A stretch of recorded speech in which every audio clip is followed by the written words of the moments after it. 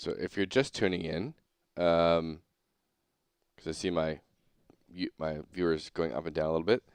This is Ruins of Tearyn. It's a EverQuest, and we say it's EverQuest and WoW had a baby type of MMO. But we modernize it with a lot of quality of life features like fast travel, being able to see at night, a world map, monsters leash, so you don't have to like zone out and stuff. There's out of combat regen, which is not like crazy fast, but it's still faster than in combat regen. So we have a lot of content you can review um, on our YouTube, on our game direction, and the current update for this playtest. So if you're at all interested in diving in, right now the playtest is open to everyone on the Epic Game Store, and you can come and give it a try.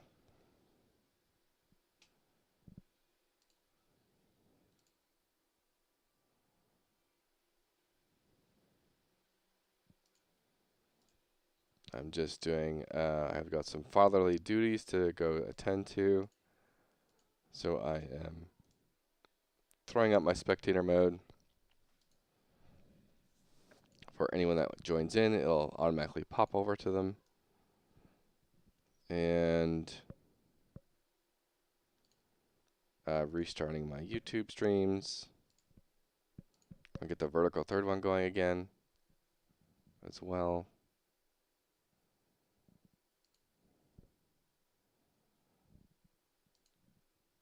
Just get as much reach as it possibly can here.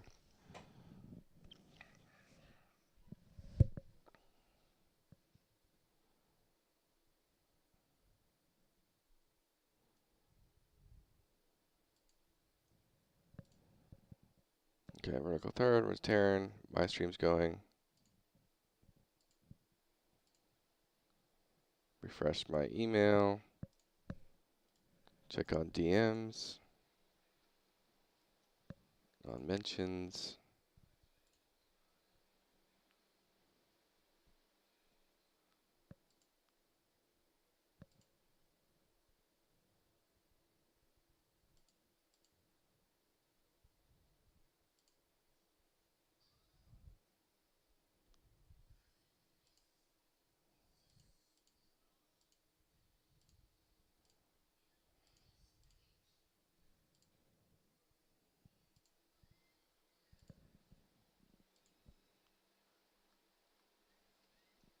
And tomorrow, one thing I might do as well is a few class design devlogs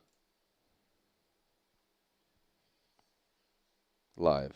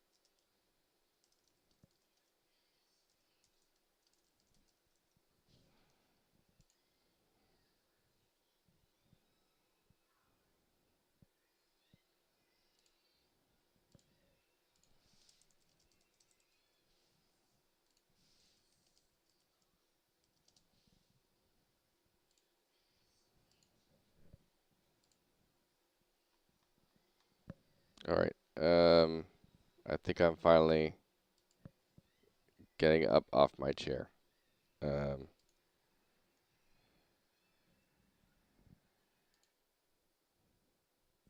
Again, everyone, thank you for watching. Really appreciate it. And, follow, like, subscribe, go to the YouTube channel. Any type of that stuff is tremendously helpful. And I really want to get these channels kind of monetized and actually potentially have like the so-called content platform vehicle as some form of funding option for Ruins of Tearyn. So um, that's why I'm kind of streaming a lot more lately. I am now on a like partner push. I know it's kind of a long ways away, but a partner push for Twitch because I think I'm kind of like leaning towards trying to get this game funded through like streaming and ads and those type of things. So if I can make that happen, that would be pretty awesome. And all I need to do is pay my bills. So it's not like I'm looking for a massive MMO development budget for this stuff. Just pay my bills, keep the roof over my head and food on the table, and that's what I need to build this MMO. Because I can do a hell of a lot on my own. Just because I have 10 years of experience with Unreal, I built the game architecture, and as you can see, like very online tech stack is already kind of functional. So now it's just about implementing content and furthering our systems and designs and polishing the game up. So looking forward to where this next chapter kind of leaves us, or leads us, I should say, and seeing what we can do with it.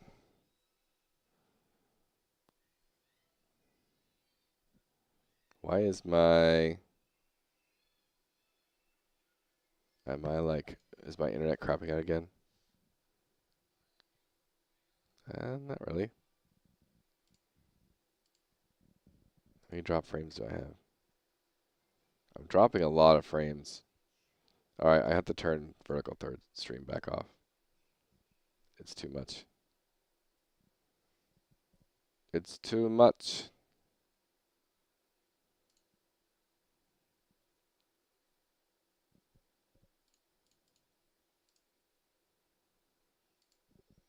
Our internet is having... A lot of times I don't have any problems streaming to 3 different platforms. Because I can stream on my tech channel, vertical third. I can stream on the Ruins of Tearyn channel, and then stream on Twitch as well. And in the past, we've done like 6 platforms because I would stream, gameDEVbeauty would stream, and we'd still could do that. No, I say that, but I think in that specific situation, I actually had everything hooked to the Ethernet. Whereas here, I do not. It's just a bad layout for that. I'd have to run a cable through the house, which I don't really want to do.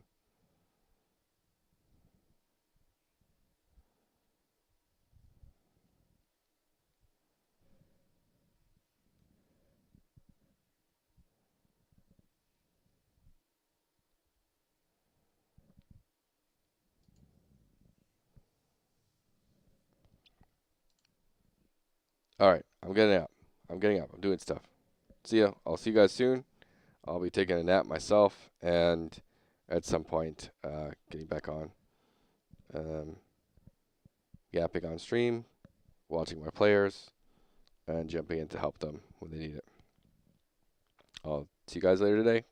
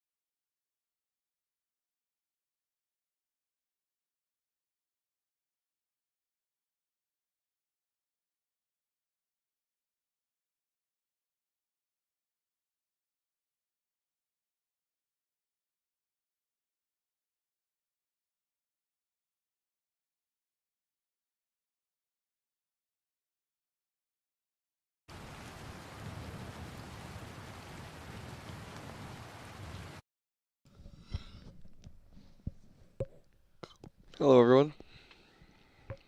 I'm up from a very short nap that my kid so rudely, abruptly got me up from.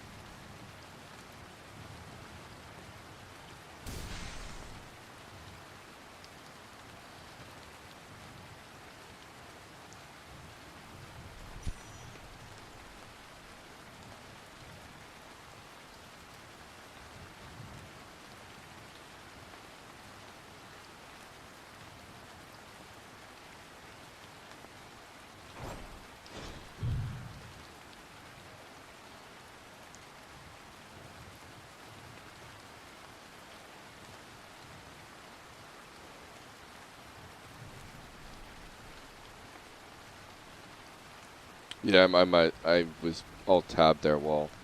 So I was like clicking on the other side of the screen. I need a. I can see Oliver already put it down that I need a like windowed mode, full screen, or like audio and background checkbox. So like if I tab out, like read chat, like as soon as I click on chat, the audio goes away. So I need like a audio and background option.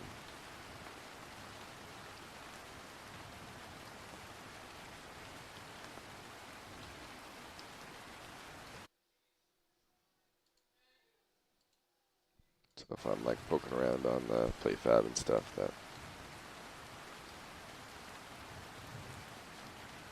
doesn't go away.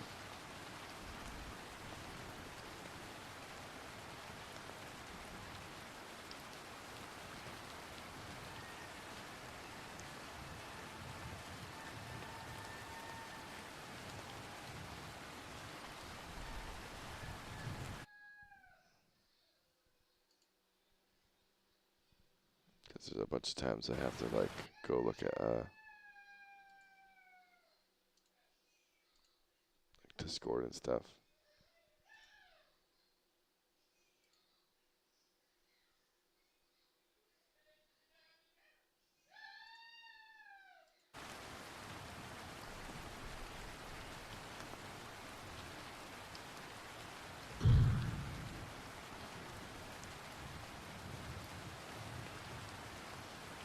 When I mute again, I'm a little groggy. I'll be back soon.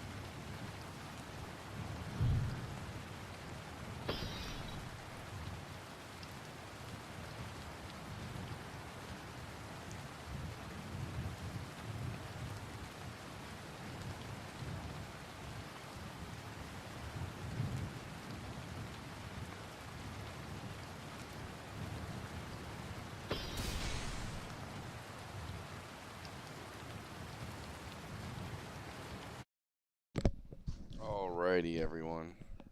I'm kind of re-woken up here.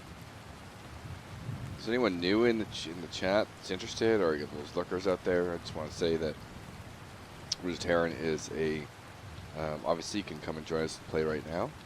It's free to play. Download on the Epic Game Store, and it's kind of like EverQuest and WoW had a baby type thing, but we believe in modernized quality of life features. So having a world map, being able to see at nighttime, monstrous leash, so you don't have to like aggro something, you don't have to zone out. A lot of things like that. Out of combat regen. It's not like gigafast, but it's, I think I have it as like out of combat regen is 4x your base regen. So it does still scale on your base regen. But overall, things like that. And our outdoor zones are going to be more influenced from WoW and a little bit more casual, laid back, very soloable, very duo trio friendly. Whereas dungeons in the future will be a bit more geared towards EverQuest, where you kind of have to come prepared. Got to be on your A game, or you're going to waste resources and supplies, and time and experience. So things like that. We have a lot of content on our YouTube channel. I should have pinned this probably ages ago. You can turn it off, Ari. Let me go to Ruins of Tearyn.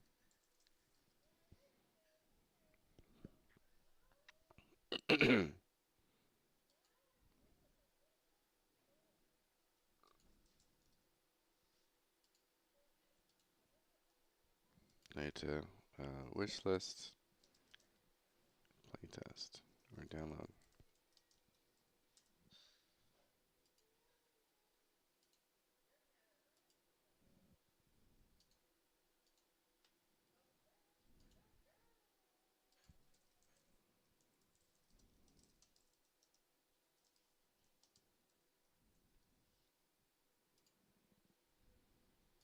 Yeah, I should have pinned that a while ago.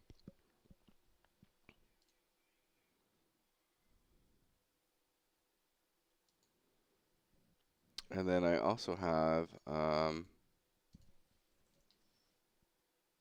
a breakdown video of our most recent systems.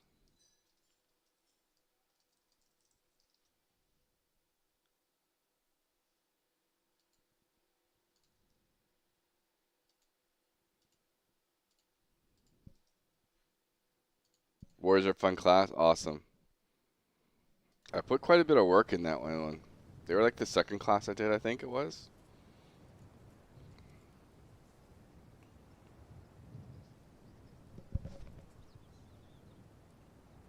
Be right back.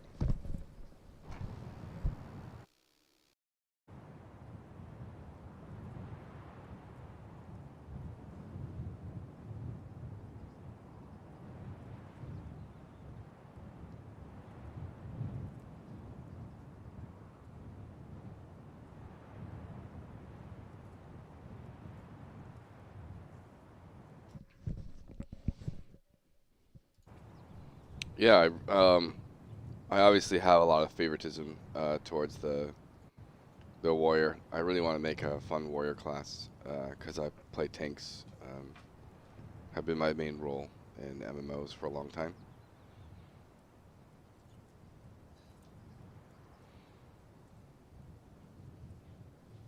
Awesome. I'm really happy you feel that way.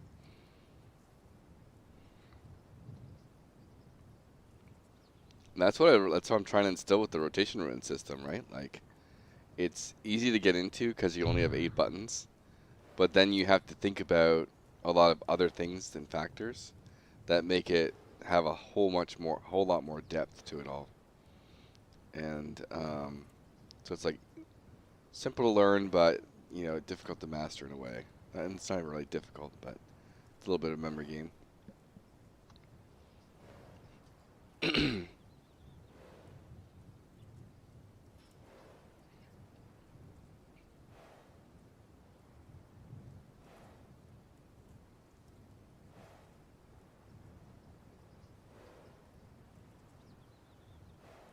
button for you could reduce that cooldown for R1 non-crit. R4 for number 4. Yep. Again, I might actually just like completely remove cooldowns. That's going to be something I test next patch or next month, and just do a massive like resource cost pass, and then you can use those super expensive abilities, and they're powerful, but you know, if you go out of mana or stamina, you're kind of dead in the water.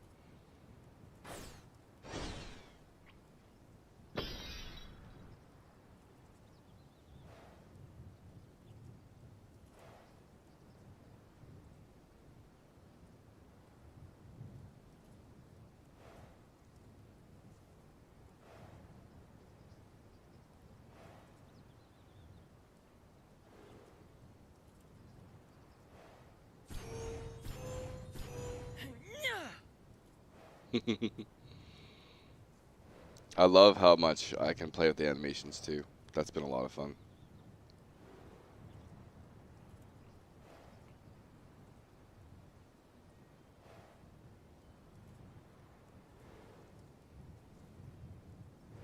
Awesome. It's good. It's great to hear that feedback.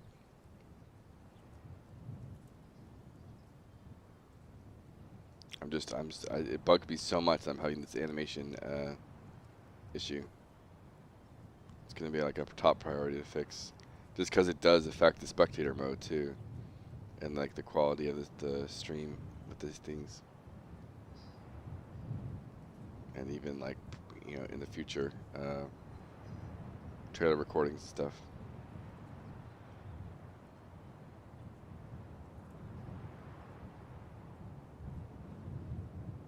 I know it's very weird.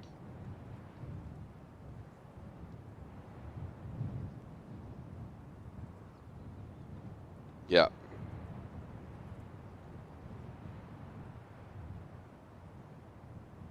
Yeah, it's very clear, like you'll use one ability and it's using the animation of the last ability you used before that ability.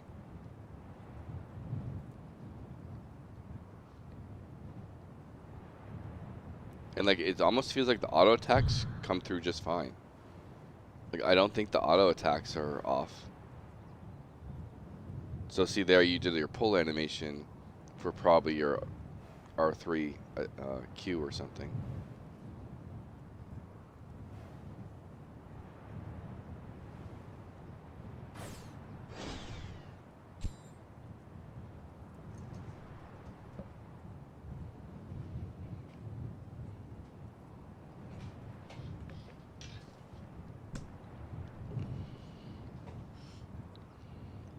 But yeah, so it feels like the auto attack stuff is fine.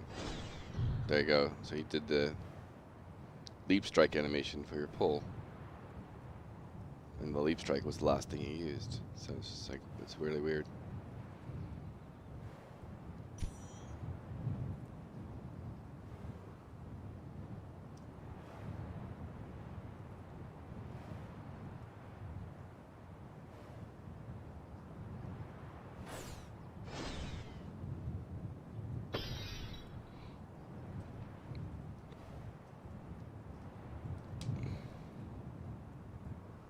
Whenever you decide to take a break, just let me know, and I'll probably restart the server to clear out these ashes everywhere.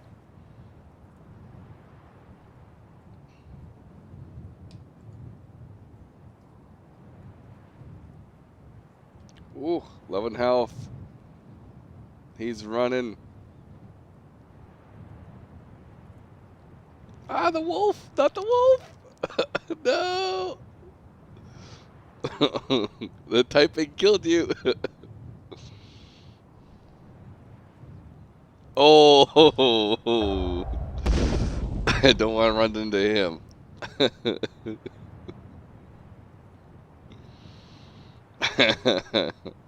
Need the teleport backstab on that guy.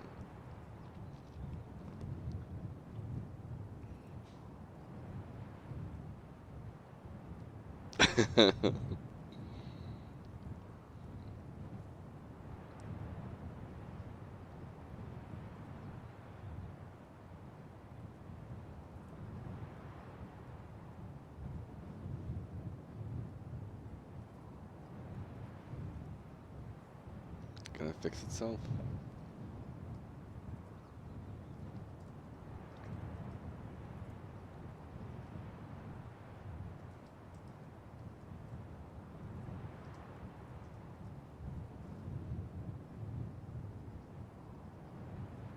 Yeah, I could tell.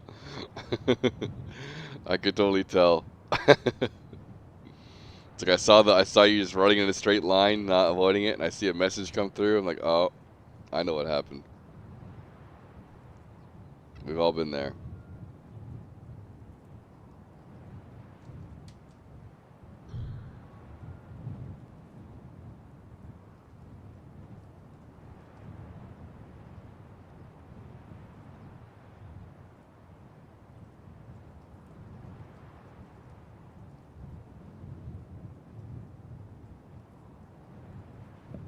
My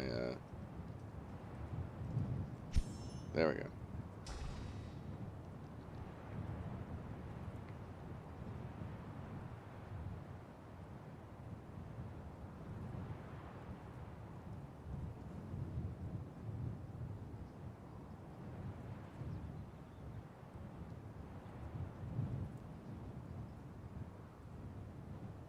Yeah, the speed shoes. Yep. You're probably of level to get there. I mean, it's the boss is like level 14, so. Now I don't want to do spoilers, but it might be difficult for a tank to kill the boss.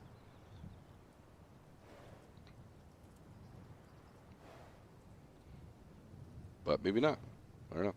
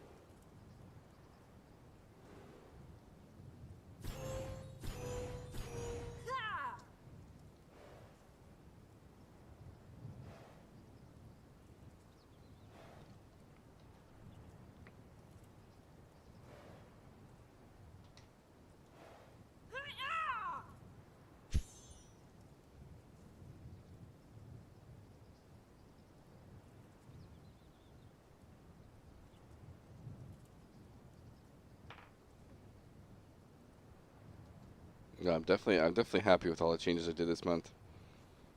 The classes definitely feel like they're really starting to get unique to Ruins of Tearyn.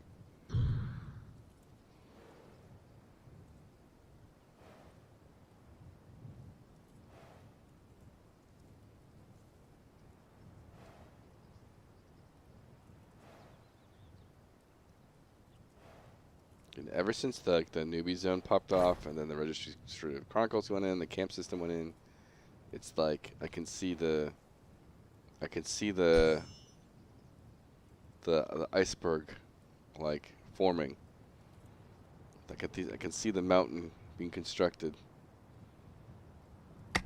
and it's hard to find that, and it doesn't matter what type of game you're building, an MMO or not MMO. It can be hard to really dig down into your core gameplay loop.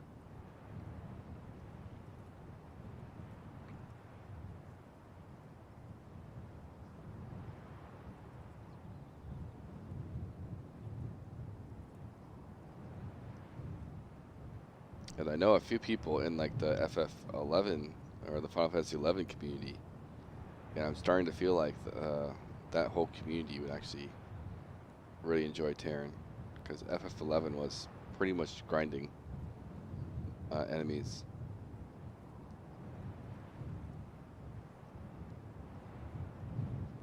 It's very, still very big derivative of EverQuest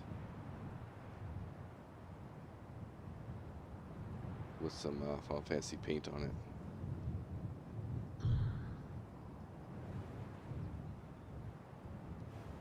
Obviously, it's more complex than that, but as I watch a few of the Final Fantasy 11 like private servers and stuff, like they have hardcore servers, and I see them pretty much doing the same thing you're doing in Tearyn, finding a pack of monsters and nuking them down.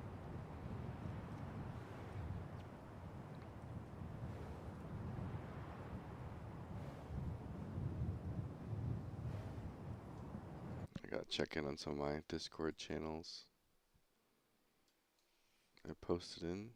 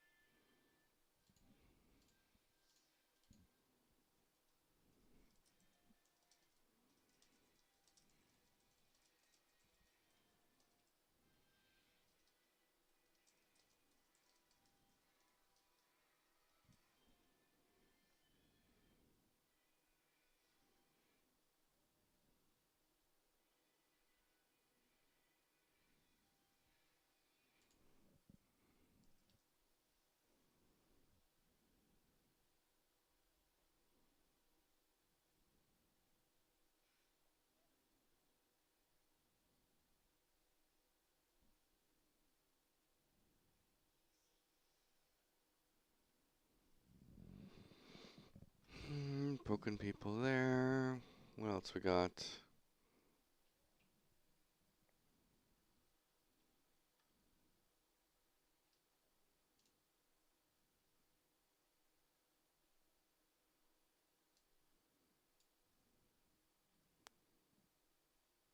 look at some of the places I posted in.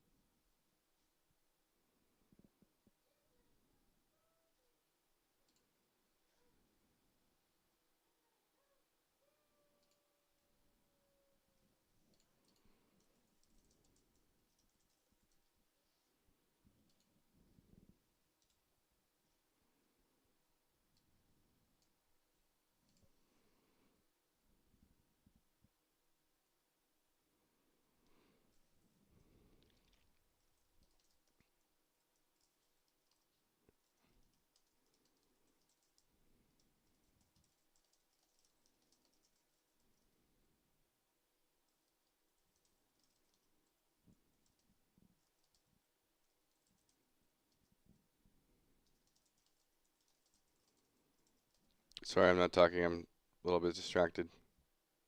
Trying to post places.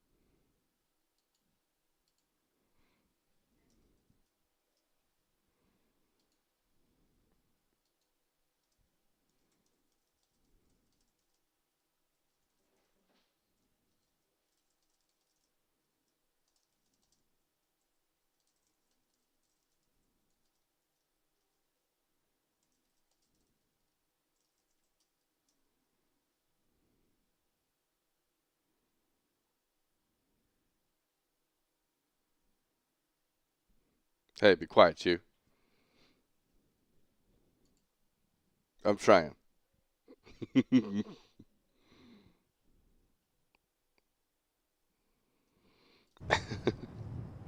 is very hard to get playtesters. I appreciate you so much, Jestra.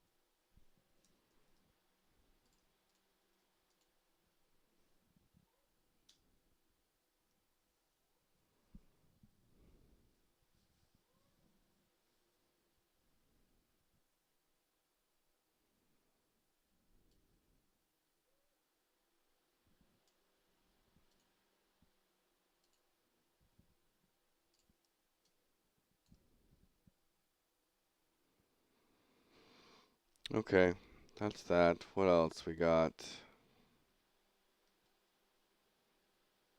Nothing there.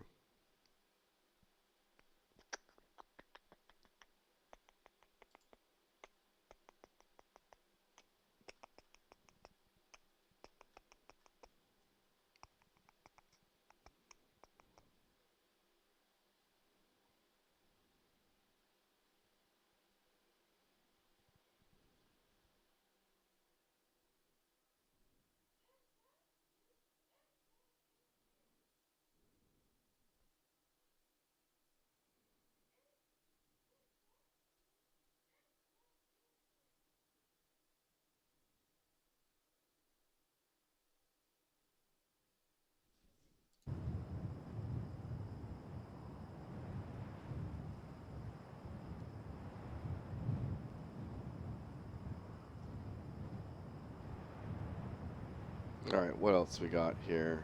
I'm a thinking.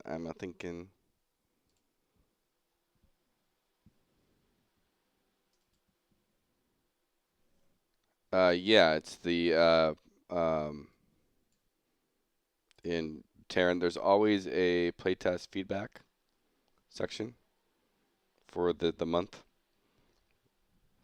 and so I've been posting a bunch here. I think there's been a few other posts, but I always try and list all the stuff I find as well. I have like my developer goggles on, right? So um, I'm looking for things that players might not see. And then Eshion here has done some talking about the alt targeting could be better. Tab like in the range of tab target, so that could be a little bit of an improvement. Tab targeting, as we all know, like it's something I would continue to work on. And then I have my that was like the playtest list. I have my other list that talks about the archer. I have a whole bunch of things I've got to do for the archer, and some random other things like I'm gonna probably integrate more death penalty stuff. Maybe do itemization, crafting. I might do. The polish is the first things I do. Um, so I might do polish on like some of these um, tab target stuff.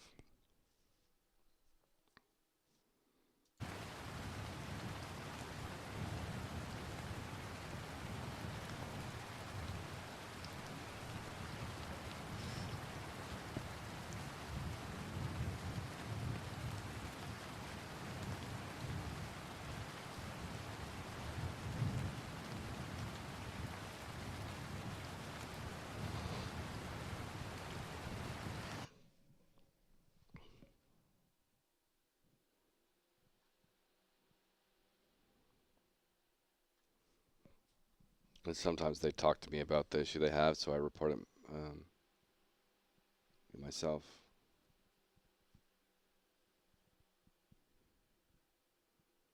But then I always archive them too. So they're always archived here with all the different things. Oh, polishing the I need to get down to the. This is another thing I could polish on. Fix the group menu. Do not duplicate or mess up with rep not rep notify.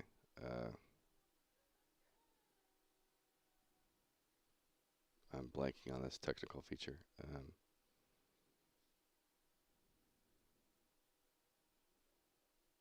Net relevancy. Net relevancy.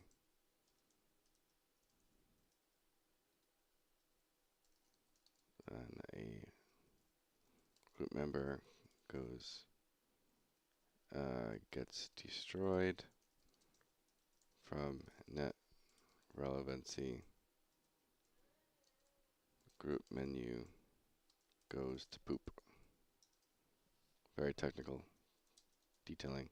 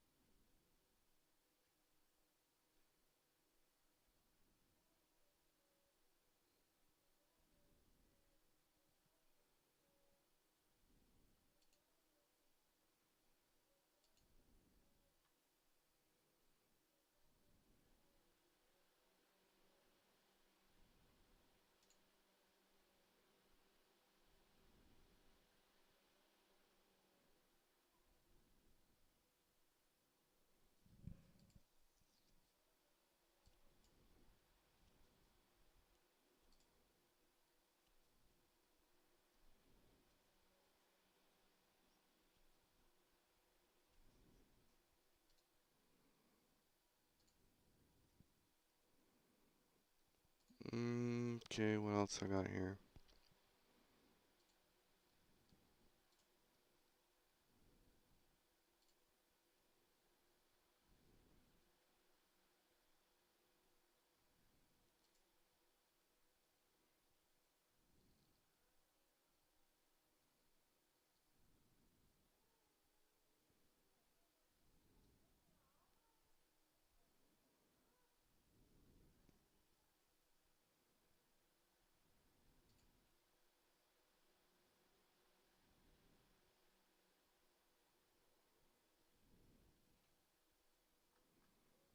I suppose I can post here.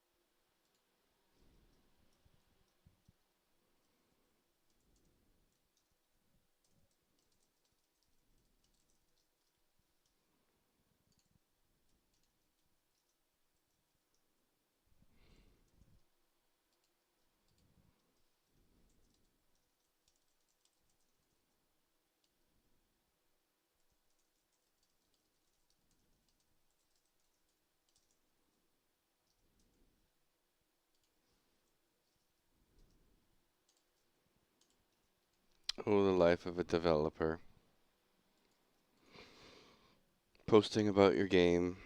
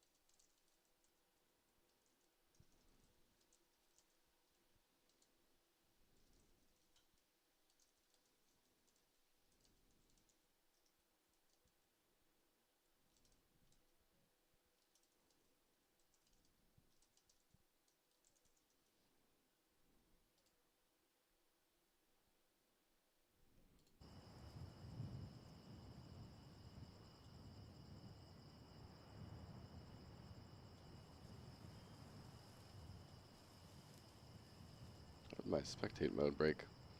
Is it breaking because I alt tab? I wonder if that's it.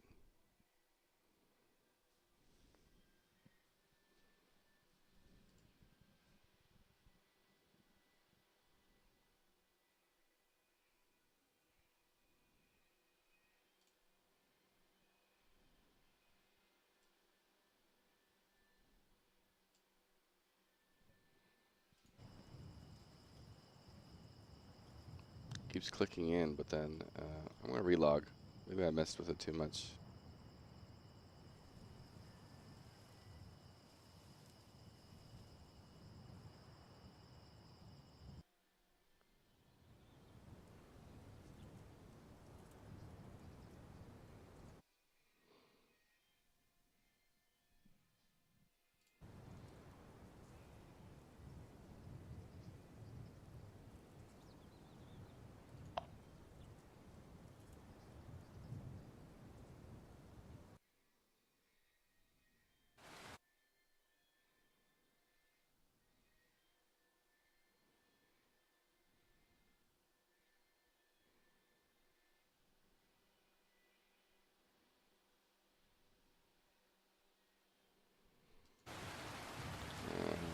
Spectate, auto.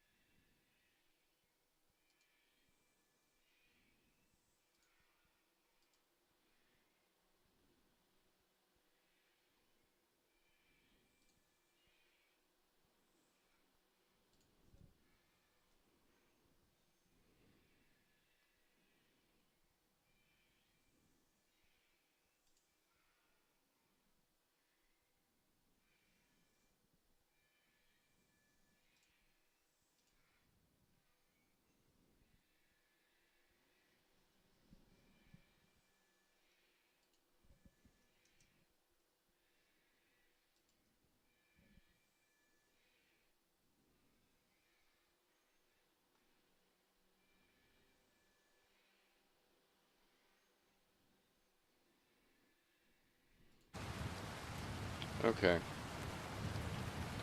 Maybe that's enough. Ooh, a follow. Who followed up? Marcus Boer. Thank you for the follow, dude. How you doing?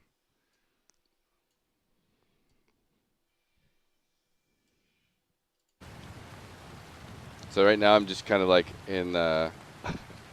I've been obviously grinding for the server launch here, so I take breaks every now and then. And right now, I got maybe 2 or 3 hours of sleep because I was doing playing with some testers earlier, pretty much all night. I think we playtested till like 6 in the morning, 7 in the morning.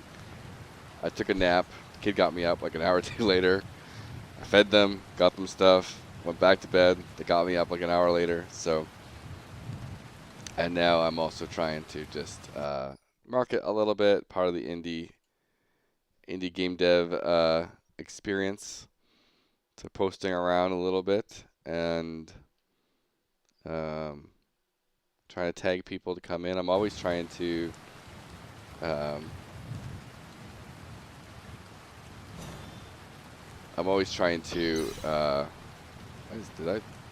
sorry, I got distracted. I think I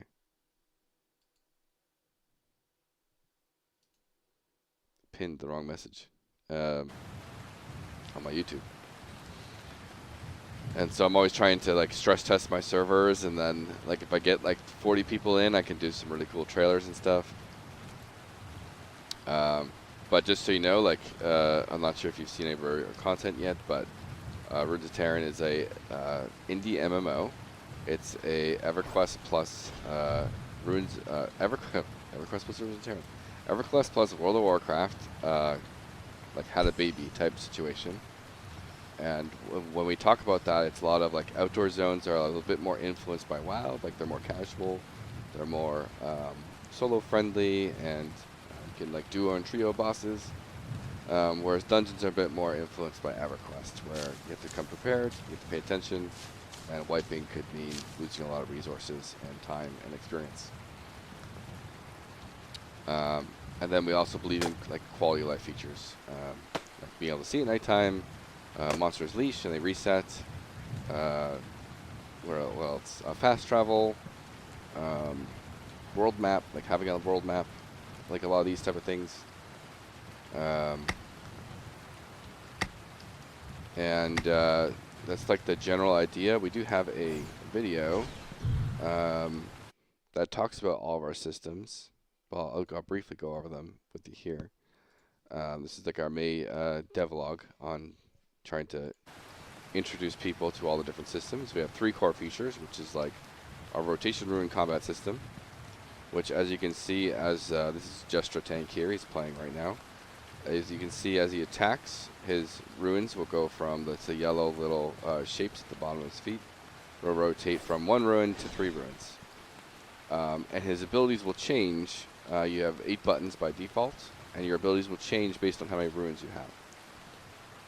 So it kind of gets in the situation of if you're using your Q as a button to attack with, your R1 is going to be different from your R3, even though it's the same button. And when they turn red, it actually means they are a critical ability. And so there's no crit chance in this game. It's all for different classes, it's like starting to get a little bit varied, but for the warrior, every 5 auto attacks, you get a critical ability.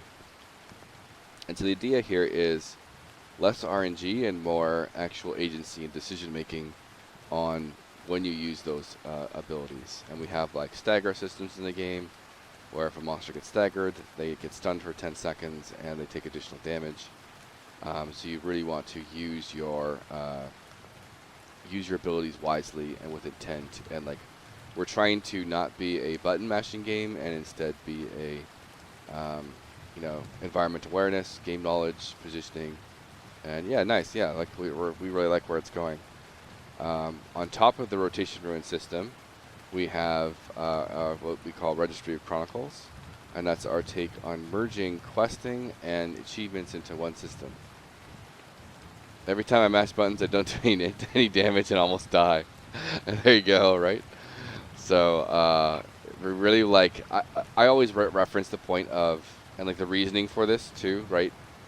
I reference like StarCraft and Warcraft days, and the whole RTS genre is known for having really high APM, or actions per minute, and especially in the pro scene, right? And I would argue that most modern MMOs, their actions per minute while in combat are basically the same, because all you do is mash your buttons while you're in combat. And you even see that with WoW, that they was so bad that they instituted a 1-button press for your core rotation. And you know, my most recent experience with New World, like, it was a fun PvE experience, but dear God, my hands were getting carpal tunnel because you just spam left click constantly on your auto attacks and stuff, right? So I don't want to be a button mashing game. I despise AoE grinding too. The whole like M+ meta for dungeons, pull everything, finish this dungeon in 15 minutes, or wipe and move on and call your teammates shit. I don't like that kind of meta. It drove me nuts in New World when I always play tanks, and so when I'm in New World playing a tank and I have my DPS running ahead of me, pulling everything, then they complain when they die and leave the group, and then we have trouble filling the group because New World's like fill system was kind of bad. That drove me. It was like it struck a pet peeve nerve. Like, it drove me wildly nuts. And so I want more methodical gameplay, more thought. Yeah, people. Yep. And so dungeons are instanced, right? There's no rush to complete the dungeon. You group up with people. It's all like kind of open world-ish type thing, and you go down, you get to your camp, you kill a bunch of monsters, but there's no rushing. It's more strategic. I also reference, like, when it comes to there's a design category in like strategy games called like thoughts per minute, and that's where I want the game to be more in. And the easiest example there is chess. Chess, you're not, button mashing, moving your chess pieces. You're thinking about your next move, your move after that, your move after that, your move after that type thing. And so that's what I want people. That's how you make a somewhat boring, like, lack of movement, lack of action game actually interesting, because the players aren't bored because they're thinking about what they have to do next. And so Jestra, you know, he's sitting here, he's farming, but he has to be careful about the environment around him, making sure he doesn't pull a bunch of the stuff. As you break into these camps, you have to be careful about respawns, or you'll wipe, you know. And there's other bosses that spawn in here, so you have to clear everything out, be ready for the boss, kind of do it in a timely manner, and you know, we want to be a thoughts per minute game instead of an actions per minute type game. And you know, it's all maybe it's because I'm 40 years old now, but you know, carpal tunnel, dude, my hands, they just aren't keeping up. And so I don't want to induce carpal tunnel to people as they play. And the other thesis too is obviously we want slow-paced combat, because we want you to be able to type to your friends while you actually fight stuff, and we don't want you to feel like you're not performing or topping DPS meters because you just want to say hello to someone, or you know, talk about your day with someone. So there's a lot of those aspects that goes into the combat. And then going back to the Registry Chronicles, I never got to finish my thought with the Registry Chronicles, but Registry Chronicles is achievements and questing put into one. So instead of getting a fetch quest at some quest hub to go kill 10 spiders, or you know, collect 20 spider silk, you just go kill 10 spiders, and then you open up your menu and you get experience. And so it's it kind of really facilitates the core gameplay loop of like doing the love of grinding monsters in a way. But then when the second it starts to feel like a bit of a grind, you pop up your Registry Chronicles, and boom, you get a bunch of rewards. And it's not always just experience. In the future, it's going to be like items, equipment, and loot, and abilities, and talent points, and all these different things that you can have from it. So yeah, floating fire, I have that marked down to fix. It's like it traces for a spot on the ground, but it's colliding with something on the character. So I need to move that out from basically scanning straight down where the character uses it. Instead, it's scan in front of the character.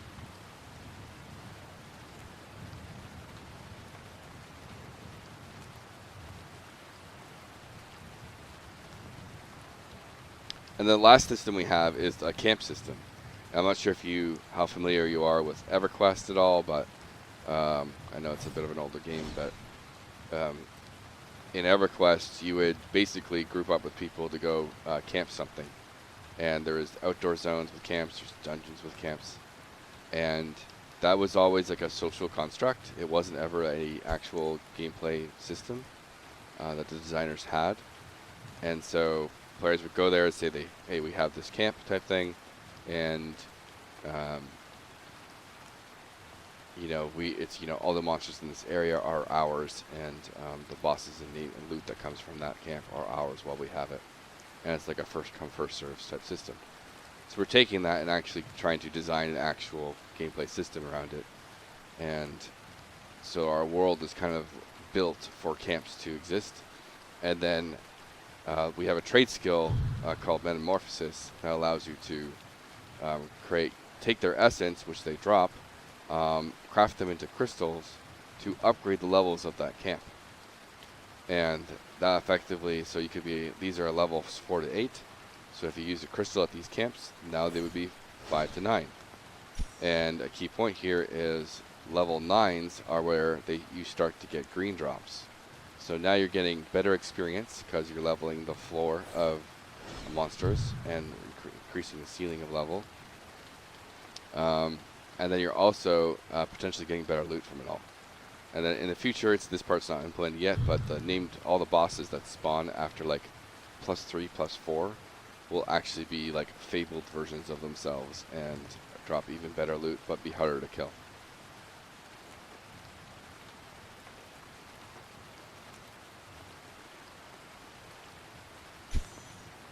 And that's the core systems to Ruins of Tearyn right now. And we already have like a raid boss too. Like we haven't had enough people log in to kill it yet, but there's a raid boss. There's also a group boss, Gagente. I should have been kind of zoned out. I should have just logged in and talked about this stuff, but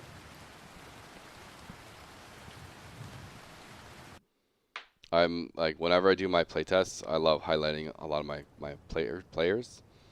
So I have a whole spectate system in there. Who do I want to go on? Let's go on the mage, I guess.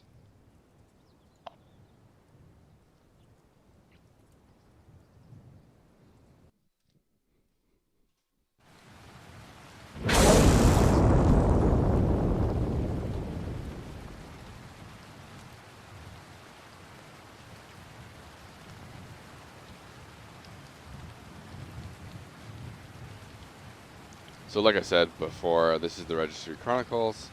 So you have all these different things here. You can see I've redeemed a bunch of experience and stuff, you know, as I've leveled up. The other thing, like I mentioned, I always bring up this example, but if you're cleric, maybe you kill 100 undead and you get smite undead. You know, it's a very personal or like a class-specific loot reward system. So it's like sort of personal loot in a way. So maybe you're going to go kill a bunch of insects with your friends, but you don't have anything on your reward track, or like you don't need any loot from that camp. Then you still might need something from your reward track. As you can see, you just click it, and I get the experience. So, you know, the core audience I'm aiming for are those people that just like to grind and chill out and grind, put on some music, and get some fat loot. That is a market we're designing for. And then I'm going to go to the other. This area is called the Crystal Enclave. You can see, like, this is how I identified the map and the different world camp systems. This one's done a bit better though. And so these ones have all the different bosses and or different camps you can go to get experience, but they also drop, it shows what loot they have, what bosses spawn, these type of things. Again, this is the Gagente. He's like the boss of the zone. It's like recommended for 5+ players, and then you can click a giant door here to go to Verovin, and he's the raid boss of the entire playtest right now.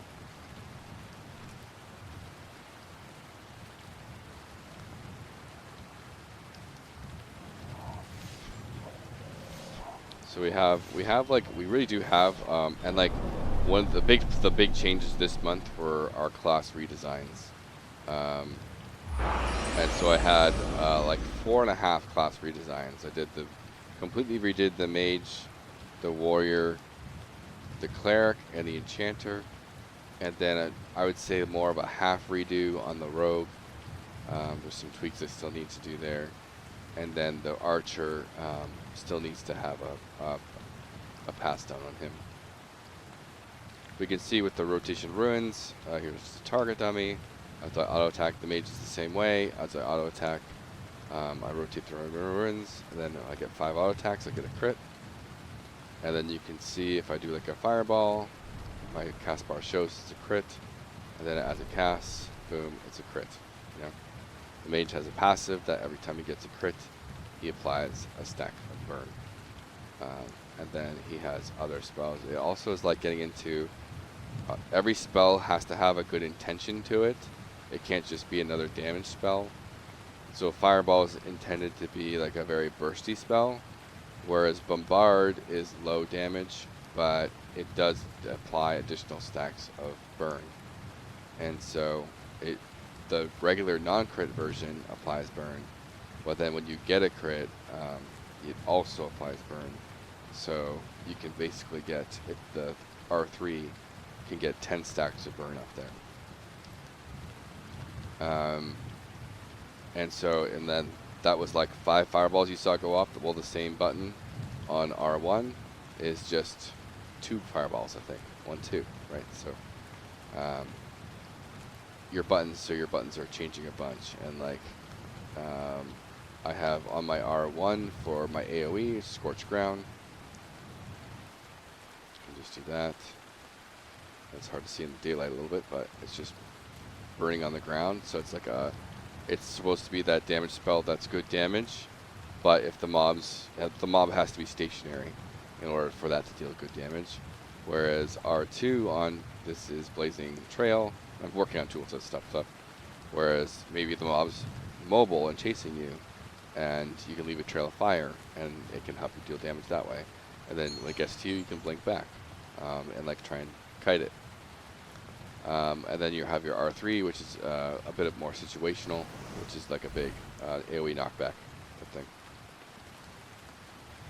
Then I have other things like there's an execute as well. So once you do get a bunch of burn stacks on the target dummy, right, you can actually use ignite, which will purge all those stacks and deal damage per stack. And so as you see, I did 185 damage there. So it's a very powerful spell, but you need to invest a lot of mana to make it useful. So it's not like it just always does good damage. And a lot of the damage it does is usually wasted because it's supposed to be a bit of an execute spell. Oh, it's like 30% health. I have all my stacks on it. Now I know for sure it's going to get killed when I use my ignite spell. And then I have other thing. I have another system called Drain Heat. And so Drain Heat empowers your other spells in certain ways. So my R1 Drain Heat is Empower Fireball. And now my next Fireball will do like double damage or something like that. But then you can also do a critical cast Empower, and it'll do like triple damage. So there, I did 429 damage with my Fireball. Going back to the burn aspect of stuff, if I do a Q, if I get all my burn up, my Drain Heat on R2 is actually 10 seconds of double burn damage. And so this works a little bit differently, but now my burn damage is effectively doubled as it ticks down. So it's kind of one of those things, you load up a target with lots of burn, apply your burn, and then throw up your Drain Heat. And the last one is actually Drain Heat for Ignite. So when you really want to just delete something, you can do a Drain Heat for Ignite, and then just like, basically one-shot something if they have the proper stacks up, So, and then even like your blink, standard blink, R1 blink is just blinking forward, but when you have R2 or R3, all of a sudden you get like a little bit of a move speed boost for X amount of seconds with it. So there's a lot of different things that the system, and the system is still like, we're still early with the system, so it's only going to get better as we find out unique ways to cater each class towards it. And even the Enchanter doesn't have an auto attack, so instead of that, they rotate through their abilities by sitting down, just like the Mage here, but they can get critical cast by sitting down and rotating through their runes. And they also, every spell they cast also increases their rotation. Whereas other classes, every time they cast a spell, it resets their rotation. So we're really trying to think about different ways to kind of have a base system, but like really mess with it a little bit per class.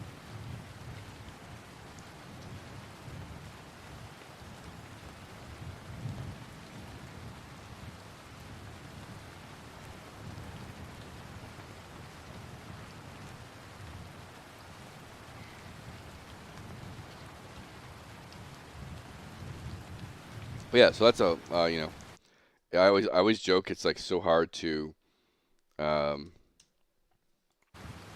it's very hard to pitch an MMO. How many players can each server instance reasonably handle? So we haven't hit our max players yet. That's a stress test thing that we're trying to do.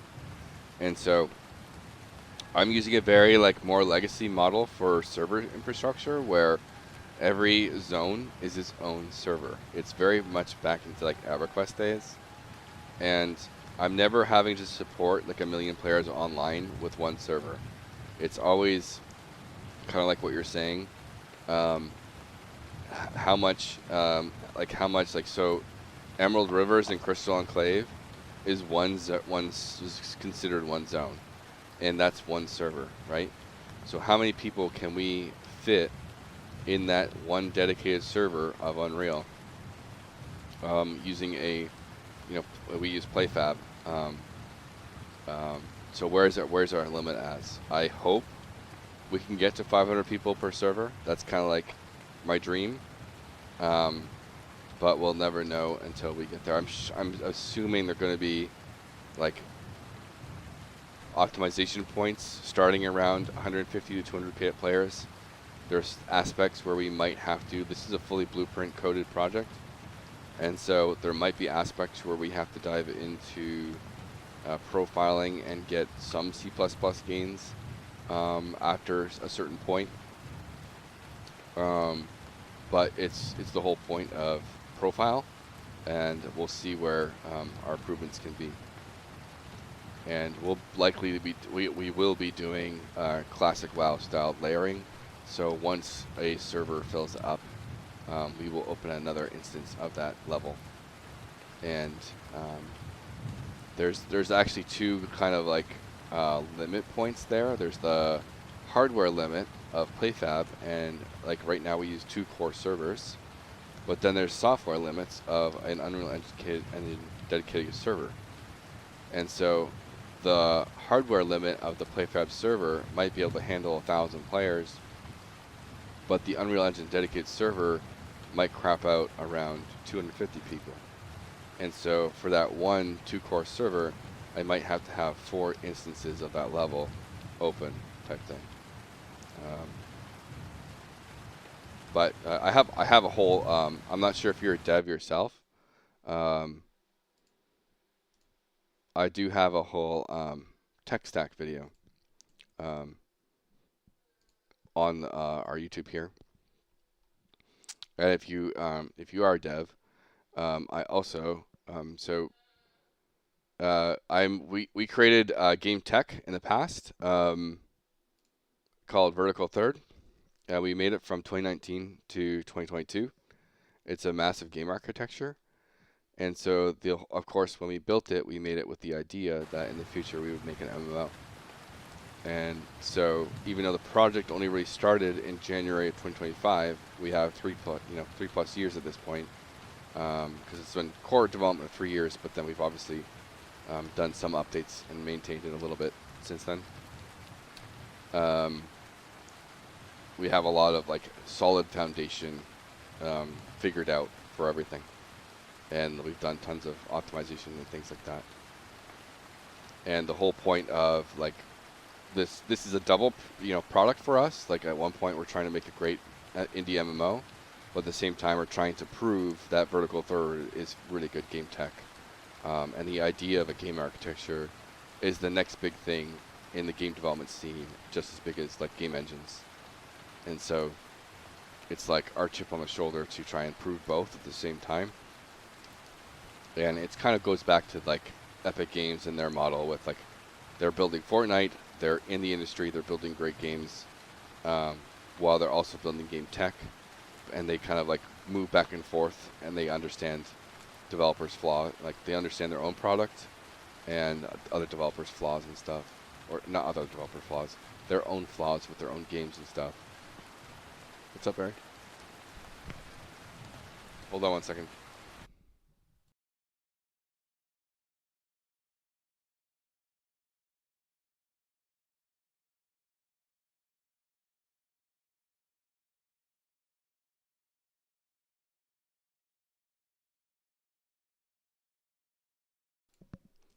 Hello.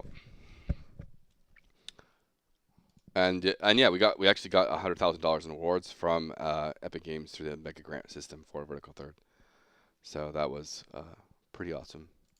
It helped us kind of stay afloat for a while there. Then we actually ended up working for Epic Games on education content. We did the UFN Boba Shop course, and then we did the Coursera. We did the last 4 courses of the Coursera education project, which is a pretty big project. And then basically when that was starting to wind down, that was when we decided to make Ruins of Tearyn, because the industry sucks for jobs right now, and I'm still jobless. So I've been working on a bunch of different prototypes. Like I always tell people, like we wouldn't have started the MMO if it wasn't for Vertical Third, right? We have two other projects. One, like the MMO, is probably in the $2 to $3 million budget range. And then we have another project that's in the $700K budget range, and then a third project that's kind of in the $200K range. So we're trying to like just spread our eggs in the different baskets out. See what we get. The funding ecosystem is pretty trash right now, and so we're just trying to beat indie devs and survive. the indie dev experience right now, it's kind of poop.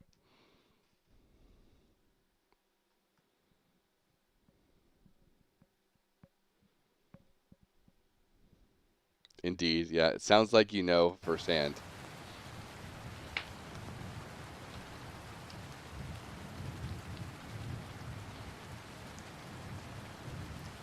But yeah, so that's us. That's like what we've been up to, and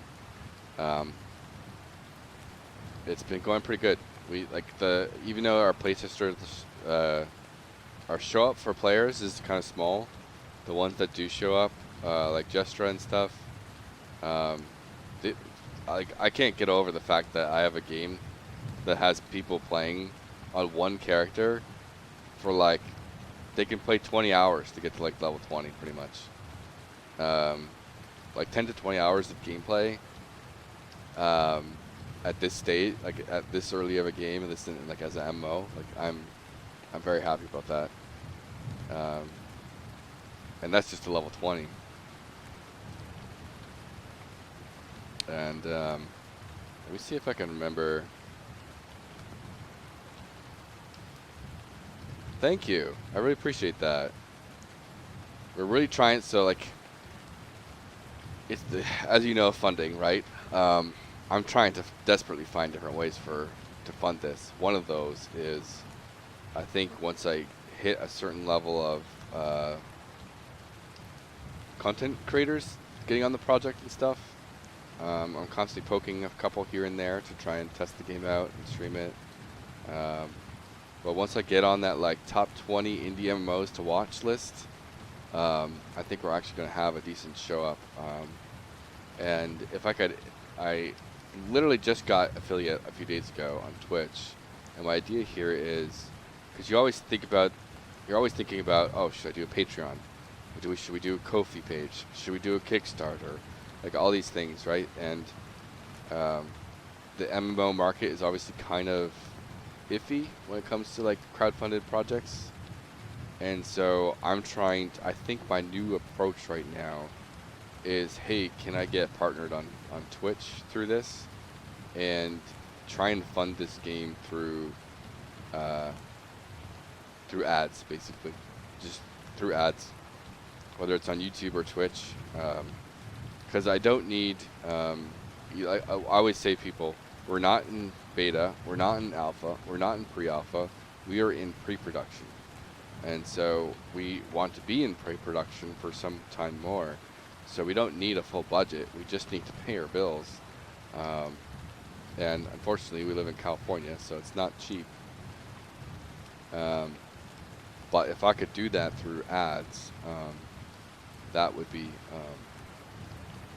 like funded an MMO project through Twitch and stuff. That would be, I think, a fair trade for people in today's day. And then when we're ready, like I have a whole pre-launch page built for Kickstarter, and I've been thinking about just launching it as a pre-launch page, but not saying like, hey, we're just trying to work with the community to understand what feels right.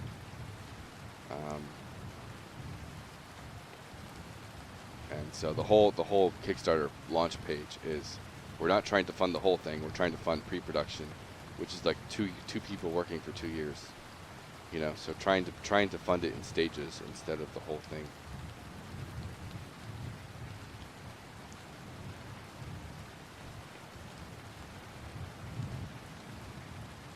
And yeah, we are, like, if it's not apparent already, we're using marketplace assets, but we're trying to polish them up and make them look good in different ways too, and make them cohesive and interesting. And I've added a ton of animations through just the Epic free assets and Paragon. I've tried to make a lot of this last whole month was spent on a lot of different animations.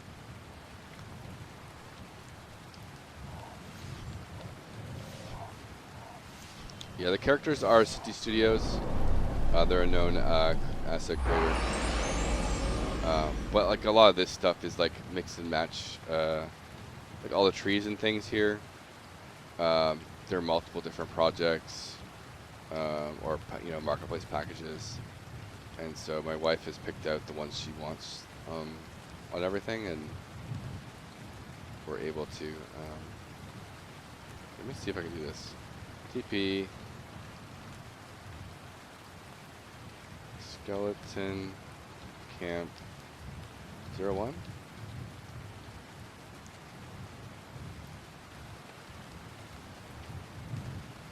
I forget the name of it. I put in some teleport GM control. I have a bunch of GM controls for teleporting around and stuff. Maybe TP.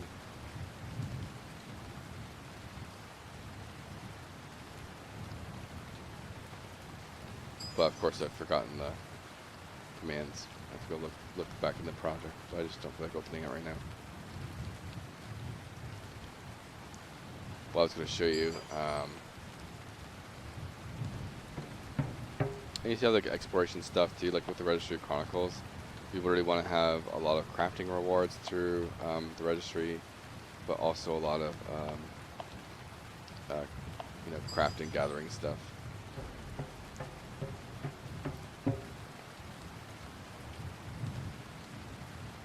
So right now the mage can like teleport all over the place, but it's sort of like a QA thing too. We'll kind of allow it. When you're playtesting at this early of a stage, you kind of like want to let your players just explore and have fun, not take it so too seriously. We could put blocking volumes up and stuff. So this is the door. This is the like 6-man boss here. It's Skagente. You may have seen, you might recognize him. He's been in a lot of games and stuff. And then if I click over here, too far away, loading, please wait. And so this is that technical aspect of, now we just zoned into a different server.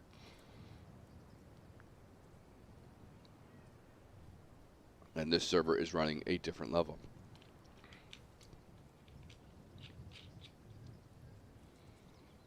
And now we're over here, and you can see the giant raid boss.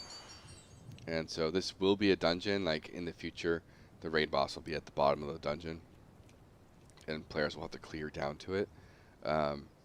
But we're still basically, because we're still working on our core systems and figuring out the first world, we're not too worried about this one, because the dungeon here will probably be anywhere between, like, we'll probably make it, like, I don't know if you're familiar with EverQuest, but Gook oriented. So maybe you can come here at level 10, because there's like a live side, or and then there's the undead side that's more higher level. And so people can come here early if they want to, and we'll probably obviously move the door somewhere else. But I just want to show you that aspect of it. And just click to go back.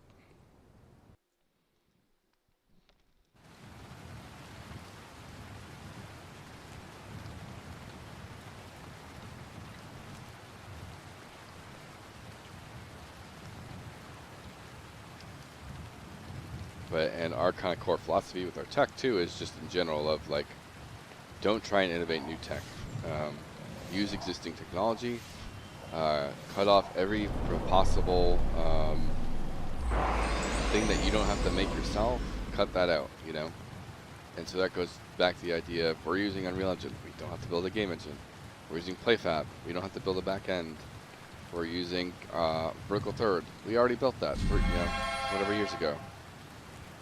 Ooh, someone leveled up. Kaltors, hello. And learn from. We have a new person logging in. Nice. 2 people new in. Kaltors and gameDEVbeauty. I need to say hello. Hello. gameDEVbeauty and Kaltors. And I'm a big person for learning about, like, studying MMO history and understanding why they failed, right?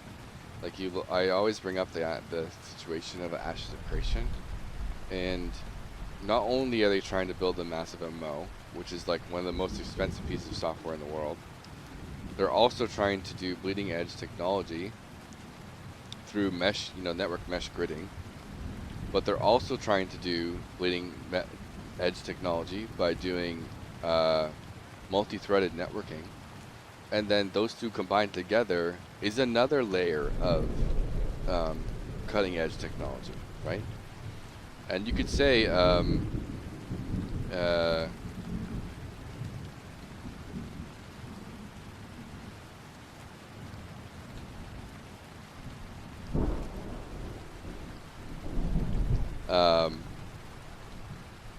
I think they went to the next area, which they soon will find out is the tavern area is more high level than I'm not gonna say it. As you wish, we're just dying. Okay, tavern area is much higher level. Crystal Enclave is the new Yard.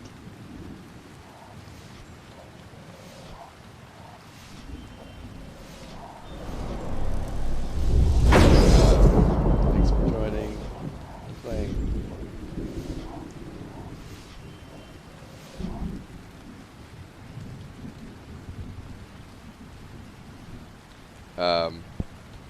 So it's like there's that aspect of things. Like you look at so many MMOs, and they tried to do too much. They tried to build worlds that were too big, and like there's always this thing of the world's going to be massive, and you don't want a massive world.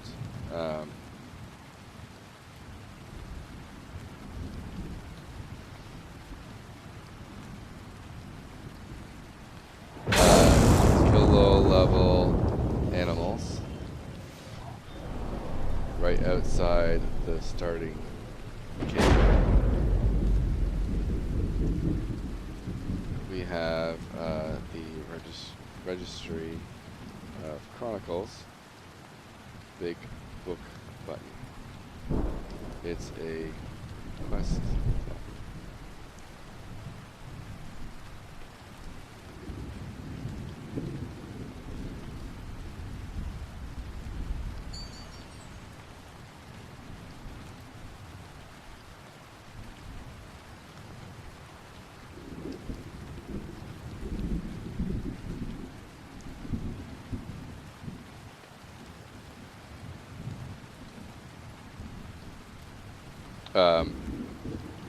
yeah, so like I'm so like, and then there's the aspect of anytime you do anything seamless loading in the MMO world space, that also adds crazy engineering, right? Even going back to like reusing existing technology, a lot of MMOs will build their own launcher, whereas you can just use Steam or Epic Game Store. That's your patcher and launcher. You don't need to build that anymore. And so cut all those things out. Reduce your cost of your game. PlayFab has, since you're, again, sounds like you're dev. Right now, again, I don't know if this is if this is sustainable, if it's usable long term, but I'm going to use it as long as I can. This is PlayFab. These are my characters here. It shows them all here. When you click on them, we go to title data, and here's the key value pairs for our database. Like, you know, and these are all referencing a data, like an array of data tables of what's what, and these are all like your loot inventory and stuff. And so it's just key value JSON pairs that I store in the cloud, and that's our persistency.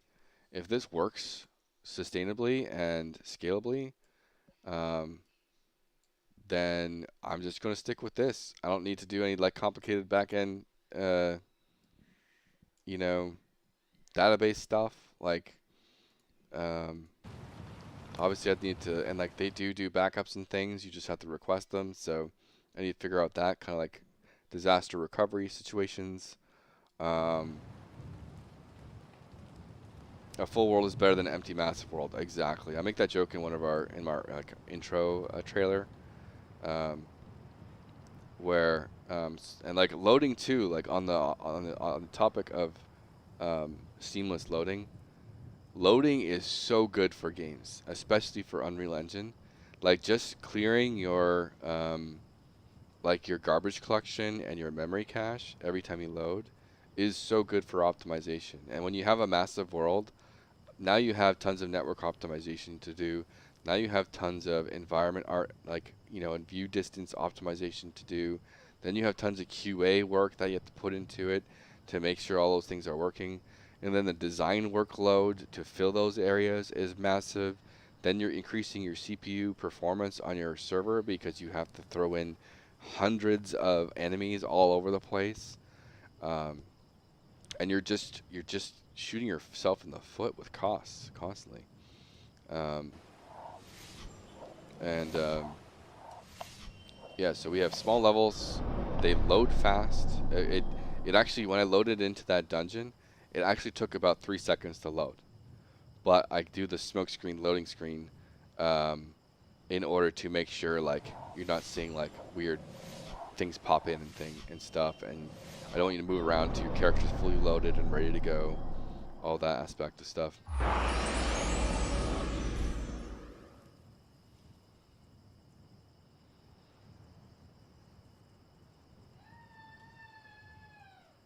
I technically, I don't know. I'm tempted not to. Sometimes I try not to interfere with players because I want to see them play, and um, I don't want to like ruin their first time experience. Because I could go over there and power level them. I keep forgetting that the mage has I put a damage shield in the game, and so the mage could actually have I could go put a damage shield on all the lobies. But let's spectate them and get them a little bit of highlighted time here.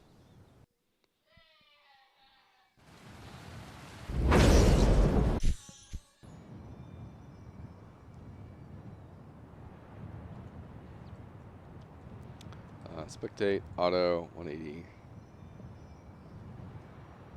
So I have a whole spectate system. I love being able to just watch people and yap.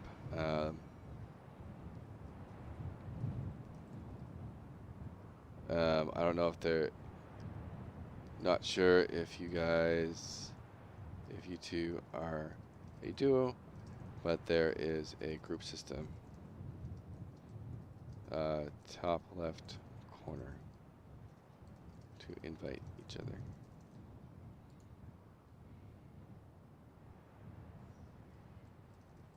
Updating now.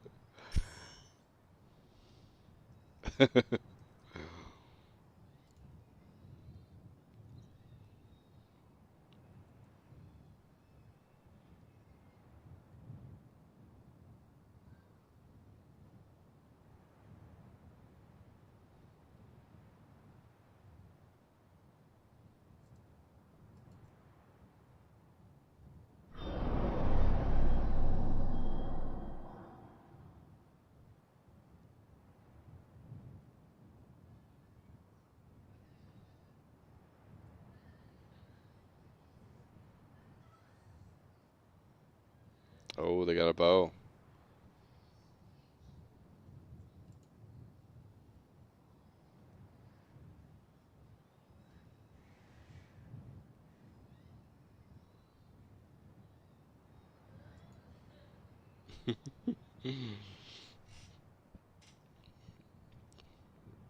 It's always great seeing people just explore a game and figure things out.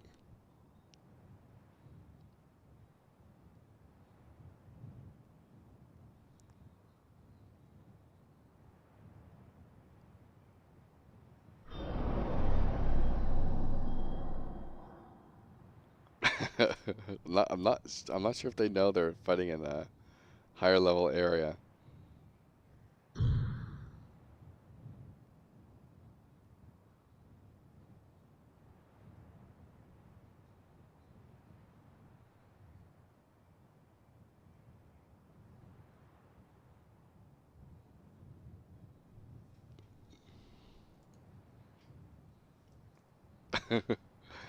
They're playing on hard mode.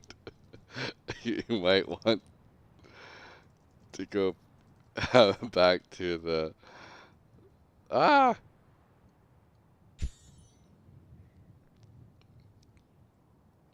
to the low level enemy.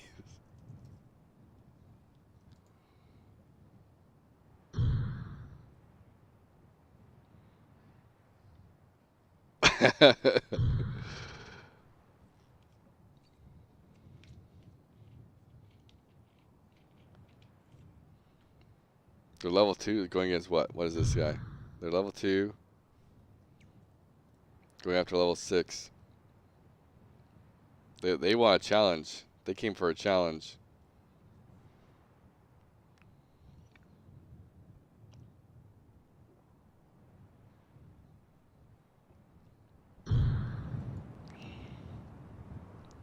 I'm still so annoyed with my weather system glitching out like this.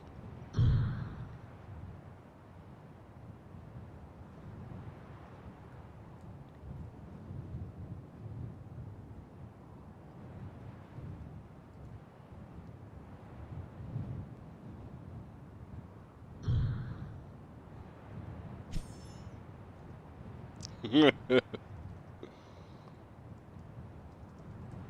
be wrong. Oh no. Oh no, not the bandit camp. Not the bandit camp. No. Uh-oh. Uh-oh.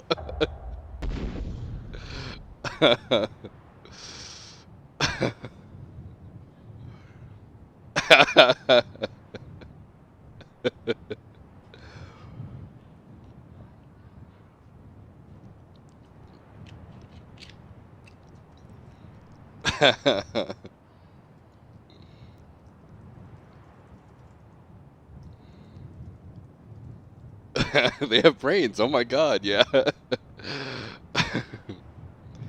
I get their experience, right? Because so many MMOs or so many like RPGs or even ARPGs, MMOs, you start off the game and enemies are feathers.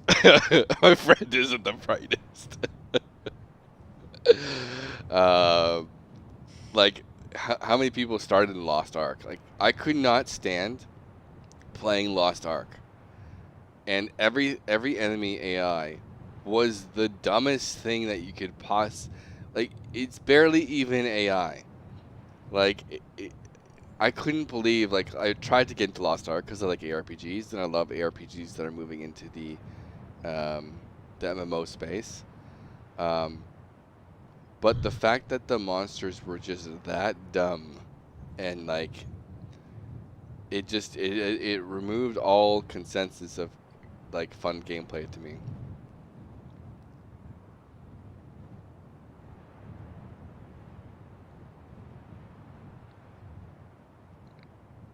And one thing for me as a developer too, I'm trying not to backseat game. Like it takes so much out of me to try and like, I want to start typing and tell them like, go here, go do this, go here, go do this. This is what you're supposed to do. But I'm like, I need to like, keep my mouth shut and chill, and let them just explore and figure things out. Because I need to see how they react and how they play with things. Because I don't know their gaming background. I don't know what type of games they played before. We all like if you. I'm not sure who's following League of Legends space, but Jinxie has had this whole situation where uh, it's been very hard to get League of Legends players, new players into League of Legends. And Jinxie has been. Oh, we got the bow drop. Oh, bow drop.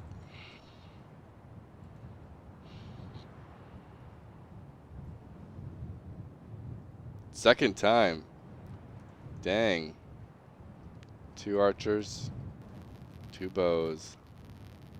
Lucky stuff. On my mage run, I spent like 8 hours without a staff drop.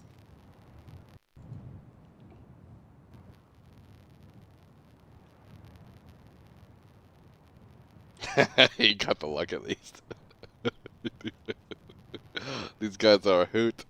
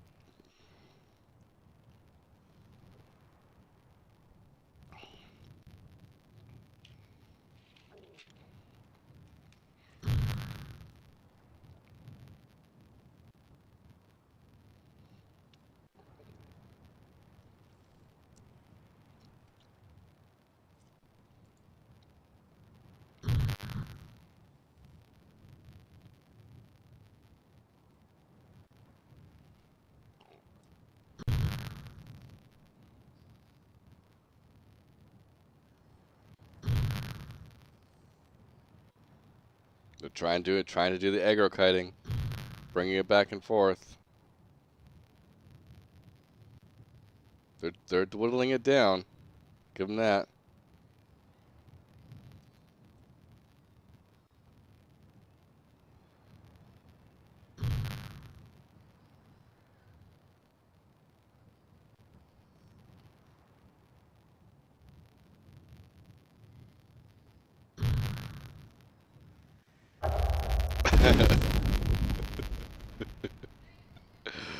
They're having a good time. I'm happy for them.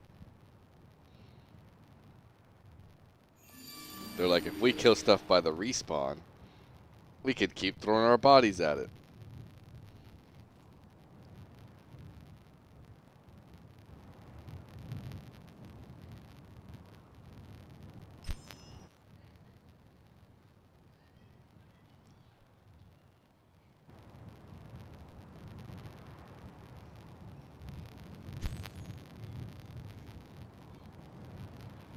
Oh, look at that.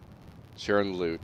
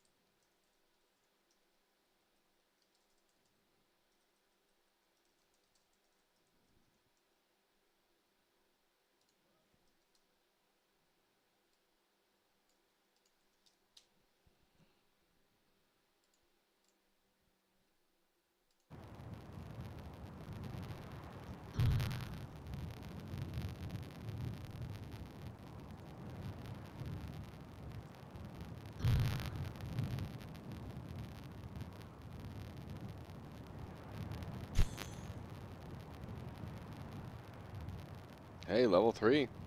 They're making it work. I'll give them that. They're getting up there.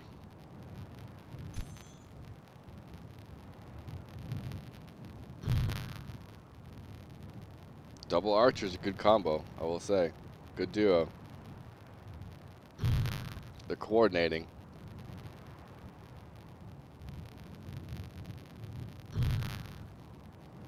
Parkour.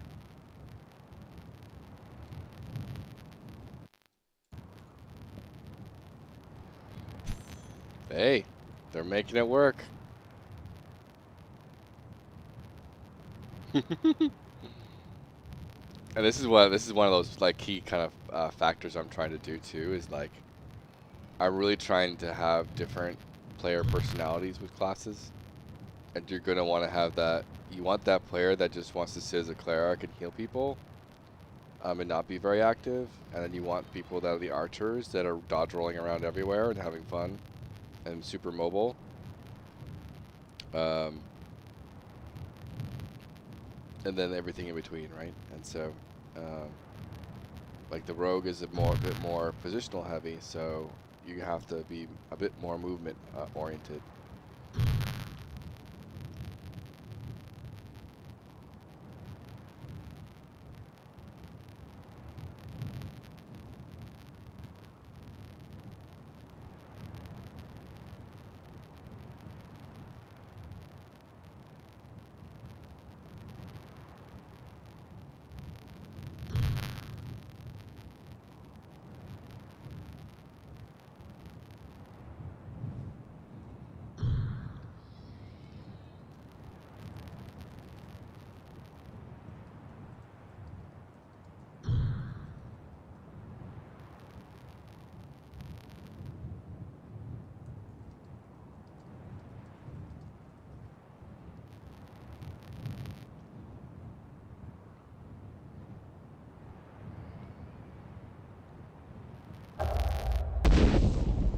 Oh no!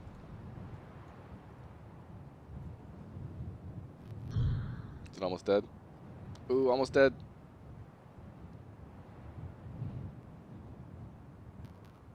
He might have lived. Maybe not. We'll find out now. His spectator mode switches over. He lived! Where means mean? Okay.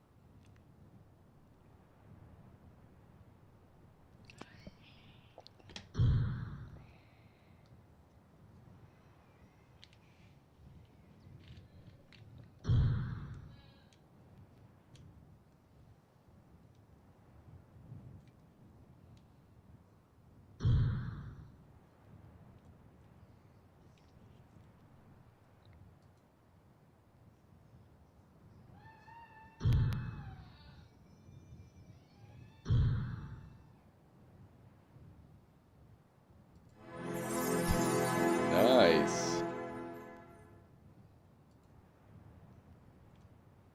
I'll give them props. They're making it work. I will give them props.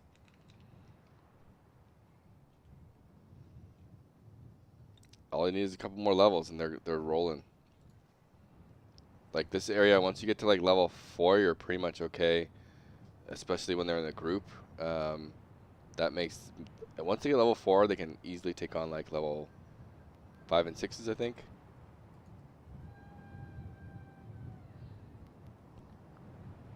Having to click the turn is tough. Would you prefer like AD to rotate left, right?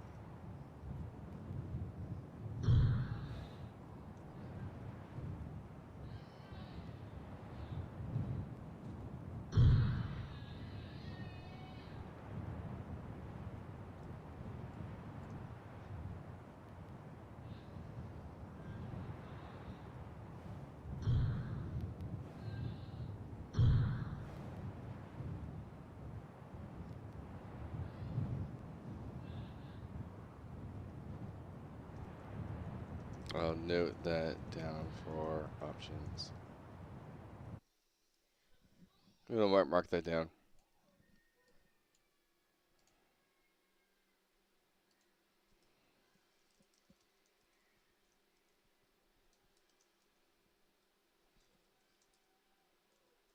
Request AD keybinds returning.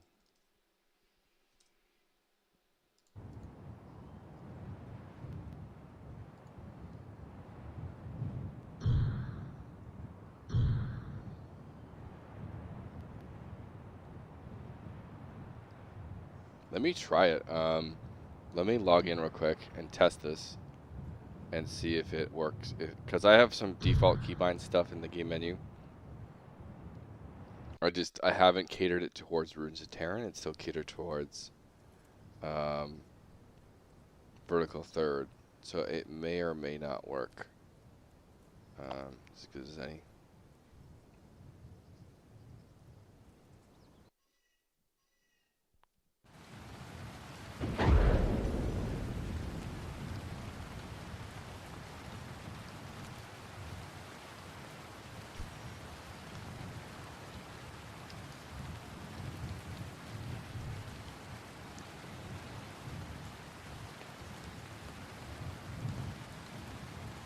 Oh no, it's not, because I only have one turn.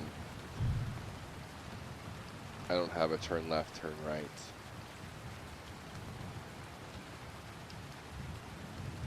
I only have move left, move right. Okay. And turn is on your mouse click here.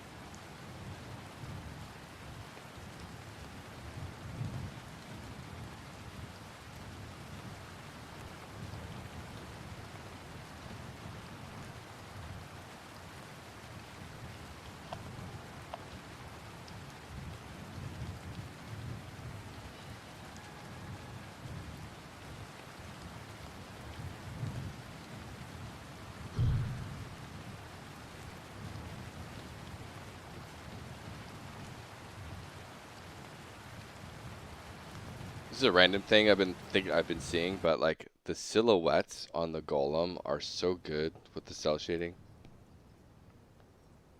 I really like the silhouettes on the back of the golem.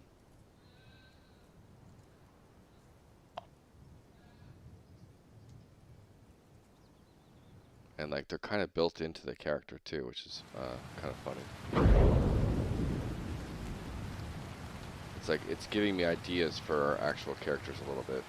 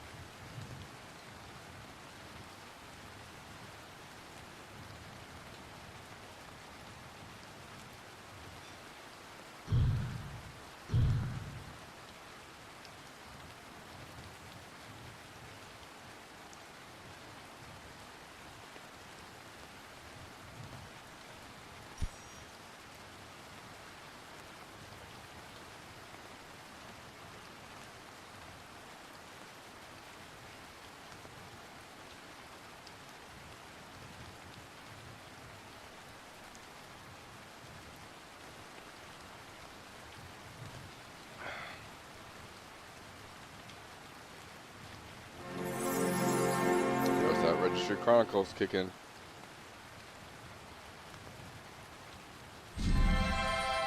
Bam. Level up.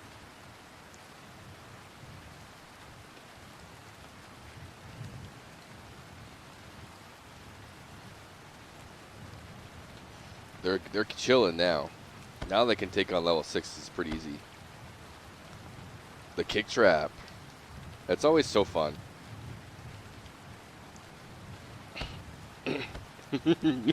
I love seeing people use kick trap. It's just there's something so comedic about it, especially when it doesn't go through.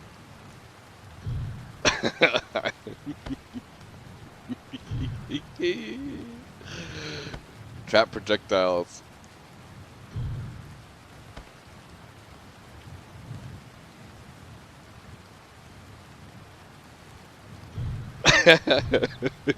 I'm just gonna kick out of this.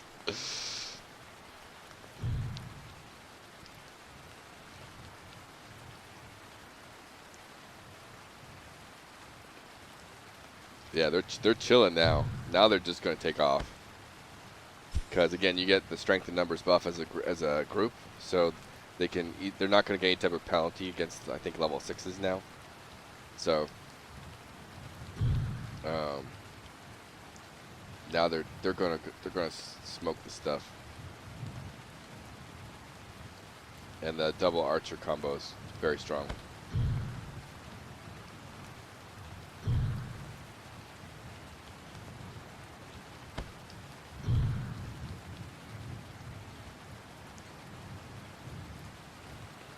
I know, right?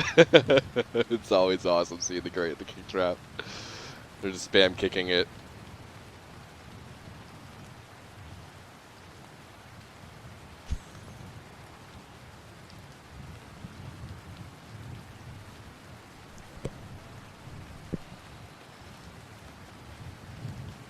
I still can't get over how much I love spectator view. I love third bow, fifth bow. Nice.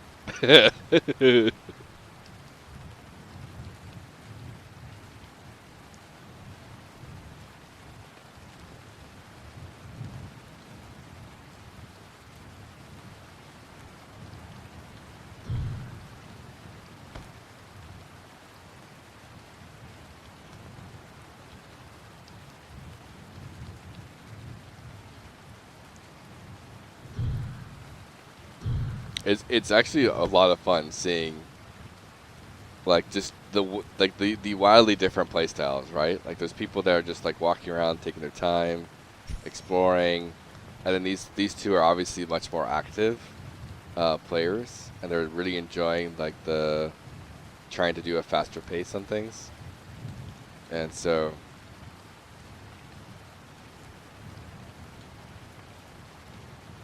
I'm very happy to see them kind of figure out their way. I'm happy to see that they actually they stuck through being level 1s in a level 4 or 5 area and dealing with the deaths and whatnot.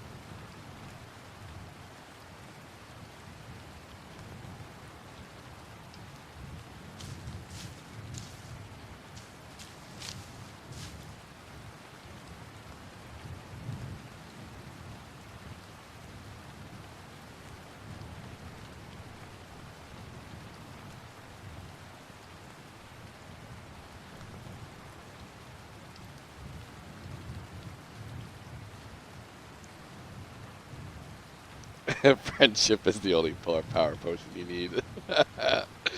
That's gotta be I'm gonna do that right now. Let's do this. That is so hilarious, Jessica.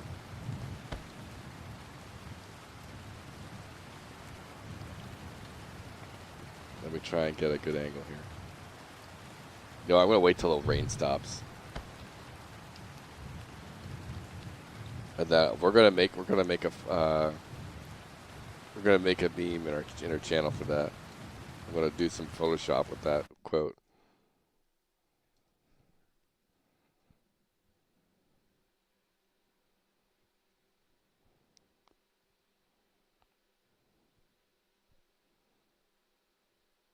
Let me get my, I just needed one of these new.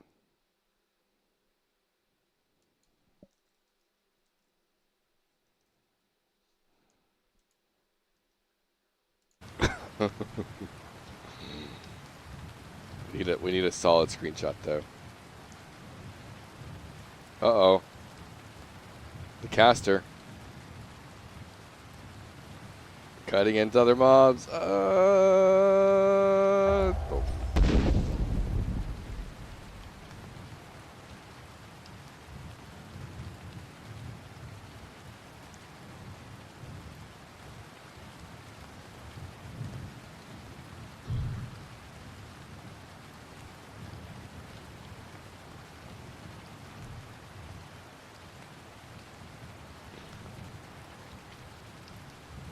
They did kill him. At least.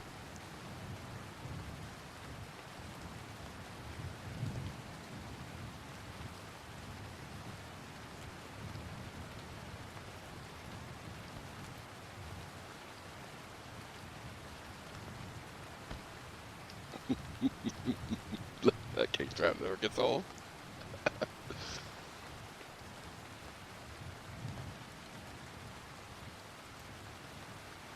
Was the moose bugged? Nope, it's not.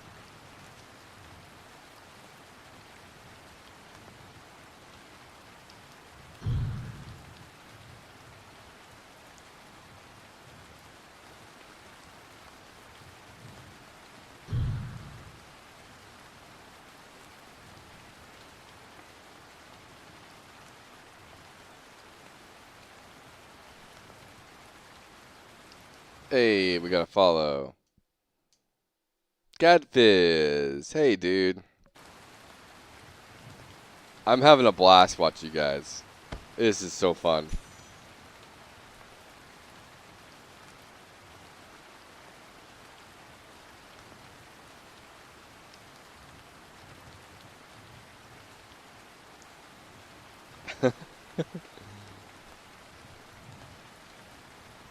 Having fun. Thank you. I'm struggling. You guys literally played on hard mode. Okay? Like, you literally went as level 1s and 2s and went to the 4 to 8 area. And you prevailed. Like, props on your dedication.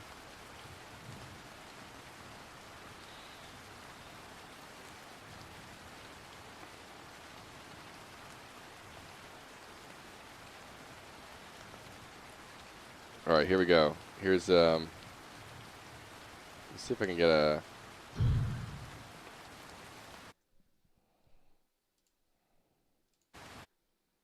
There we go. That's pretty good.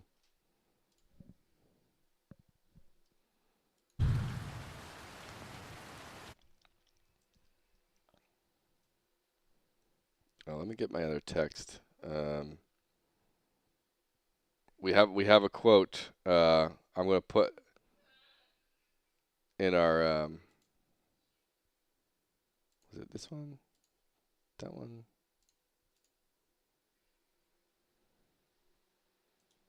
Copy.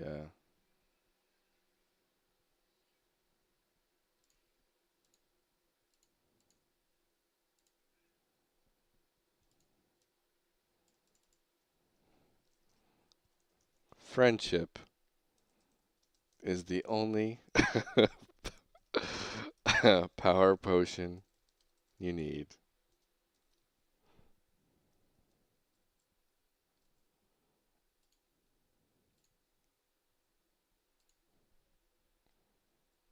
And of course, here we go.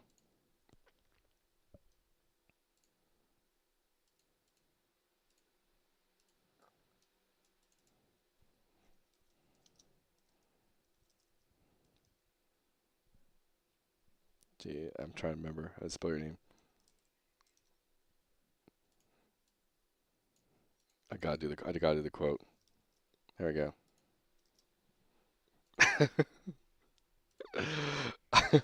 There we go.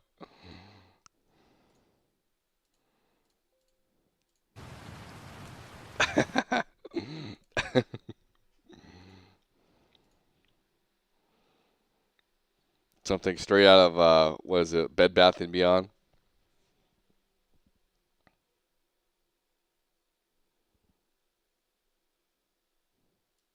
Where did I save it to? What the heck?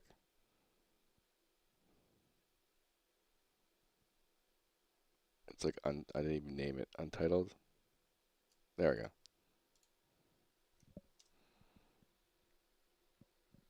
we go. That's so good.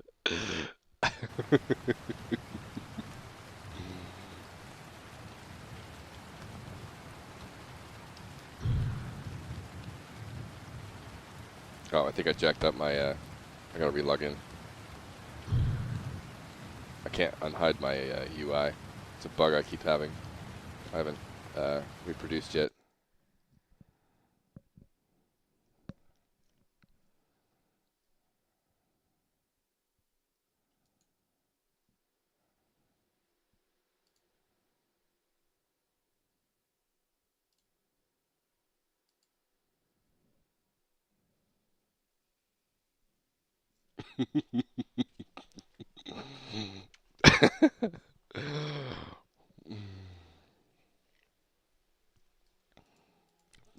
This stuff is so much fun, though.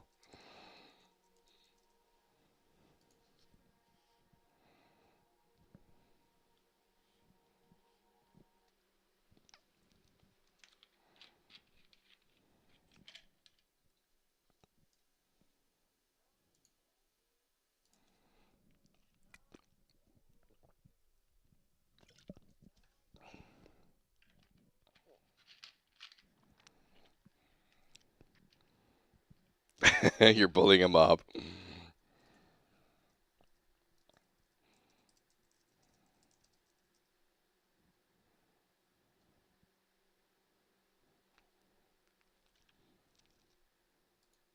You can't move. You can try control. Try hitting escape.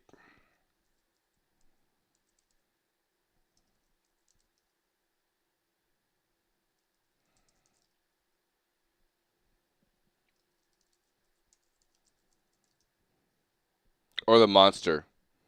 The monster can't move. I get it now.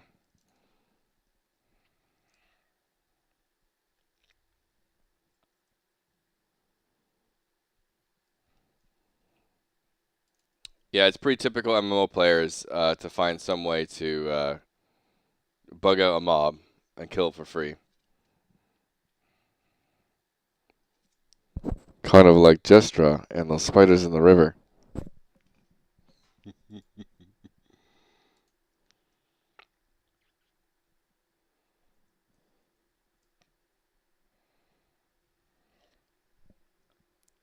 Stop reminding him, guys. Hey, yesterday or like this morning, I guess it was, me and Puddle, there's a bug with Mesmerize, and you can normally, obviously, with the Mesmerize, it's a sleep spell. You mesmerize something, they can't do anything. If you hit damage them in any way at all, they wake up from it. And Mesmerize was completely acting like a full stun this morning.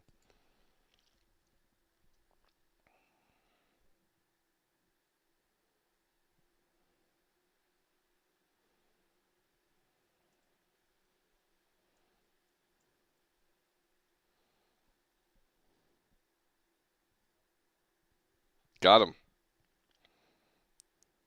Hey, it's just like WoW, like oh, if you played WoW Classic, you know that archers have like a dead zone, and so you're just dead zoning them, right? You're not close enough to for them to attack you, but you're not far enough where he can shoot you, and that's all it is.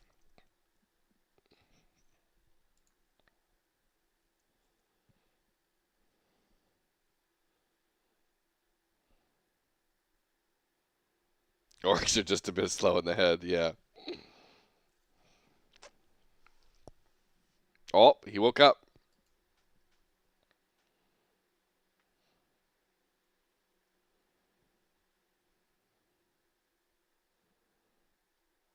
He woke up and he's angry.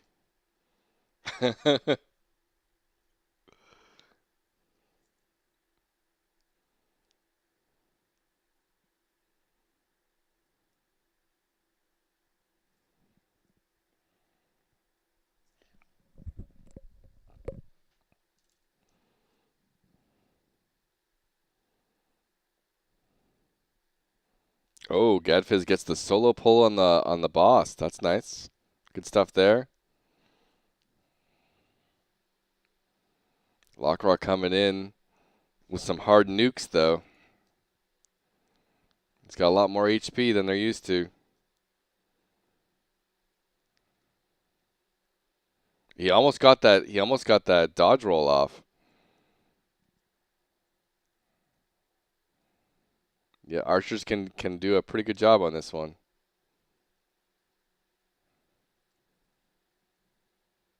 Ooh,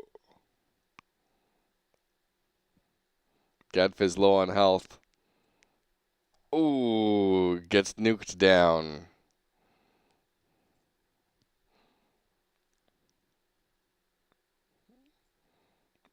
Those names can kind of hit hard. Oh, he's got the dot. Boom.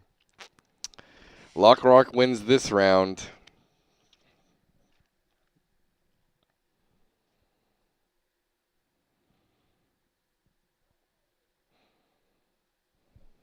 So my hide nameplate buttons don't want to work.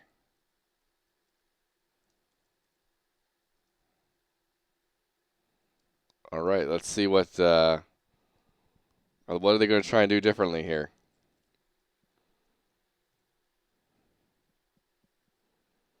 Kaltors is medding up. Gadfizz has pulled the wolf.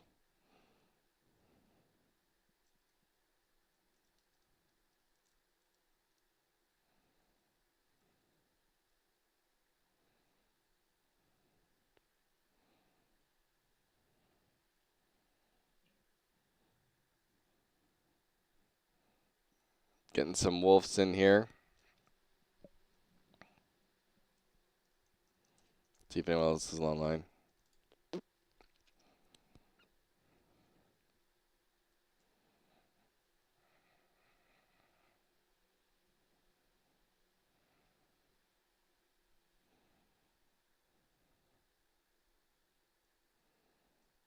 Dealing with an archer this time.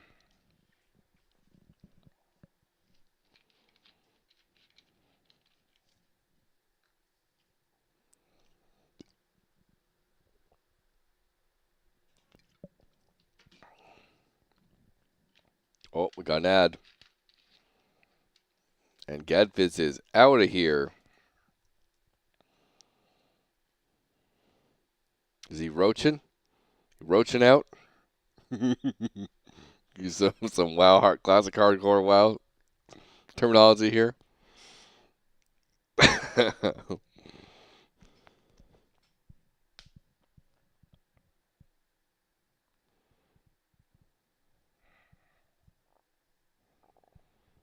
Oh, I need another. I just love this. That's awesome. That's some good lore. I know, right? That is perfect. um, I need to note down another spectator thing. Next slash next. Next command to push the auto spectate to the next character, next player.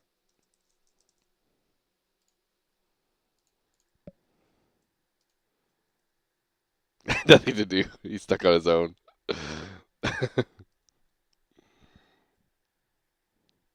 I'll link you the Discord.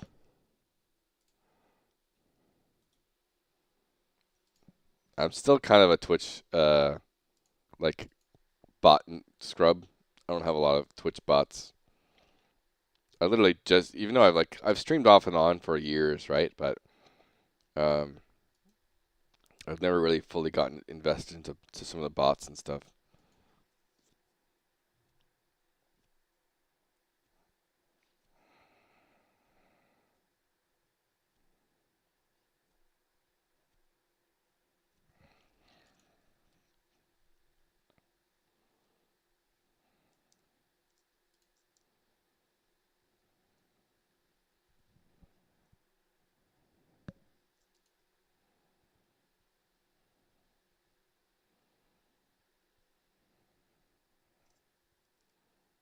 I don't know what's going on with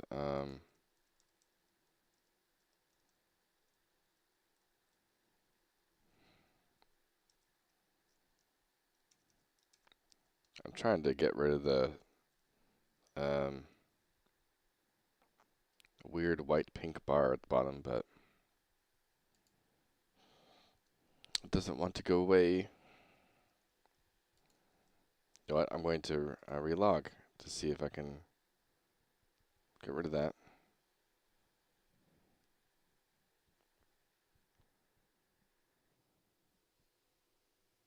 When in doubt, relog.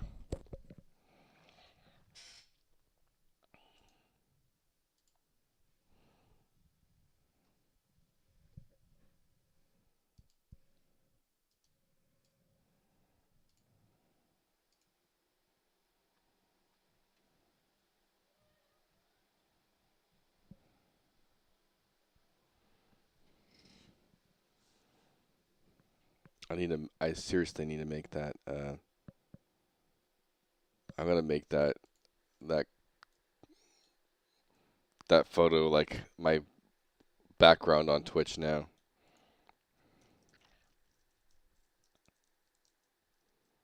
Spectate, auto, 180.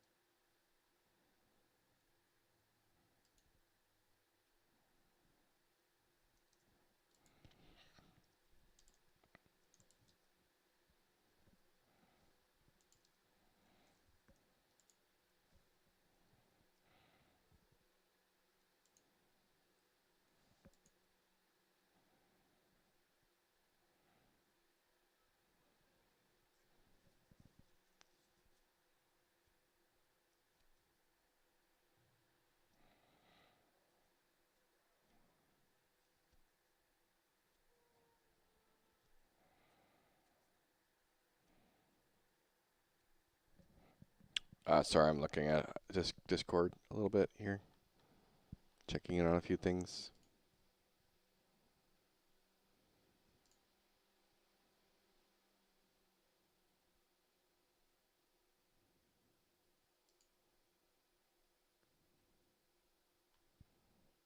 I got one response. Which was this?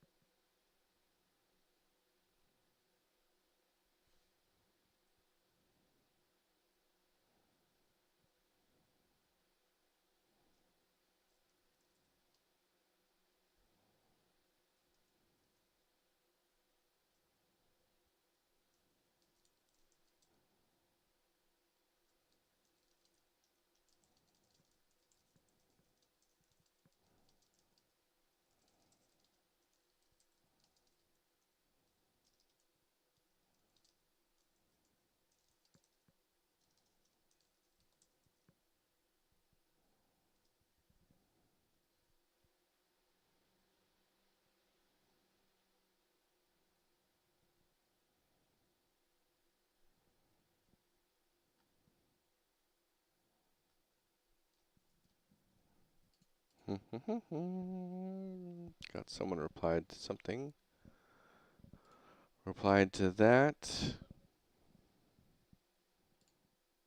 Get rid of those. Get rid of those. I wonder if that guy's server has anything. Burp.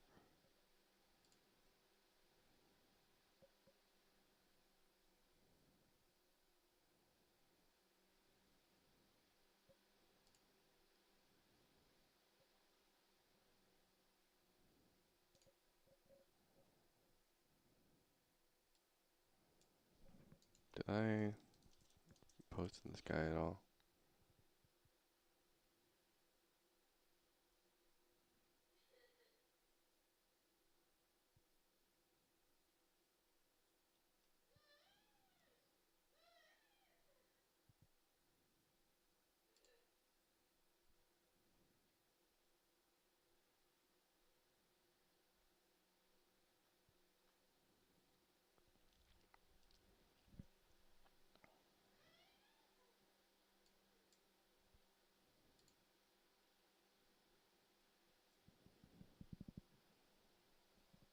Okay, I'll ignore that. I'll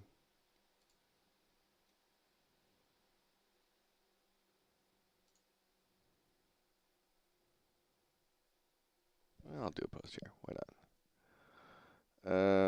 What was the last one I did? Maybe it was here.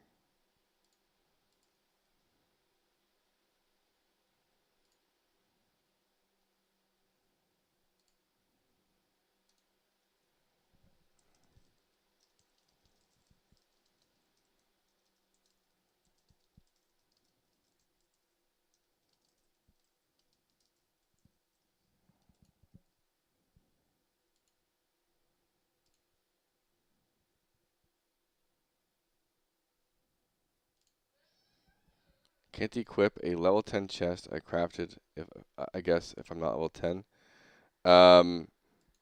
It should just be the type of leather. Like archers can only wear leather.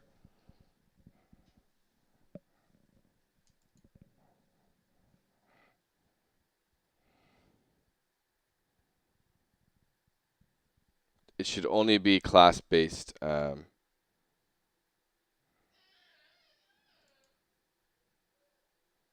You got it?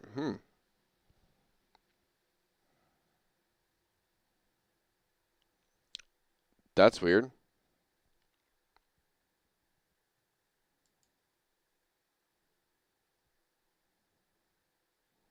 Oh, it might be because you were in combat. You can't equip armor in combat. You can only equip weapons in combat. I don't know if that was the case. And because Kaltor's is in your group, he's in combat right now. And so when a party member gets in combat, it actually puts you in combat as well. Yeah, I'm always like trying to. I'm first. I'm assuming it's a bug and like something happened, right? And then I'm like thinking through it of like, oh, I'm watching Kaltor's fight, and like it clicks in my head. I might need to make a. That's it actually is a good point of um. I might need to do a range-based check on adding group members to combat. Excuse me. Let me put that on the notes. Um,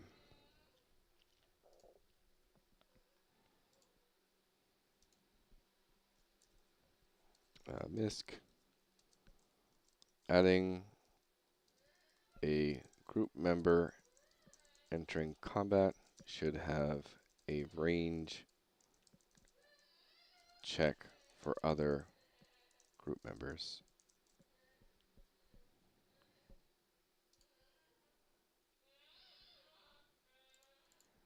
That makes more sense.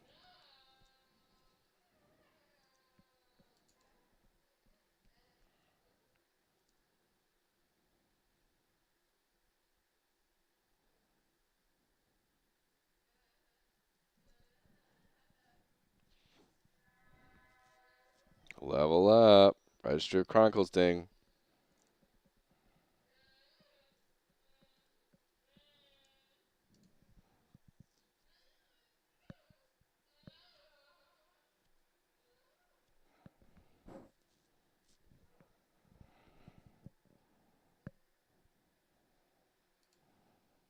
All right, back to my Discord stuff.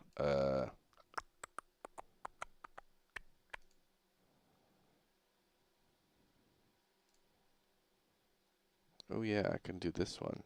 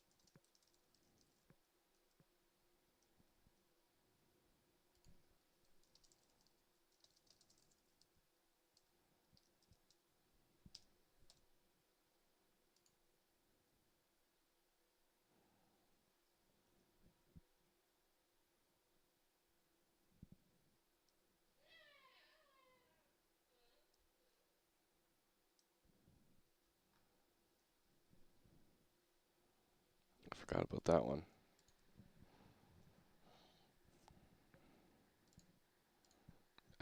Gadfist says you can go to this one. Friends of mine have a co-publishing business and have this community server. Interesting.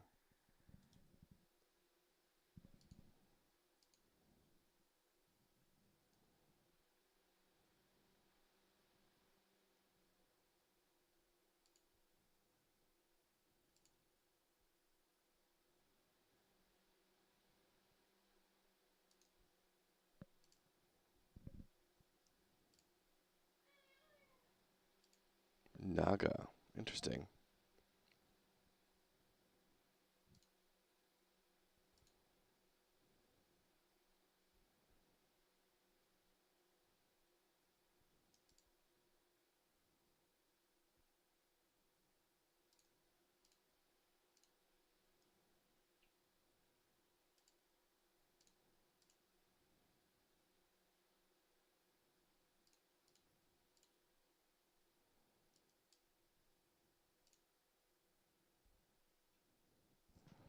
Or Naga, a publishing growth partner for an emerging game studio is ready to go beyond launch.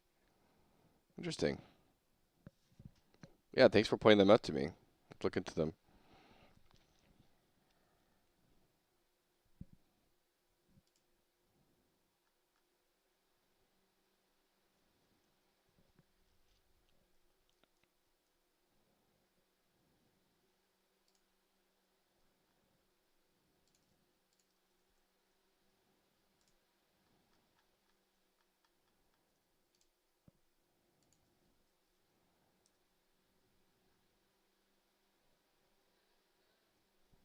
Again, the number one thing right now is really getting the oh,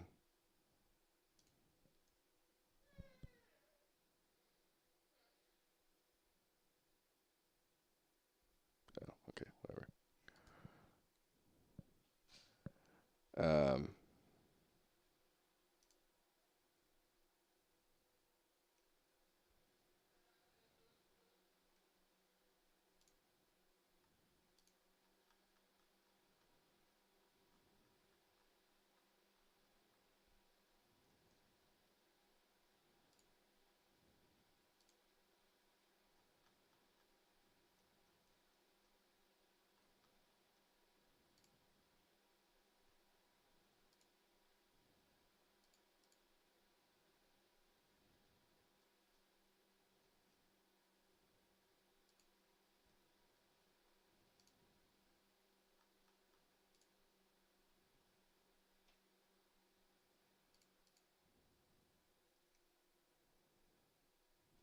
we're really trying to stress test our servers. Um, that's one of those things that we're trying to do is super stress test. All right, thank you for that demo time. Might come back later. Hang out now. It's too hot to be playing MMOs here. Okay. Where are you from, by the way? Just so I know.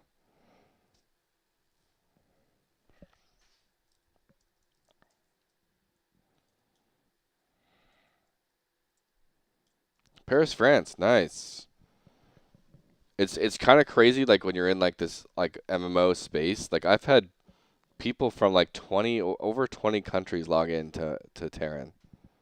That's just like wild to me. That even so early. We just won the Champions League. Nice. Yes.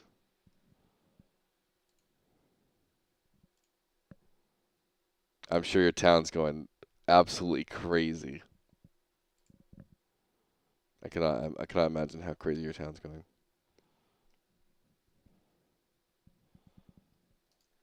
So I'm Canadian, but I grew up in I'm Canadian, but I live in California.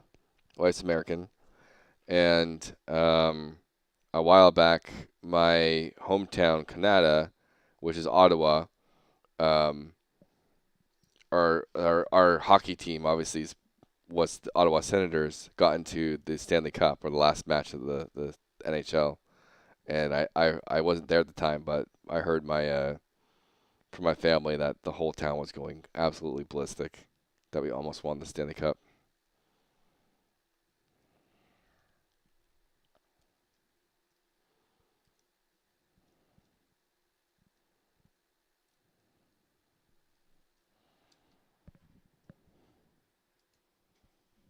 Yep.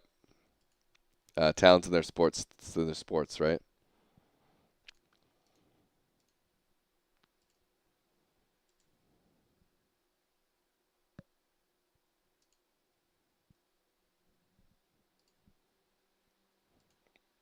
And then I love watching that one show that's basically about that. I never remember. It's been a while since I watched it. I think it's on Apple TV. I think it's like crazy popular, that show. The one with the soccer coach.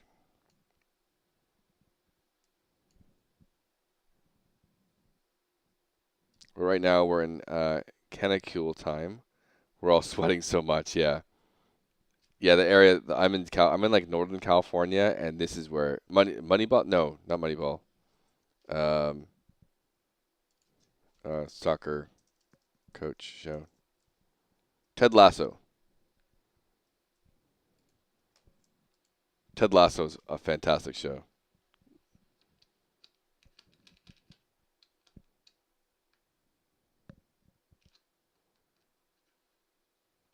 and it follows a team they get relegated from the Champions League, then they get back in the Champions League and all that stuff, and typical sports like, um, um, yeah. If you like soccer, you will like that show.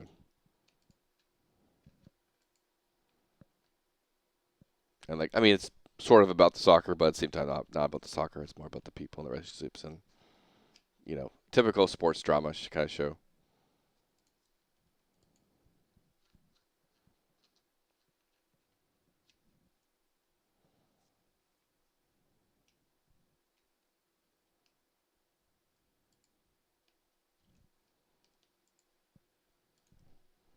All right, check my mail.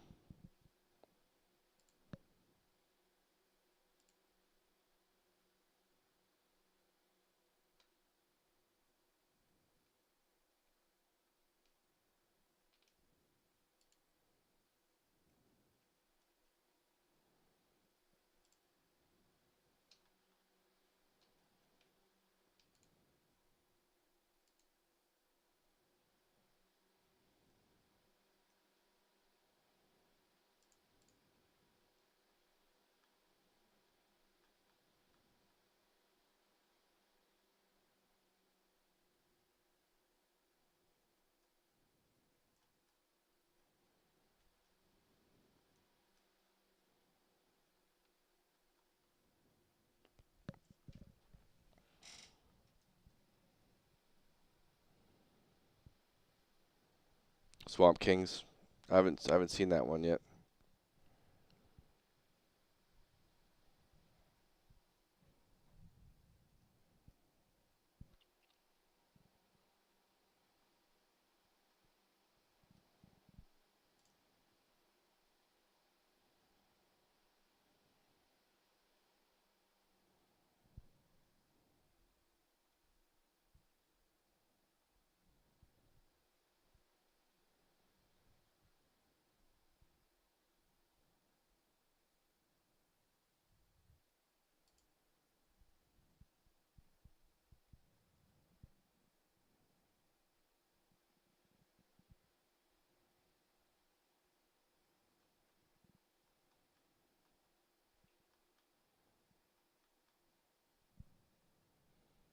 It was nice to meet you. See you around, and keep with the dev grind. It'll pay off, I'm sure. Yep, I am definitely, clicking away at stuff. I'm gonna get my server to restart.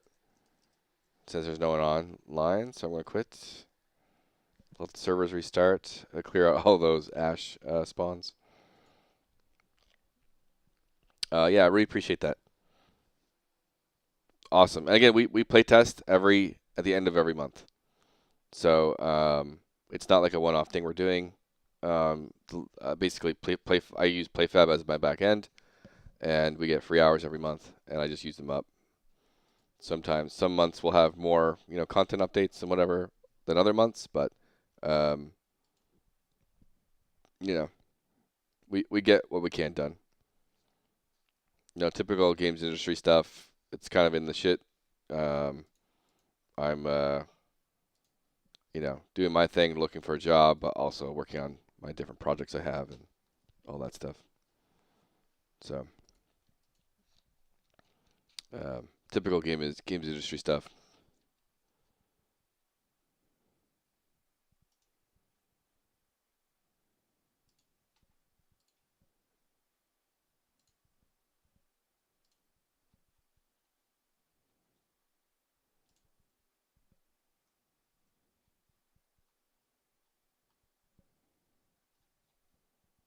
But yeah, we really have figured out our like core gameplay loop, um, and so now we're just like adding more content, more features. This month, May was a big class redesign, and so you guys actually played the class that didn't get in the class redesign. So the mage, warrior, cleric, enchanter had like major reworks. The rogue had about a half rework because I basically ran out of time, and then the archer didn't get really touched at all.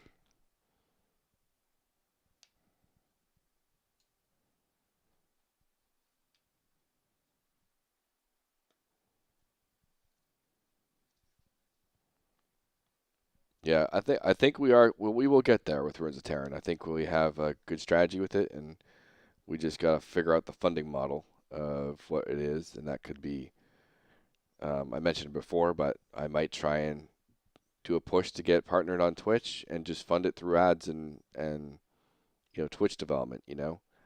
Um, I have my eyes on different publishers.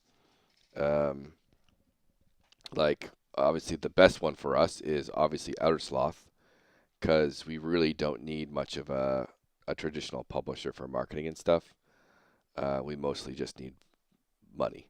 We just need money because we know as an indie MMO, once we get into that category of top indie MMOs to watch, and all the other content MMO content creators are covering us, like that's going to be enough marketing for us, right? And every year they'll check in on us, they'll see how things are going, they'll give us a review, yada yada yada. So we don't really need a traditional marketing firm, and so the Outer Sloth model is what's appealing to us for Ruins of Tearyn. I always say like Ruins of Tearyn is our $2 to $3 million project, but we have a $700,000 project and we have a $200,000 project.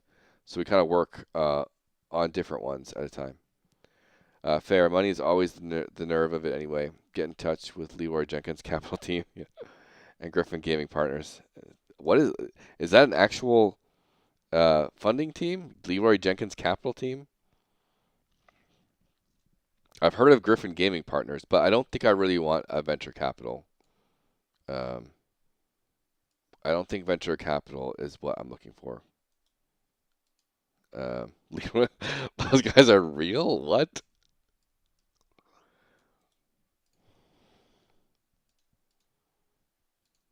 Like, that is hilarious. Leroy Jenkins Capital. What? Just financing games now. Investing in European game studios, building forever games in high potential genres. Starting with survival games. Leroy, I can't believe they named themselves that. Like, what?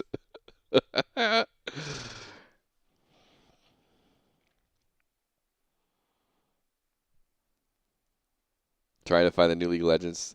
We actually a while back we had a product called Castle Day, and the similar one to this was the RuneScape developers had a similar model that they were trying to. I think they stopped it at this point, but bro,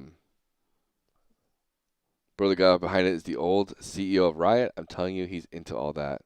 That's interesting. No, thank you for pointing me out, because obviously Leroy Jenkins ties back to WoW, and the building forever games in high potential genres is obviously what we're trying to do. And Ruins of Tearyn, as you've noticed, has survival elements. And like the hilarious part is that you just said that it's part of Riot. Like this is so hilarious, right? This is my League of Legends account. I'm a Shaco content creator.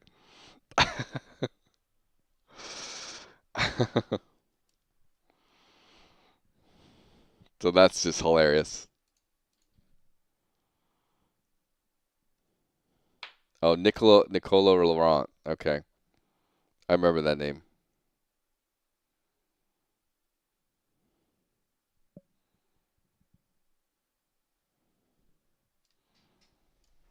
Now the question becomes, didn't he have a lot of drama associated with him?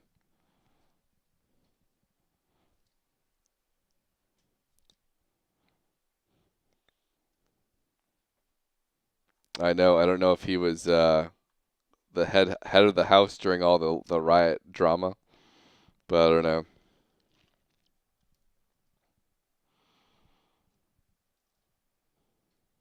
But yeah, that's just like what a coincidence. But yeah, thank you for pointing me that out. I'll definitely look into them a lot more.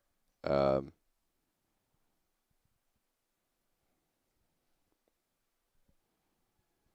there's it's like one of it's such a struggle, right?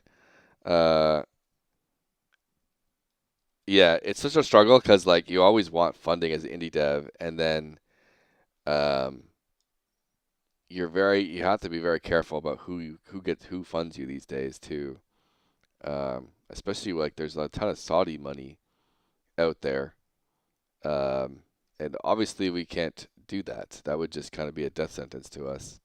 Um, you know, and so you have to be careful. And that's why like venture capital firms, almost every freaking one of them is going to have half their portfolio into fucking AI shit, right? And I just think venture capital and plus they're just going to bleed you for everything they got. And venture capital right now is just a god awful model for game studios in general.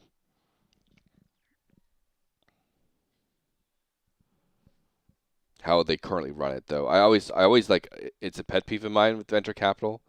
Like they always talk about trying to find the new innovative thing, right? Um, why don't you innovate your goddamn you're in a VC. You're right. It is quite the thing indeed. Yeah, exactly. Um, so my little bit with VC is two things. Number one, um, venture capitalists are always about innovating and finding the next innovative thing. Innovate your goddamn funding model. Stop requiring companies to sell themselves off in order for you to make a buck. Like, um, you could have a model, like a publisher-based model, where you take 10 or 20% revenue for the next 40 years or whatever and make good money. It might not be, Minecraft sold to Microsoft money, but it's still going to be good money. And the second pet peeve I have is fucking fund fund indie devs.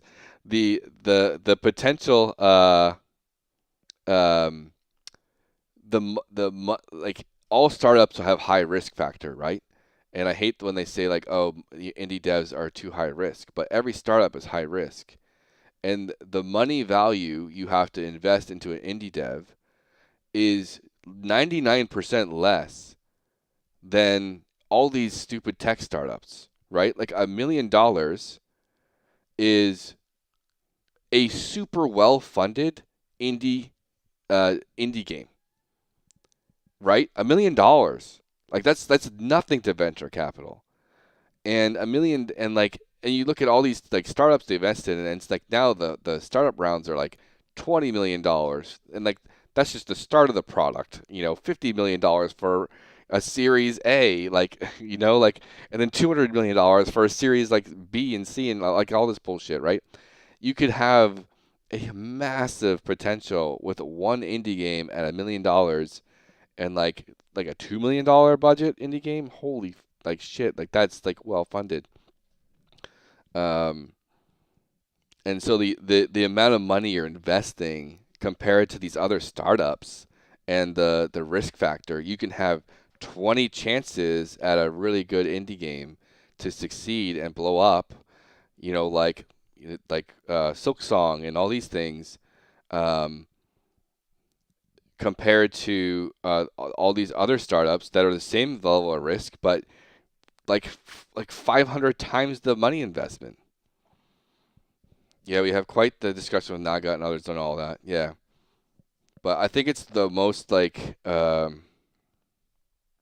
you can tell I'm a sour entrepreneur, right? Because I've been trying to get stuff funded for 10 years.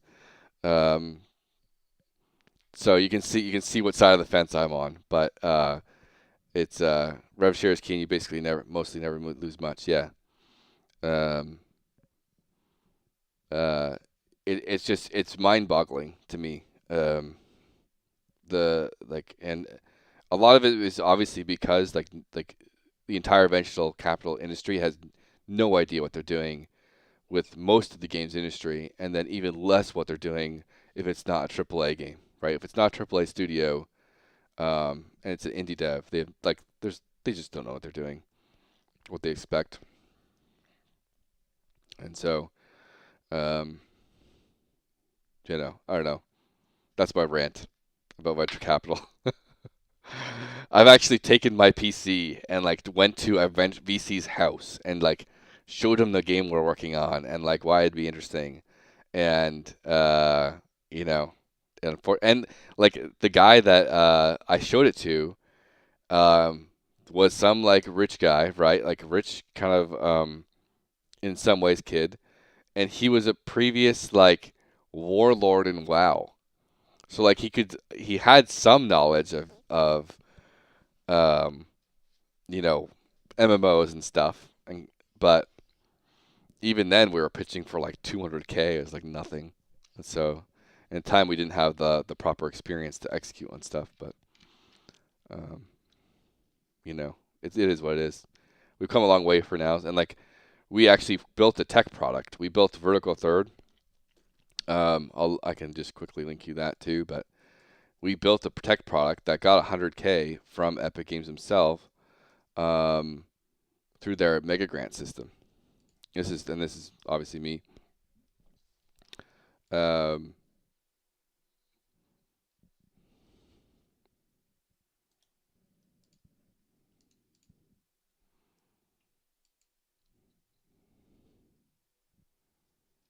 $100 million fund and create specially from. Oh, cool.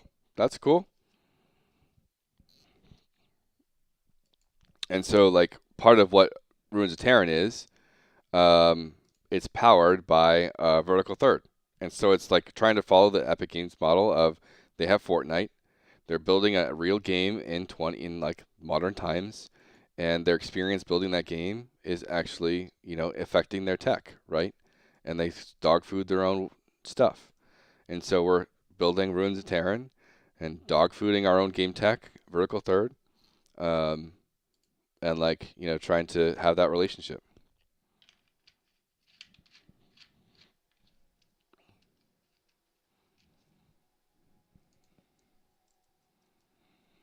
And it's like Ruins of Terran, we only started this project at the very tail end of 2024, and that was mostly reskinning. Um, it was reskinning Vertical Third with marketplace assets.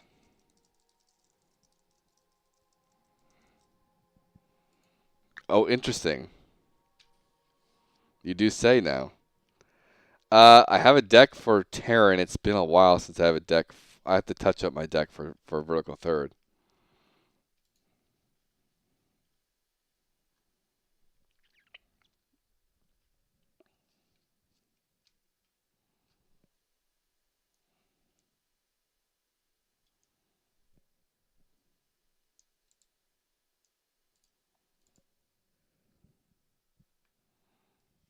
basically, because game tech, it's a bit of a long endeavor for game tech, right? So I'm not yet in that fund, but they invest in game tech, something to look into differently. Yeah.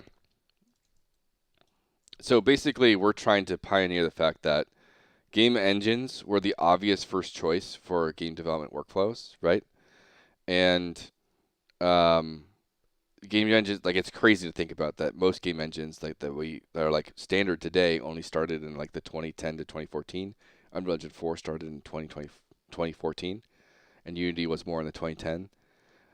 So that's the obvious thing. You don't want to spend 3 to 5 years building a game engine to build your game, right? Well, now the next stage of that is game architecture. And on my YouTube there for Vertical Third, I break down the game architecture video. And I even have on the Ruins of Tearyn channel, I have a tech stack overview as well um, as of what we're doing with Tearyn and how we're reducing costs and whatnot. Um, and so there's that one there, and then there's obviously the game architecture video. I have a state of vertical third kind of video as well that kind of talks over everything.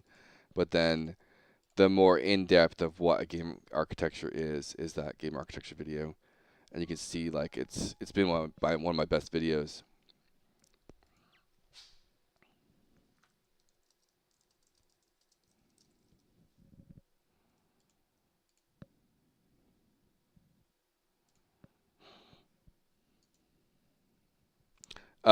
So what I was saying was the video. I linked two videos there. One's the tech stack for Ruins of Tearyn, and how we're basically utilizing existing technology to reduce the scope of the game. And then the other one is the game architecture video, which is like explaining the fact that uh, what game architecture is and how it's going to be used as the next big workflow development, like you know, the next big workflow increase in developing games.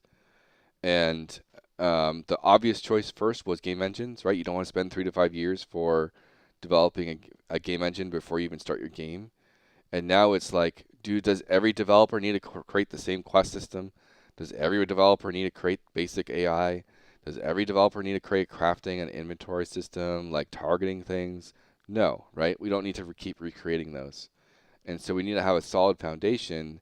And on top of that, you have all those solid foundations, and I can just quickly even bring up the project, but um,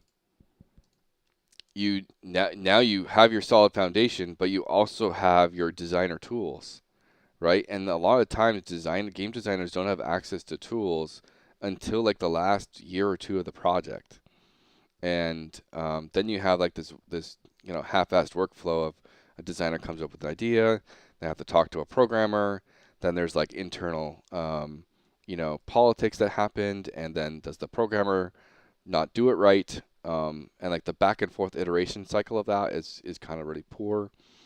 A lot of like art, design, and programmer teams are very segmented, and they're on like team A, team B, TC, and like they can like there's a lot of politics in game studios for that stuff. Um, but yeah, those two videos kind of really break down everything. And then Ruins of Tearyn itself, again, we're trying to um, take the tech part out of making an MMO and just make a great game, right? And so the Unreal Engine store is our patcher and launcher. PlayFab is our backend. Unreal Engine is our game engine. Vertical Third, we built already. Spent 3 years on it. We've been updating it since. Um, that's our game architecture. And it follows like a lot of code standards. So like all our code and standard and systems are down here in actor components, but then our actual tool, like designer tools, like I can open up a player ability,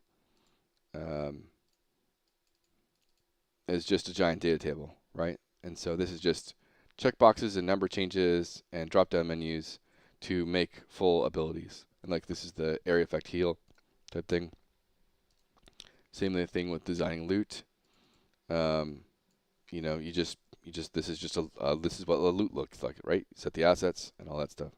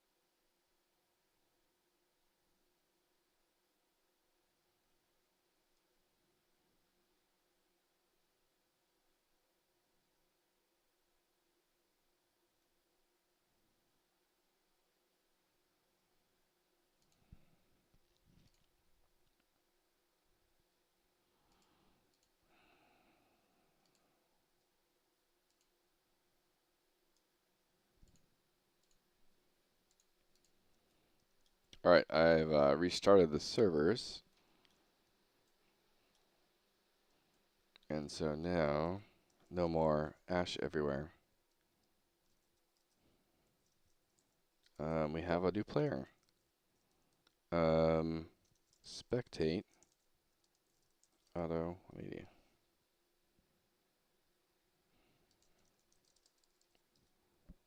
All right, I'm going to take a quick bathroom break. I'll be RB.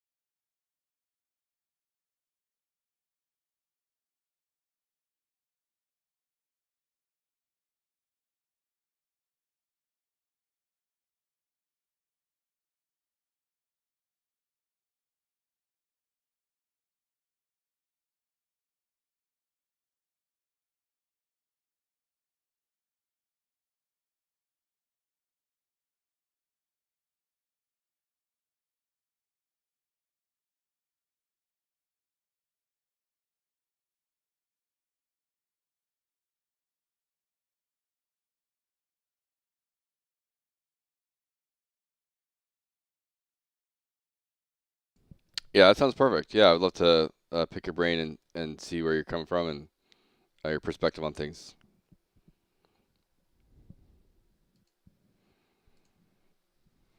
Again, thanks for playing.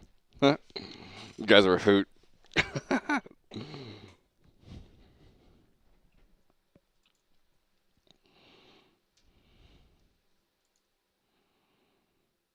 We have an explorer over here.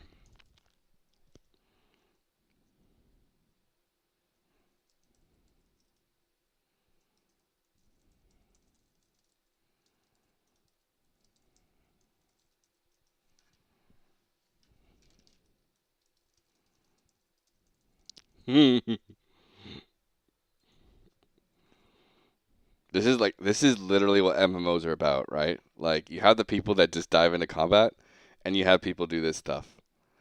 And if you didn't know, I have like the Registry of Chronicles, and we have an exploration tab. And I literally want to have a whole like section where you can basically level through exploration, um, almost purely through exploring stuff. I want to have like books you can click on, little secrets you can go through. EverQuest had a lot of things where like you either have like a wall, but you could like walk through the wall. So all those like random things, I really want exploration to be a thing, and that goes back to why we made the Registry of Chronicles, so you don't have to just go to a quest hub and you know we don't want you to be on a roller coaster like rails, you know. We want you to just, it promotes, really helps you promote just going out and doing stuff. And you get rewards as a result of just going out and doing stuff. And so there could be a whole bunch of like Easter eggs up here. Obviously up here might not be where you explore. This will probably be blocked off more because we don't want you to see over the horizon of the mountains and stuff. But the Mage Blink spell is kind of like a little bit of a QA to get around, you know, QA ability to just like quickly go around the map. And so I don't even think you may not even have Blink. Did you get level? You didn't even get level 2 yet. You got up there all on your own. At level 2, you get Blink, and you can like really teleport around different places. That's not Skyblock. That dome asset, isn't it? That's the dome asset. Yeah, it is. It's a marketplace asset.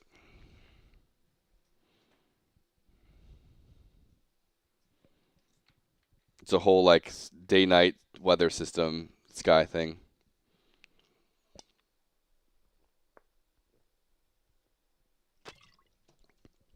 Now, if you go to the oh, now you might be stuck. I don't know. If you fall off the edge, you might get teleported back.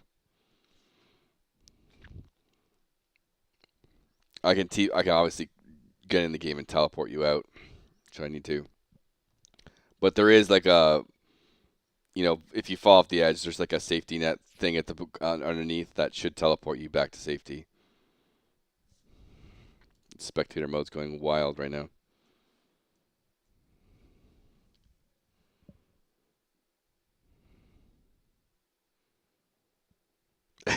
Not kill collider. It's a teleport collider. He's gonna jump. He's gonna jump. You can do a slash cheer. Slash cheer. Slash wave. One of the commands. You can do slash dance.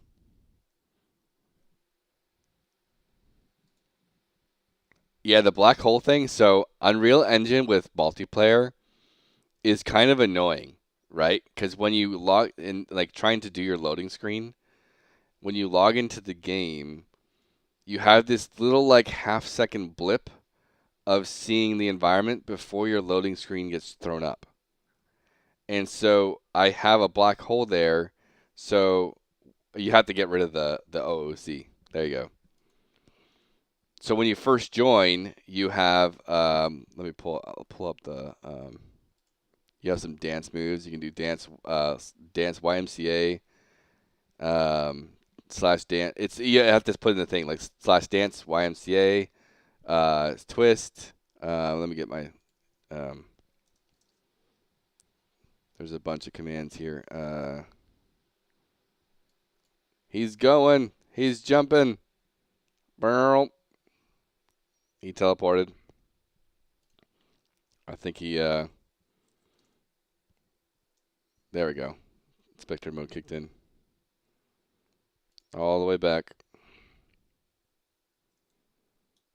Spectre mode's loading in. And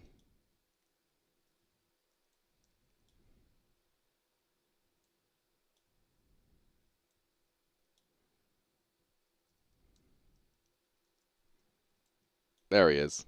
I was like, where'd he go?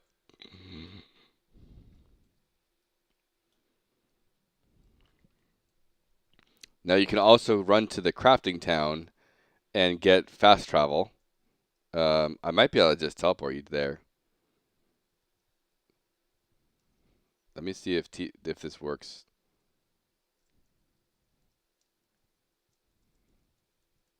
Let me turn off spectate real quick. Spectate off. The auto spectate, I should say. Oh, it's still clicked in, of course.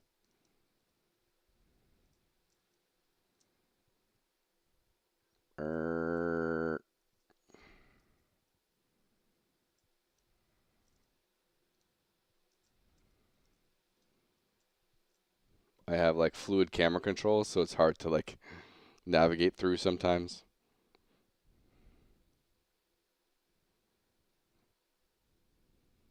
Here we go. Here we go. Explorer for one. You can figure out the summon spell. Did that work? There you go. Figure out the puzzle, Explorer.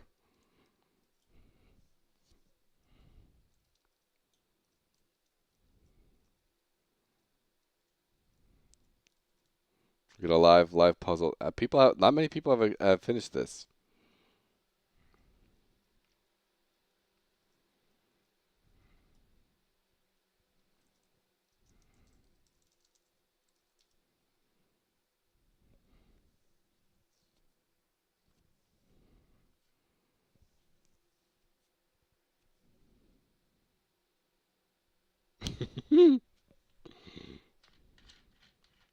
Brant.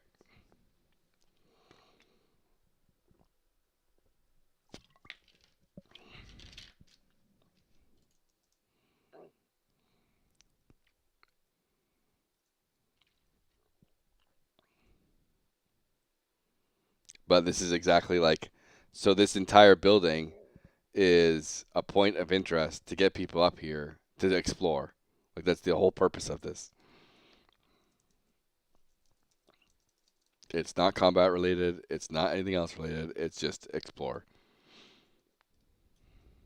It's like my way of trying to do,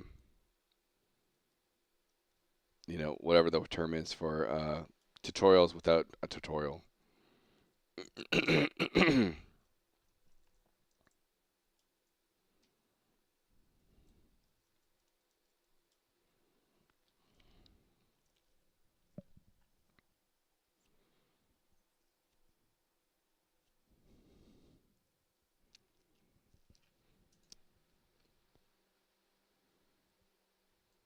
Oh, he got it. There you go.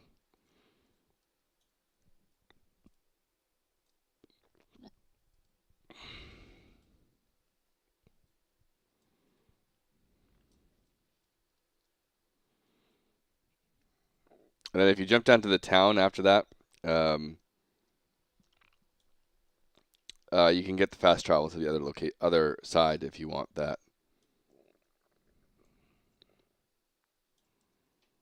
And then you can also get level 2, which is obviously very quickly, which gives you your blink spell.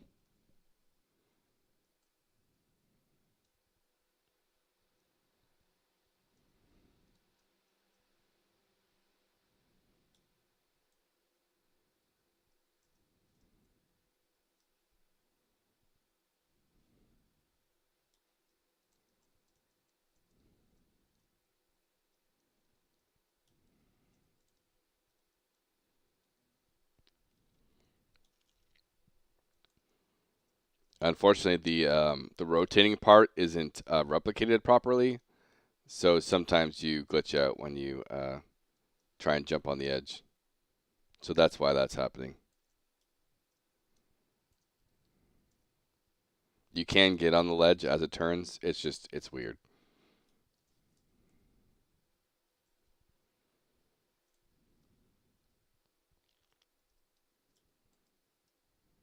Why is this off-centered too? Like, when did that happen?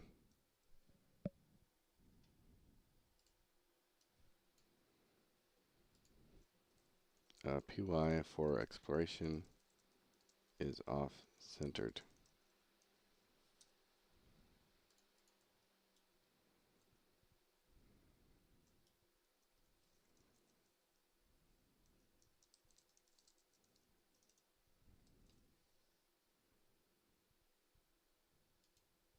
That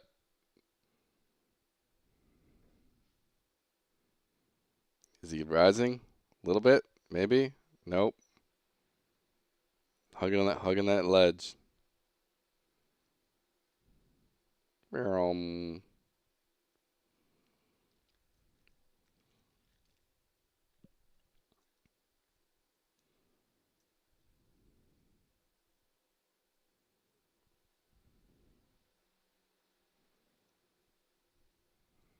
Yeah, if you talk to the NPC in this town, you'll get the teleport the fast travel to the other area if you want to explore there as well.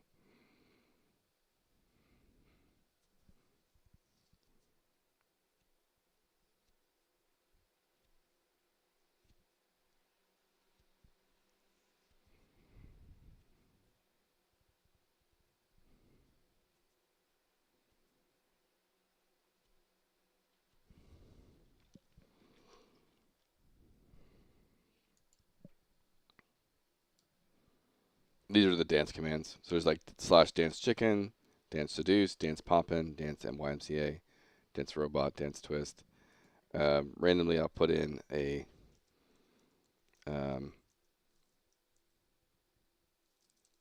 help command for all available client commands.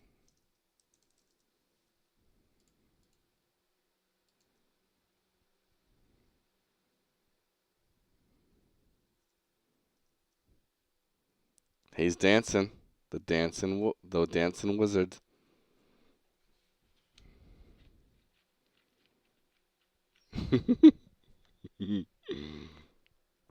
Cringe, yep.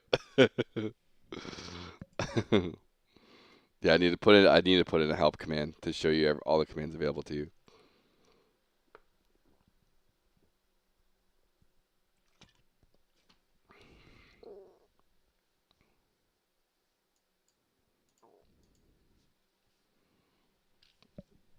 So hit B.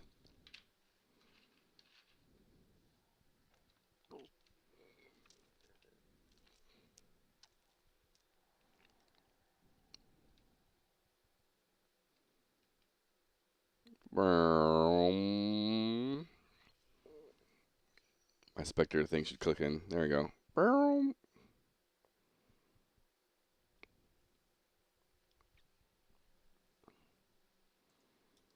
Hey, you got your teleport.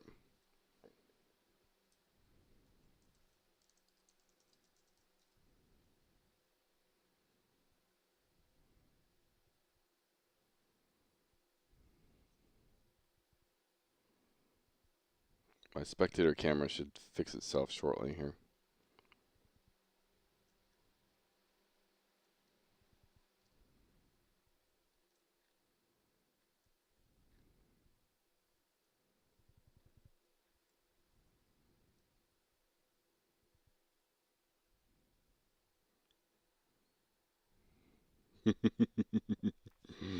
The adventurer over here.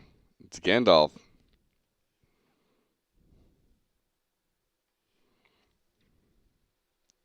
You like the blink? Nice. You can't have a mage without a blink. Like that's just like you kind of have to have that, you know.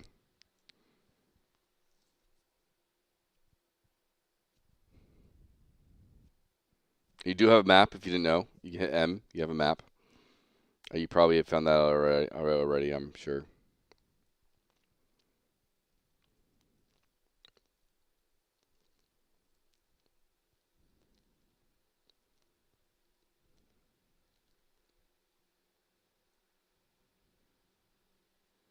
So this is the blink that's like, we know it's a little bit OP, and we know you can like travel around the map pretty easily, but it's kind of like,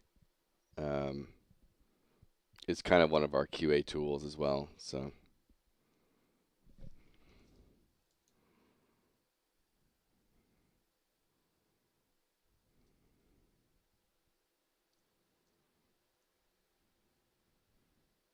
the spectator camera is going absolutely wild. It should fix itself shortly.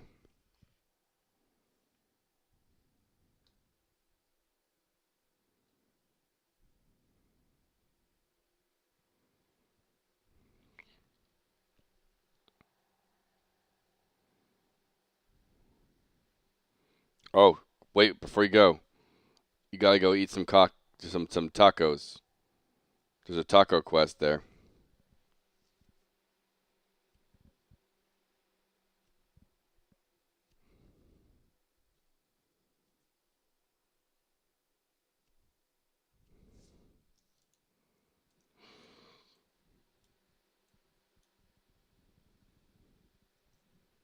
Right outside of the tavern, there's a taco quest. You can eat some tacos.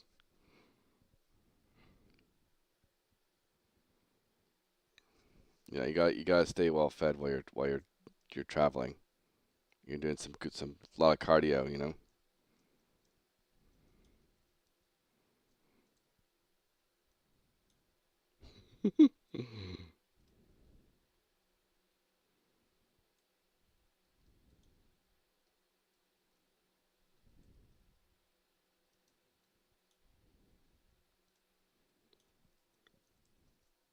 You're just trying to hide from the camera, aren't you?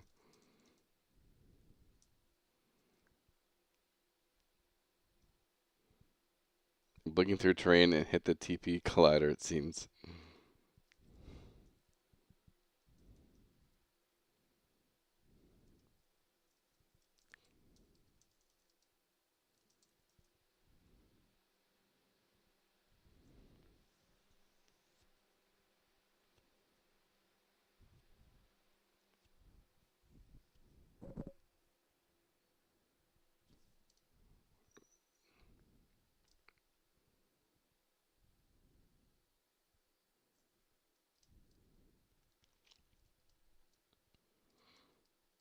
I'm trying to learn how to control the camera when you're running around like this, so it doesn't like pivot to all hell.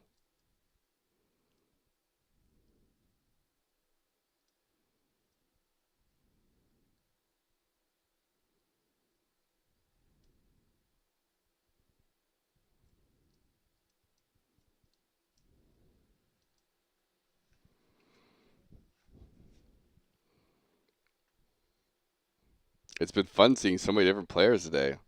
There's been the players that just start, grinding XP right away. We've got some explorers here. Even the last two guys, like, immediately started to go around, walk everywhere, and try to kill stuff in this zone as level 2s.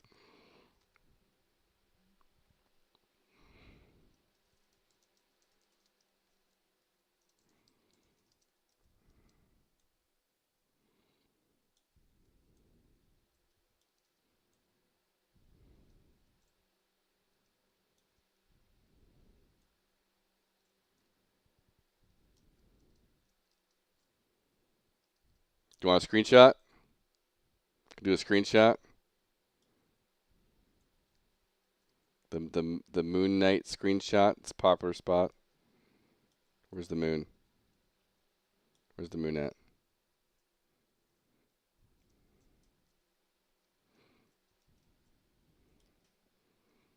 Get your player name up.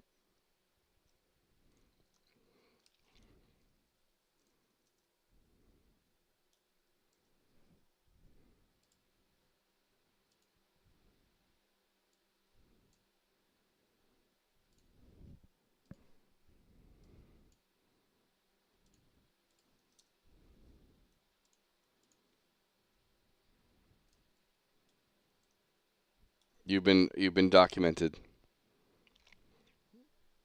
You are in the Discord.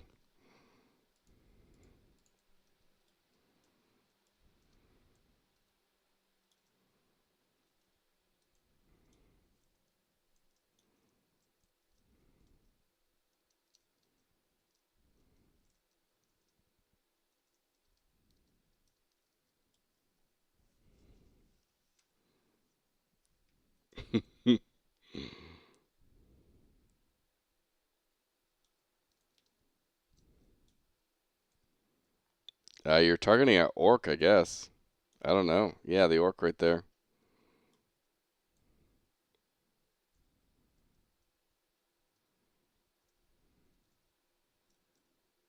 But yeah, he's kind of higher level. That's not gonna go so well.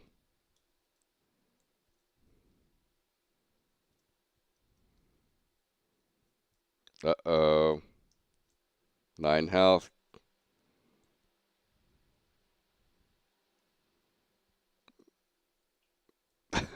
Blinked away. Somewhere. I feel like I'm playing Where's Waldo?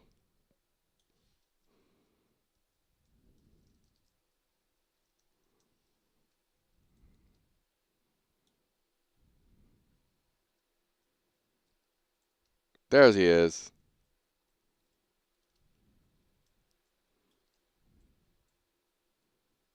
Was.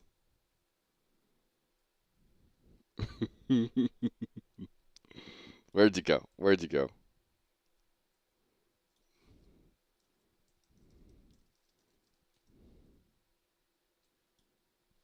Oh, I think he's gone. Nope. Code not working. Spectate spell.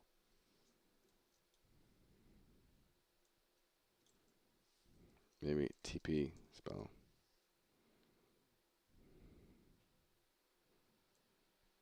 Spider cave. You move quick, dude.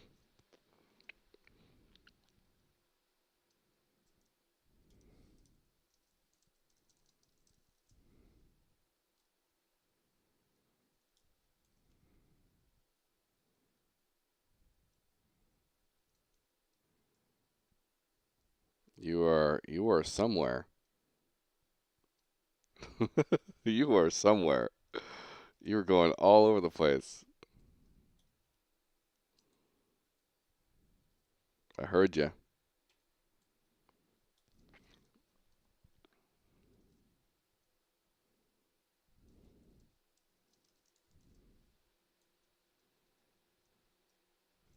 So yeah, there is the taco quest here. And if you wanted the last place to go around too, is you can zone over to the dungeon if you're interested. And there's a raid boss there and a castle. Not much to explore, but it's another area. So all the way down here. I need to fix out my spectator mode.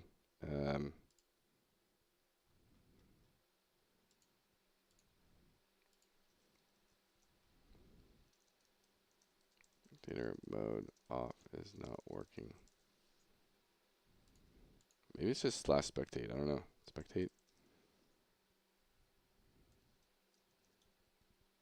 Okay.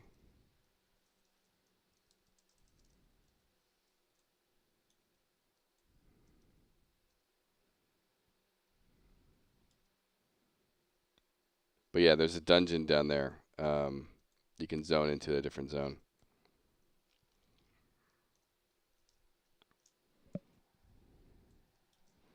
What is my spectate off command? This is driving me crazy.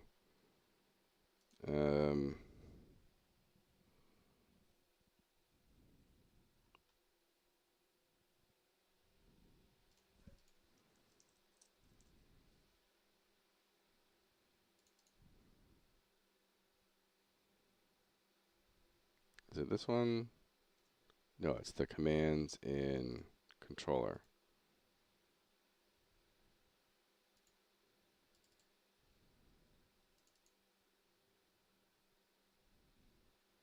Oh, no, it's not this one.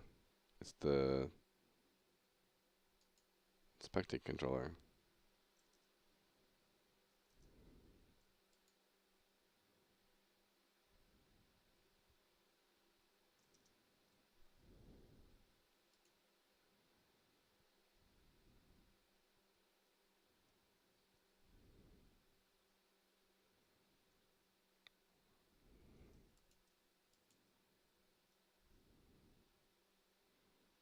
You're like, can't touch me up here.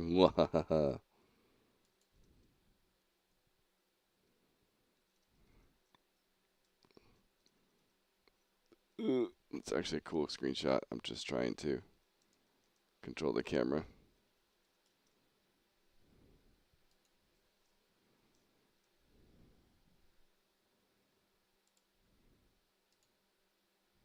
Dang, I missed it.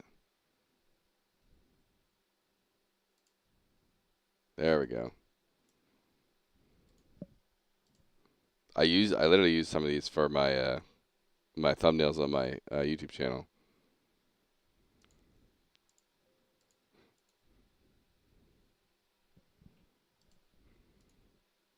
It's a pretty nice one.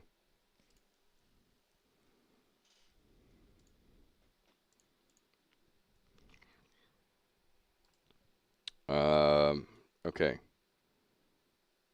Yeah, this is the wrong thing.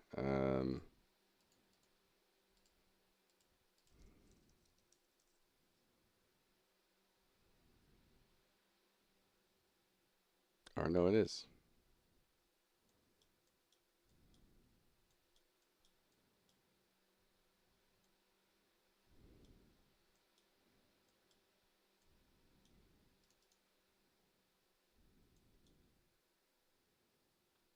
Stop. Spectate. Stop. Okay.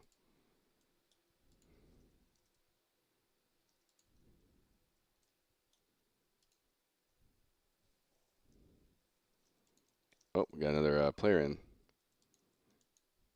And I screwed up my spectator mode. So I need to relog.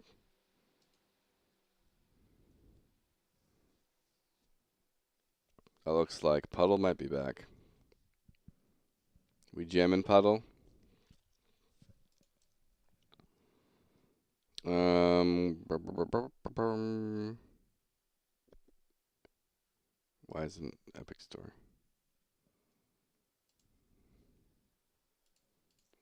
I thought it was you. It's like, hey, this isn't the mage anymore.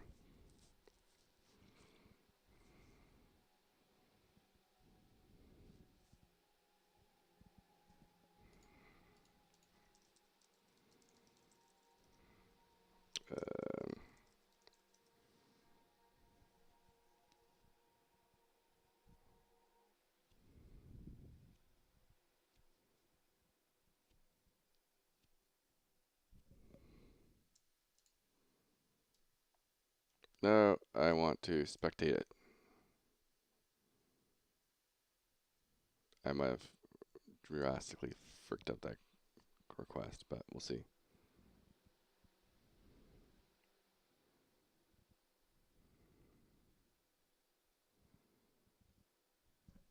That's a minor note. I can put here. If you click enter world or spectate, disable the other button for, X seconds.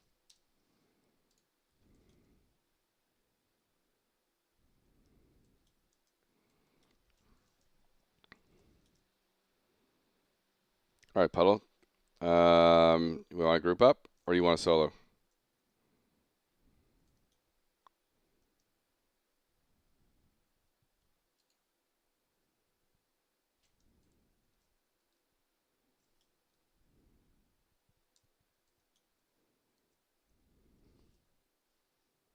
Yeah, no problem. Again, I never feel like I'm like forcing to group up. I always try and give my players space, and some people we all know a lot of people like to solo in MMOs, so I'm always trying to be respectful of that.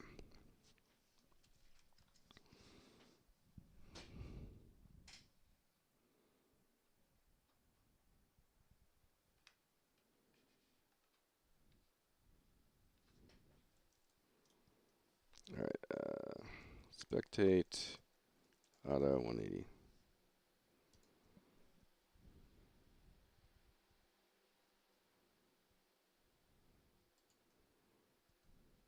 Here's spell, still exploring, taking his time, taking his 5 years to kill this one monster.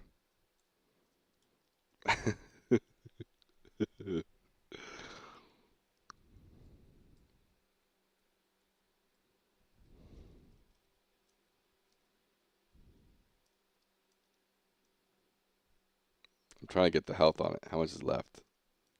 Oh, there you go. He's almost got it.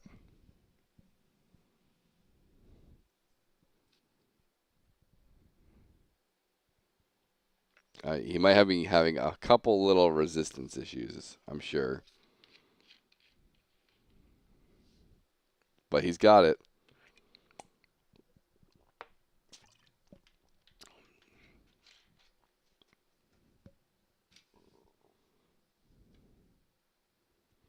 It is gated to some degree. So you're only going to get so much for a level 13 kill. Um, Tell me how much it is. I'm actually kind of curious. I don't remember what the above your level XP is capped at, but I think it's just going to be the. I don't think you get a bonus for above the level. Hello, Melzy. How are you doing? Yep, he's on the roof. He's level 3, killing level 13. Anticlimactic.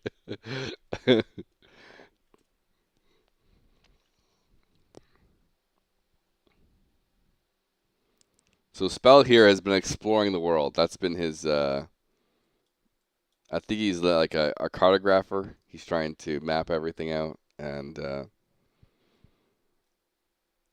and struggling to loot and gather if they overlap. Yeah.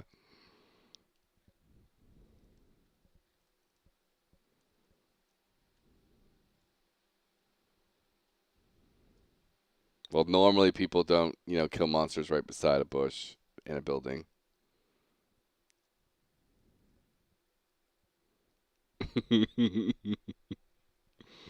But the game allows it, baby. Why did I think of that? Just right, yeah.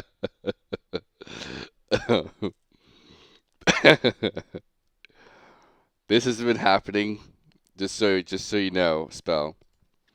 I'm gonna go into Ruins of Tearyn history here. All the way up. All the way up.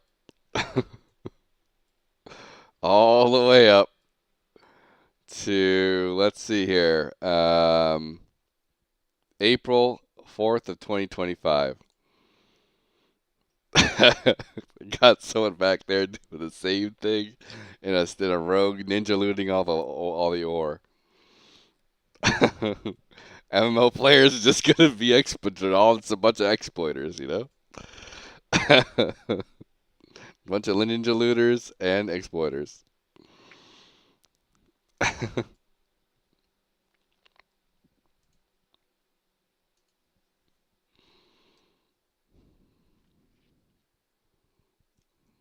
If there's a way, MMO players will find it. How did I get here? I don't know. Spectate. What did I say? Spectate off? Is that what I said the thing was? Stop. Stop. TP spell.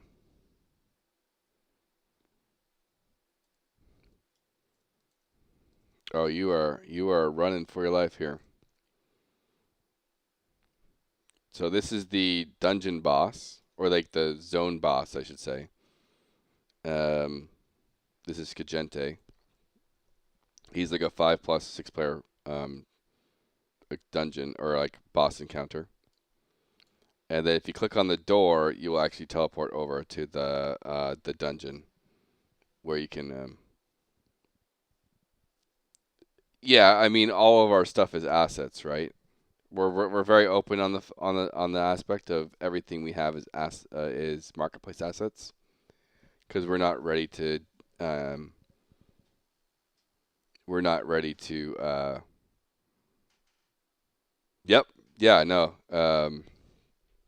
no, Cindy Studios, all those things, everything's marketplace assets because we're just focused on 100% focused on gameplay and figuring out our systems and stuff.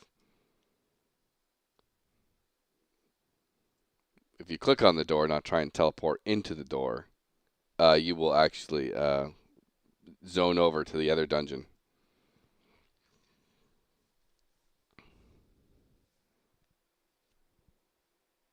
And so now won't be able to see you there. I don't know if I haven't even tried if clicking it works in spectator mode.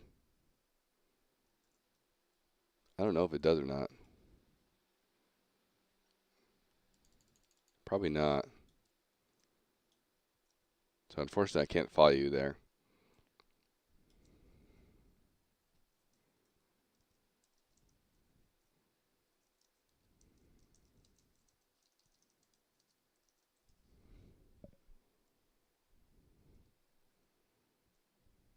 I'd have to log in with a different character.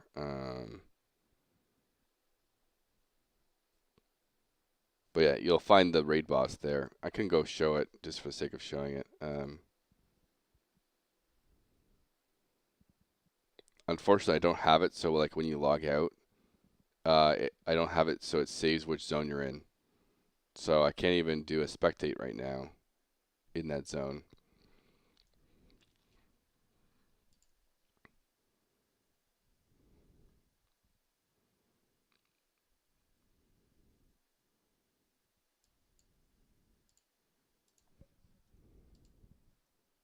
Let me go get the location.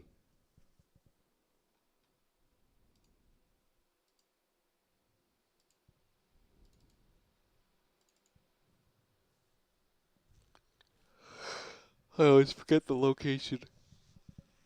Yeah, I have a short list. I've been putting in some other GM tools where I can teleport to specific locations around the map.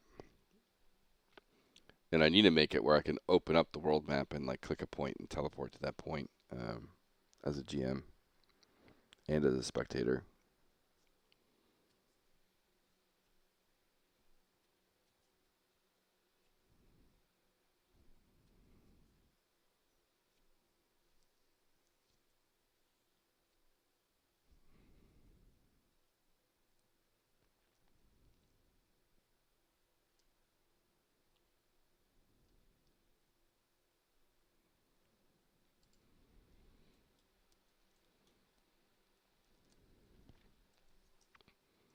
I should be able to do TP. What is it?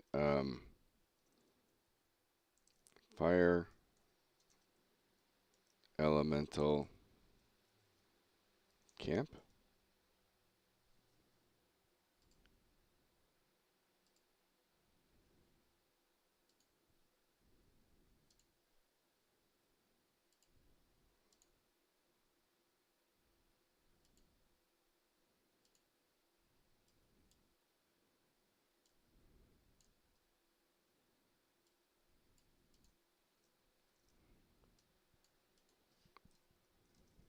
TP 25834 6086, and we'll do 5,000.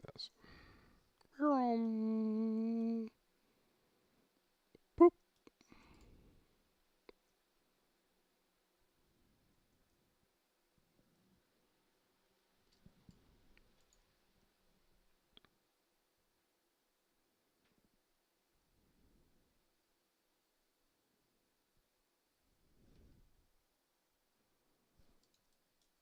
Are you having fun in the here, or do you already? There's crazy FPS drops rendering it in the house, but apparently only from a certain distance or location. Yeah, there's a lot of graphical FPS drops because again, it's a lot of marketplace assets and stuff, and so like optimization passes aren't really part of what we're working on right now. And so like this whole castle was a prefab. I'll get you the Discord. I need to up my Twitch game. So this whole thing was a prefab, but it came as a much more like rundown cathedral. And my wife, gameDEVbeauty, touched it all up and made it look more like this high-end, almost vampire cathedral-looking thing. So she made it look way better than it came stock.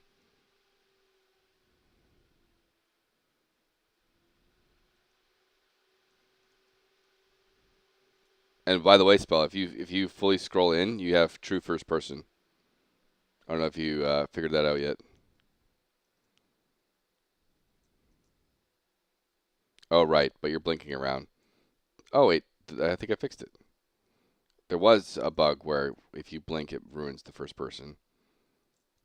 But you just scroll in and out to fix it, so it's not like the worst of it. He's on top of the TP spell. Burp.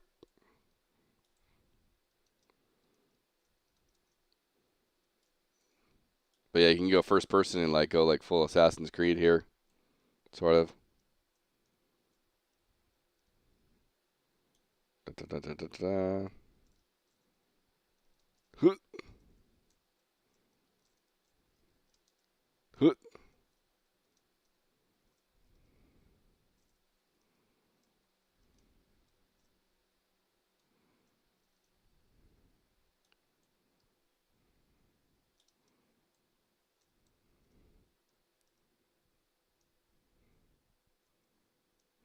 All right. Well, we definitely need a screenshot of you like right here or something, like Batman watching the dragon.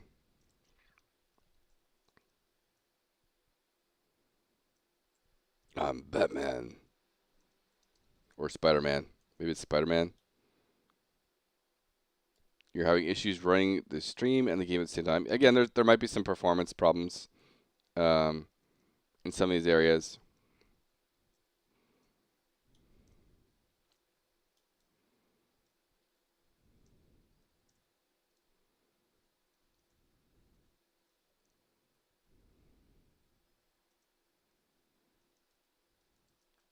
So come take a screenshot.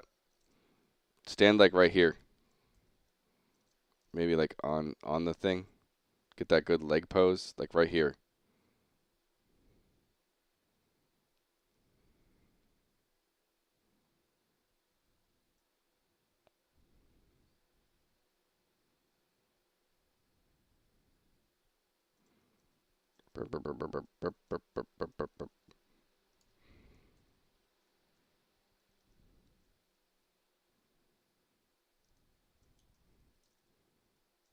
You trying to get up here? Or are you just doing your own thing? Boop.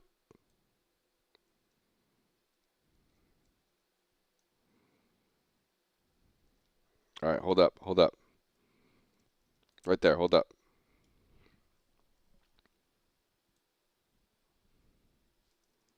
Get a better spot. You did it YMCA.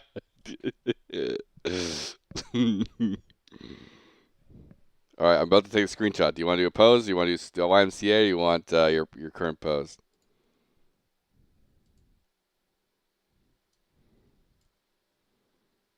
I'm gonna save that one. Hold on. Put in Discord.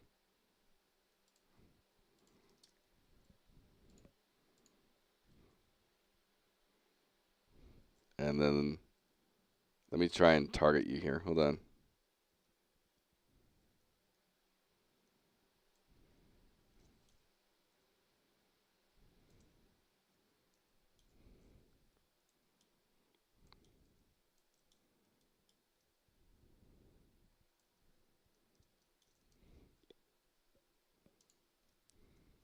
Yeah, cool screenshot though.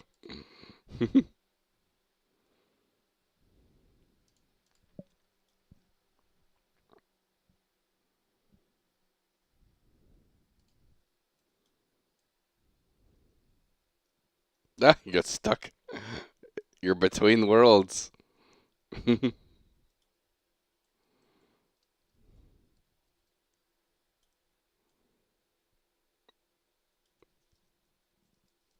You're stuck, huh? There you go.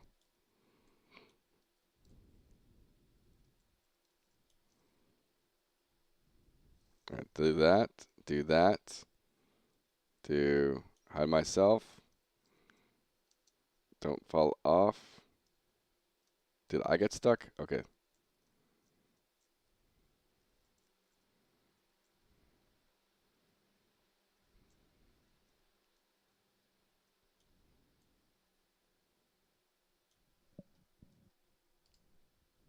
All right, strike a pose.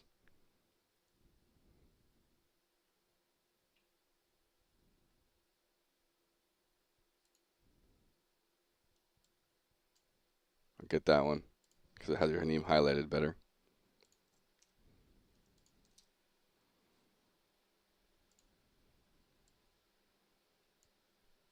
Oh, he started the fight.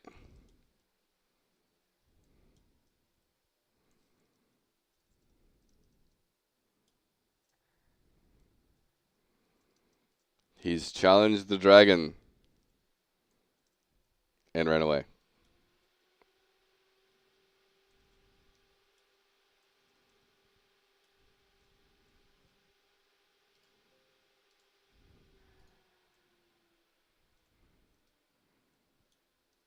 There's so many glitches with the building.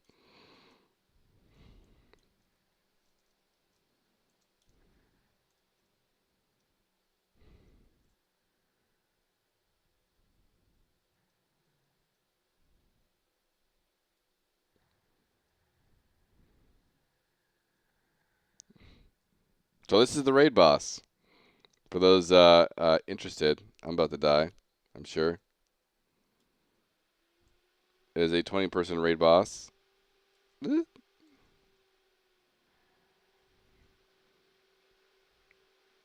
You'll see why shortly.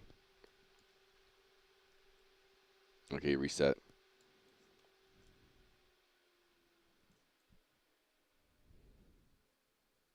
Boom. Spell has died. Rip.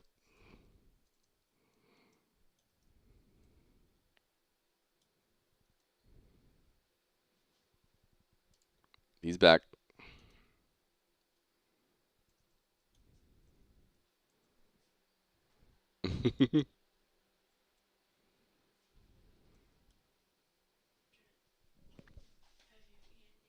No.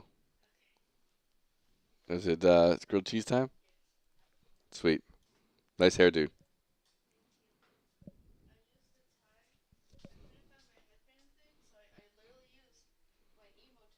Nice.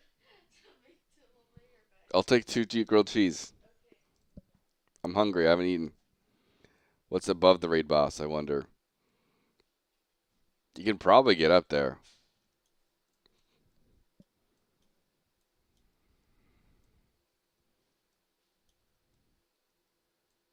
Let's see here. You might have to just get the right angle. I'm not sure.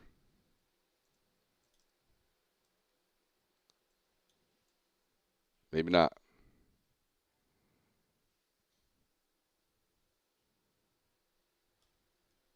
Oh, do I not have a... I don't have a reset over here. Okay, hold on. What's my lock? TP 00. What? 10,000? There we go. Summon. Spell. There we go. Now we're turned into a game of Fall Guys. Woo!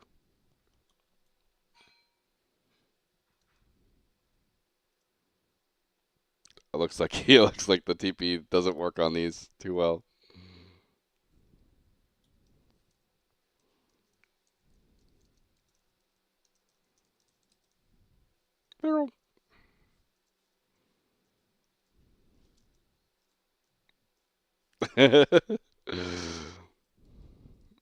TP 00, what, 10,000 was it?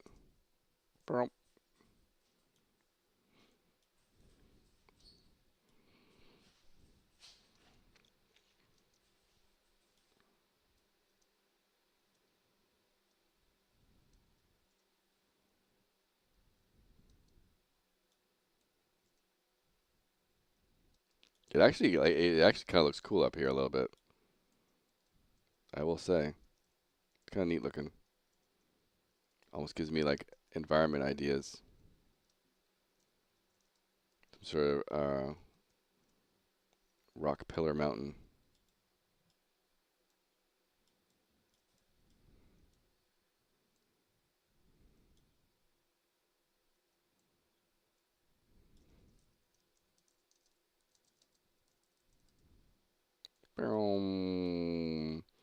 It's always so fun to have GM controls. I was like so stoked to have GM controls, like implement the GM controls in my game.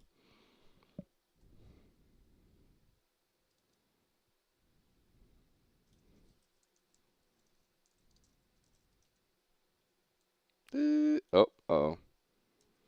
So I don't know why the music isn't starting, but typically when you this is probably what happened. So here so likely what happened is we've been teleporting through the trigger box for music. And so if you come over here, right, and you walk in, you'll have the boss music start. I think. Or not.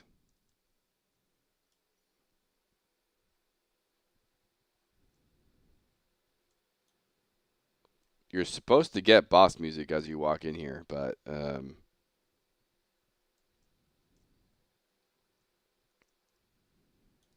for some reason you're not. I don't know.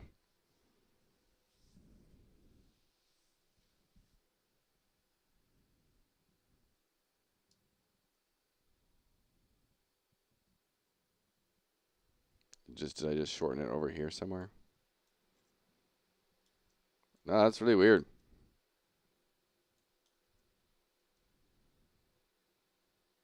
I might have made like some. I did do a short at some point, and maybe I messed with the dragon not starting. You walk in. Now the other thing it could be is let me zone in and out, and let me see if maybe we messed with the trigger by teleporting through it at first.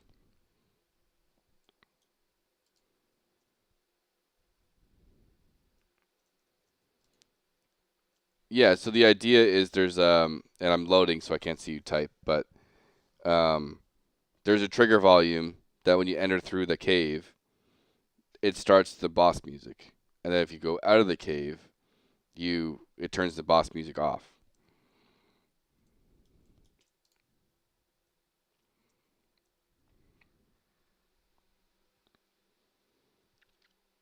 But we may have glitched it out by falling through it and like the trigger's not applying properly and then it's all out of whack.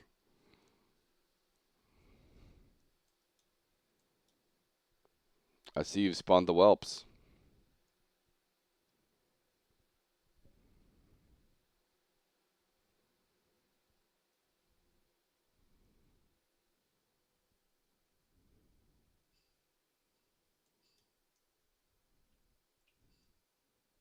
So let me see if I can get the music to click. I'm going to die anyways, but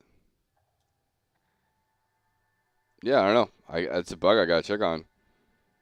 I've barely touched this zone in months. And so it's really weird that the music stuff broke.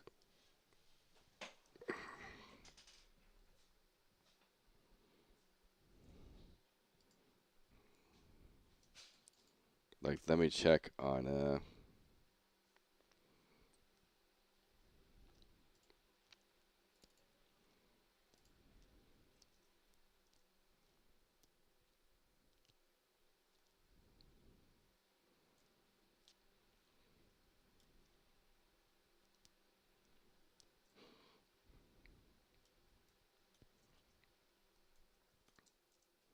so this is the music volume here.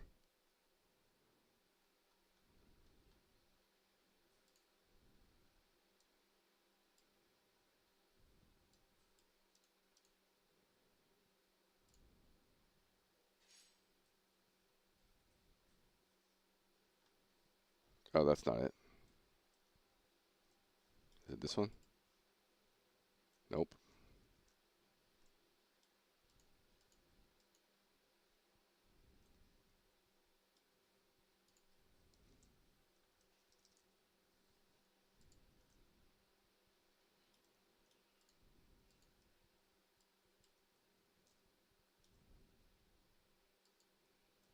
Hmm. Yeah, it's very strange why it's not triggering anymore.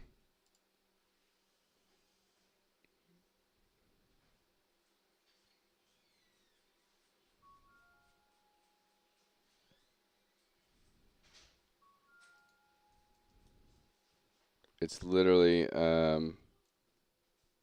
like right about there. It's like right around here.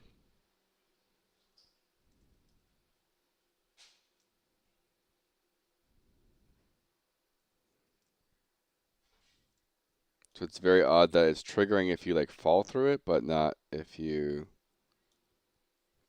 Oh wait, I don't have like music off, right? No, that doesn't save when you zone.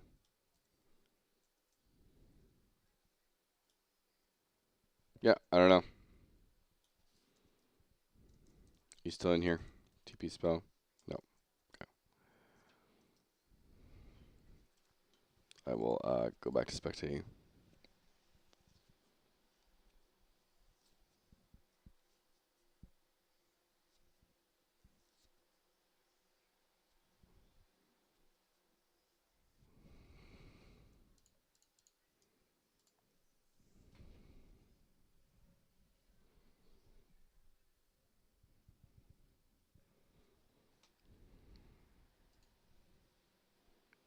Just putting a random note in here.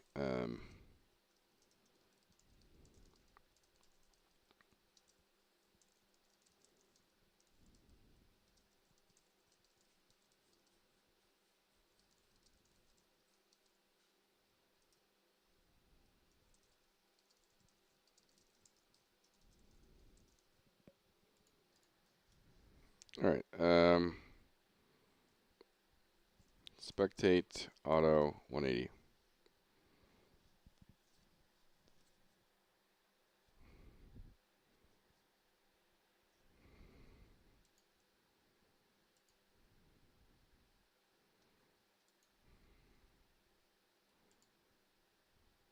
What is going on there? You are frozen running, apparently. What did you do?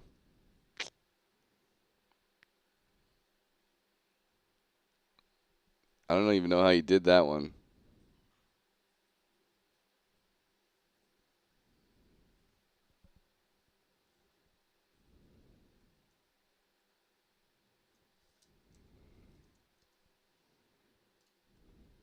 All right, I go to the bathroom, and I'll be right.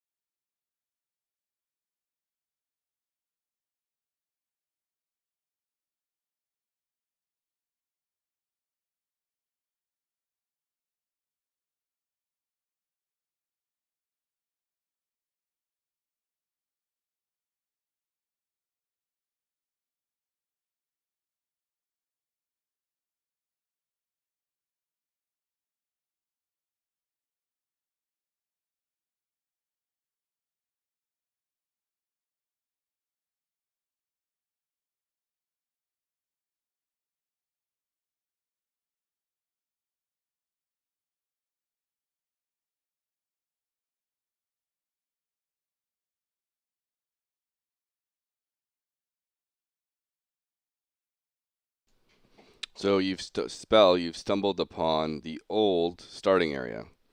If you ever watch any of our old content, you'll recognize this starting area. And we were actually on the Unreal Engine live stream inside Unreal, and you'll kind of see it there.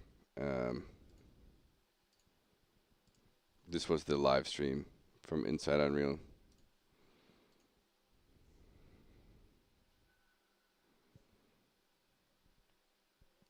And so basically, I was having a lot of issues making that Emerald. I call it Emerald Rivers now. Making Emerald Rivers a continuously good pacing from that early starting area. And so I made a decision to make a newbie yard, and that's where where Puddlefoot is this whole new newbie yard area.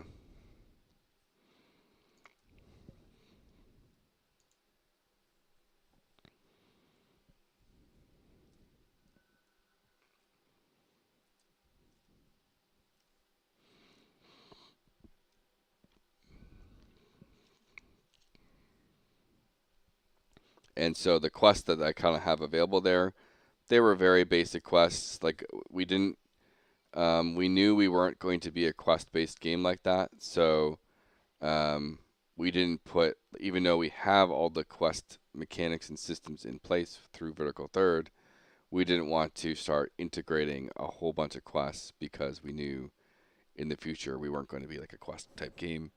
At the time, I was formulating my idea for the Registry of Chronicles, um, and so now I've moved away from traditional styled like WoW quests and stuff, and tried to make it much more about the Registry of Chronicles.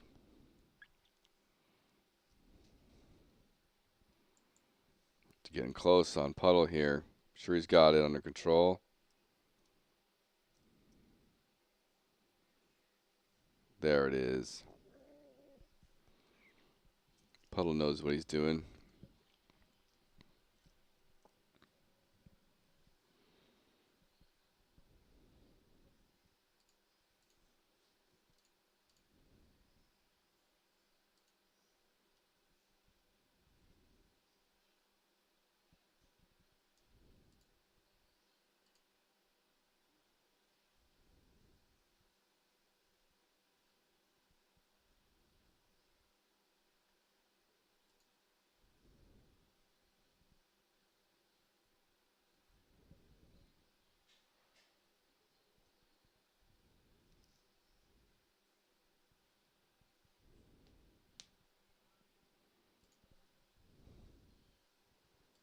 I'm constantly switching over to my other screens.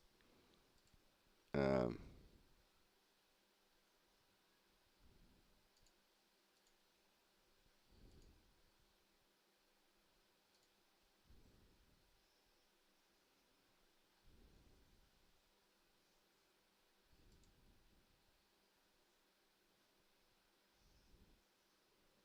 um, I have a bunch of posts like kind of hanging around through either like Reddit. I haven't checked the Reddit playtesting forum.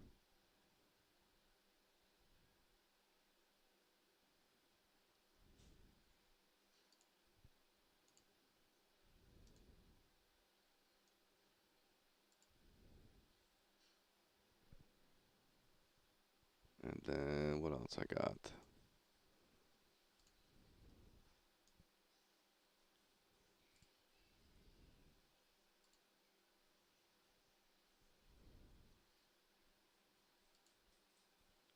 I keep forgetting the other Discord I want to post in.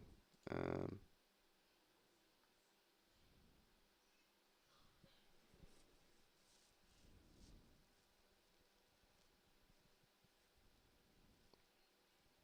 why can't I think of it?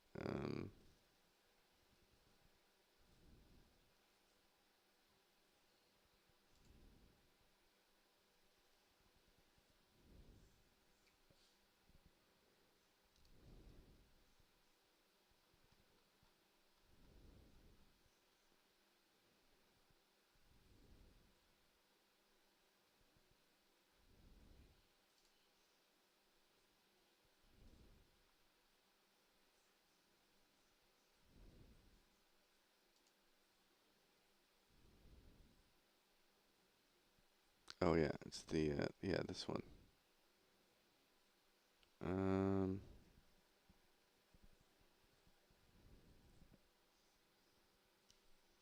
you found the best place to farm. Oh God, the ones that are outside the nav mesh. There's no nav mesh there, I don't think, so they can't walk.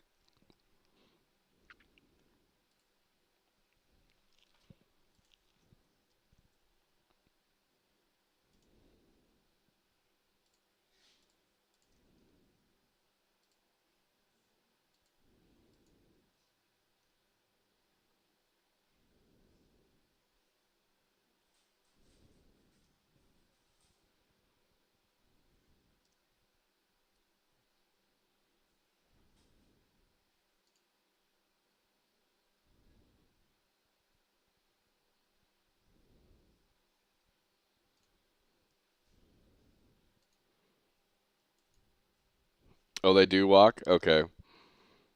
So maybe the nav mesh does cover that area.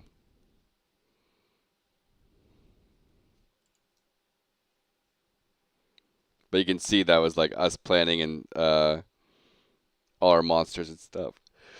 The foliage.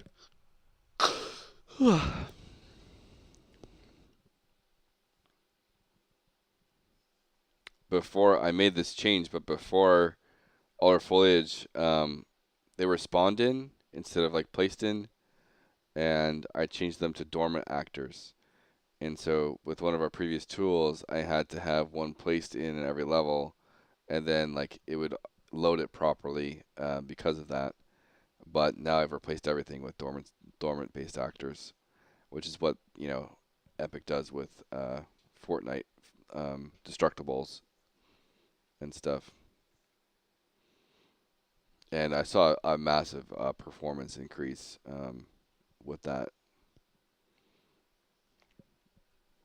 performance and loading. Because previously all the trees and stuff would be net relevant based, and they would load. They would basically be cut in and out and pop in and stuff. And now they don't. They're always kind of loaded, and it works much better.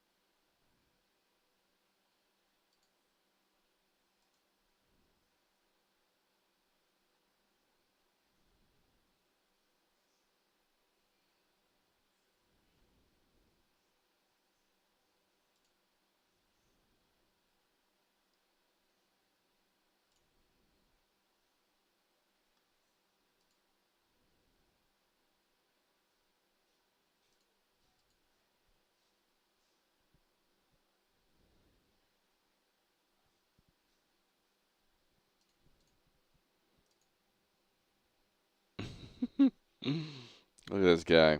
Hmm?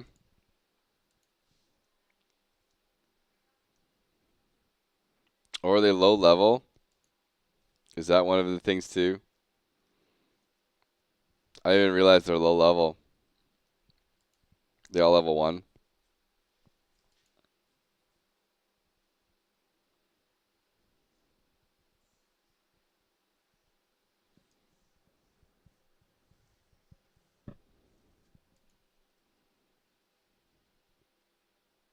This is hilarious, I know.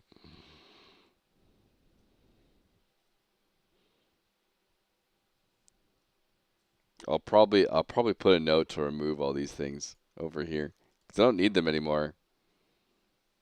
It was all like early planning stuff. Perfect spot. At the zoo.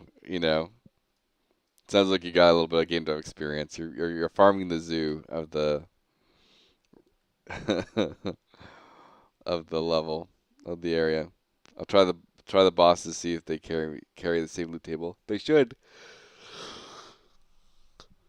The I have it so the loot table does change based on level. Um, but I think I might have set it to the same thing. I'm not sure. For bosses, I might have the same loot category in each one. I don't think I changed it yet. Can I finally get my speed shoes? We'll see. Gotta go start hunting those water elementals.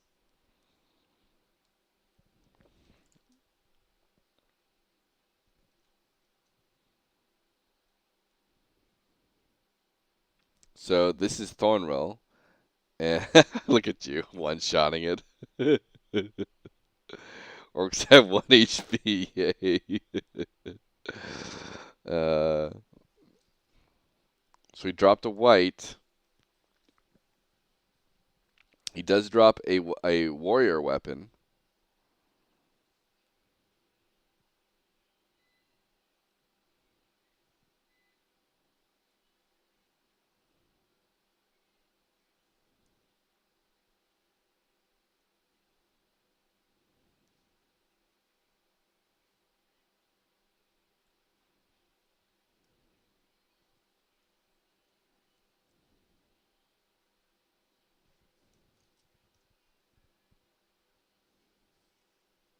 If I do lock and then TP 218810 663 and what 3254?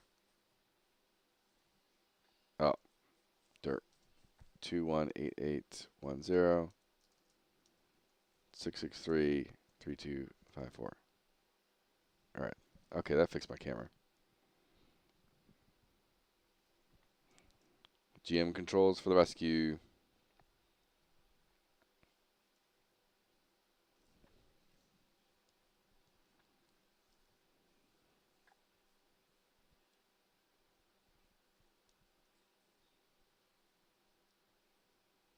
You can see we have like a lot of inspiration from New World when it comes to like a lot of the survival um,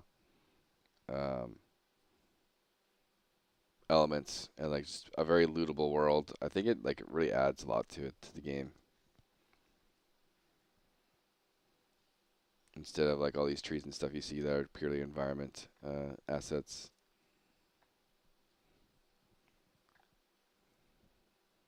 Which is kind of funny right now. I do have a not really a bug, but like a lack of thought of feature.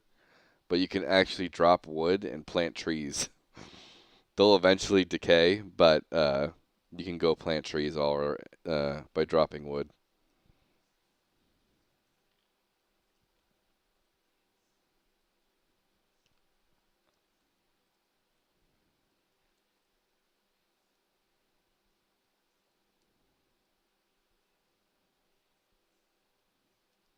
There's a weird texture or something above the orc corpse.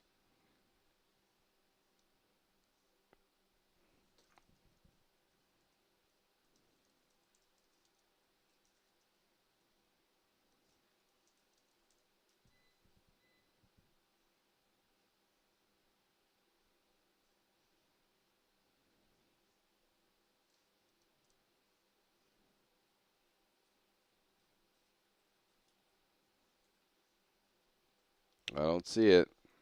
Must have went away, decayed already. But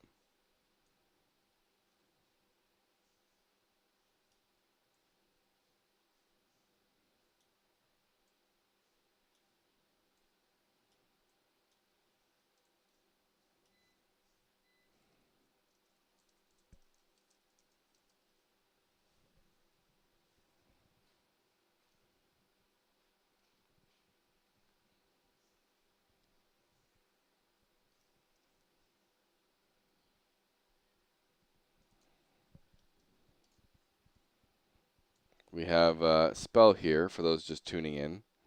Exploring the map and looking for all the exploits he can get. And he's found the corner area of the map that has a bit of what's called a zoo.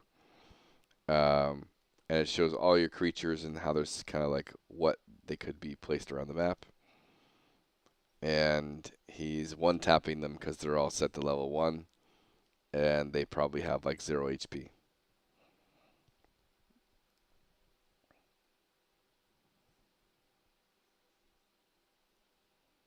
It also has all the different foliage things you can loot. All the different snowbanks. All the different trees, some of the other foliage there. It's going to get decked out on purified snow.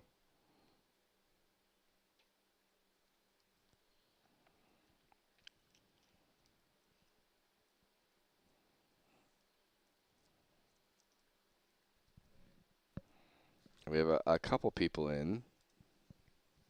We have Puddlefoot as well. He's been grinding on some spiders.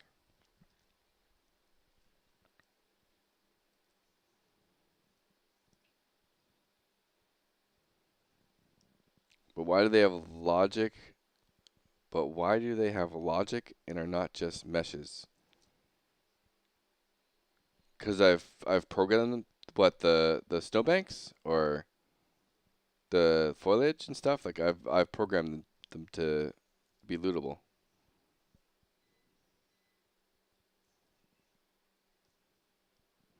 Like, and so I say foliage meaning that they're just plants and stuff. It's not a foliage like instanced actor from a um. Oh, that's just because it's my spawner. Instead of like dragging out the asset and putting it there, I have a spawner that I just dropped there and set the data table to. Like I can show you what it looks like. Uh,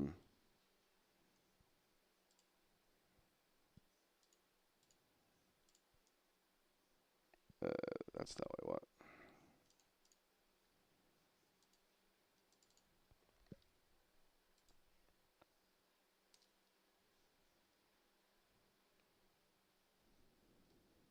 So when it comes to some like in editor performance things, um, I have a spawner, right? So I don't have the actual. If you put a bunch of those meshes there, you're actually having to load those in when you open the editor, right?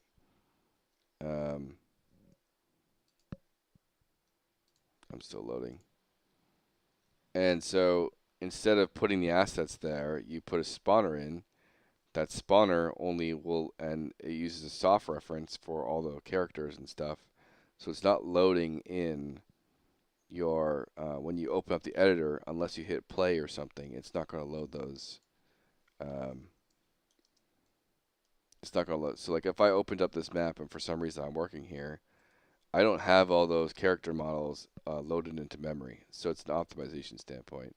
All my spawners look like this, and they're holding the soft reference in the data table for those enemies, but they're not actually loading it into memory.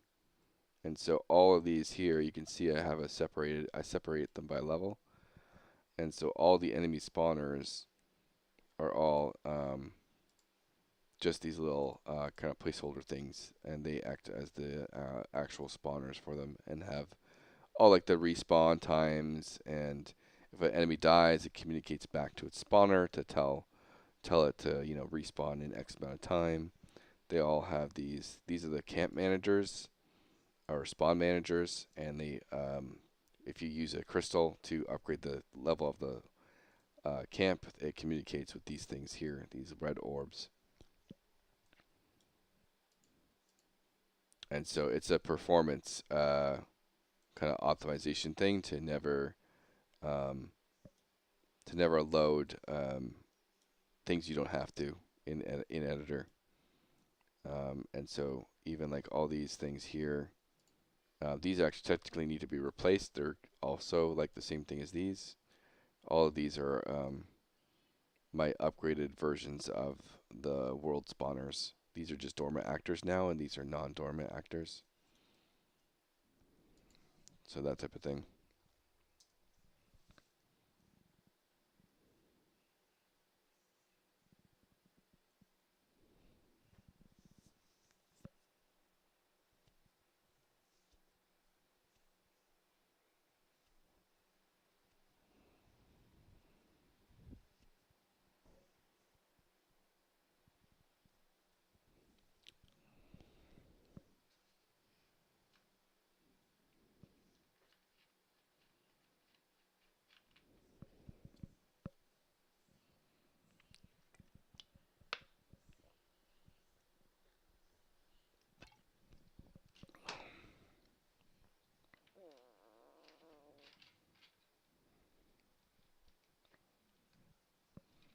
But so that's why they're not just static mesh things.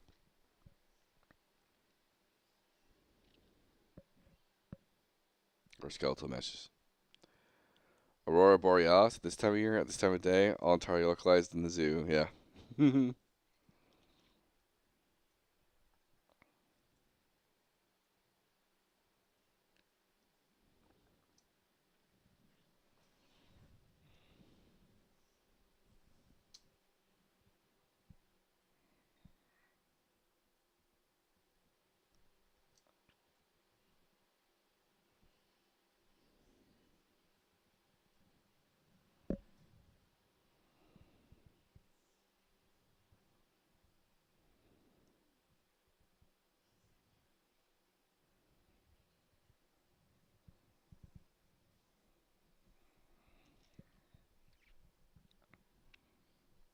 You've probably gotten a decent amount of exploration XP. Every camp on the map also gives you XP, so you can actually literally go from camp to get a bunch of XP, or continue roof hunting. You're just playing the floor is lava, you know, that type of thing.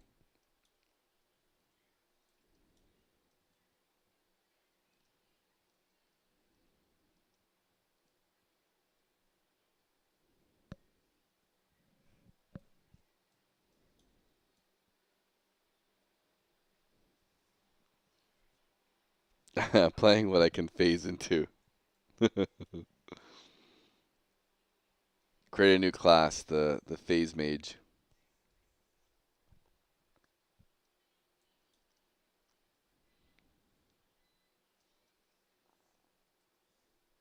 We'll call it a ghost mage. Make it all about passing through my enemies. It's actually not a bad idea. It's kind of an interesting concept.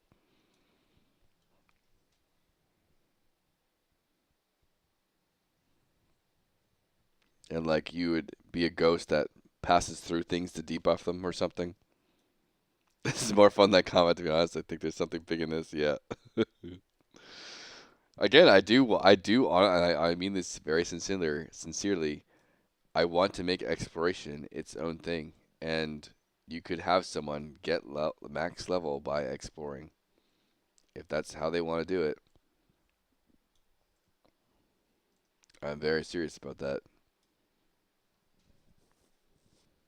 It might take longer, right? It's not going to be the most optimal way to level because it's flat out easy, and there's no challenge in it. But um,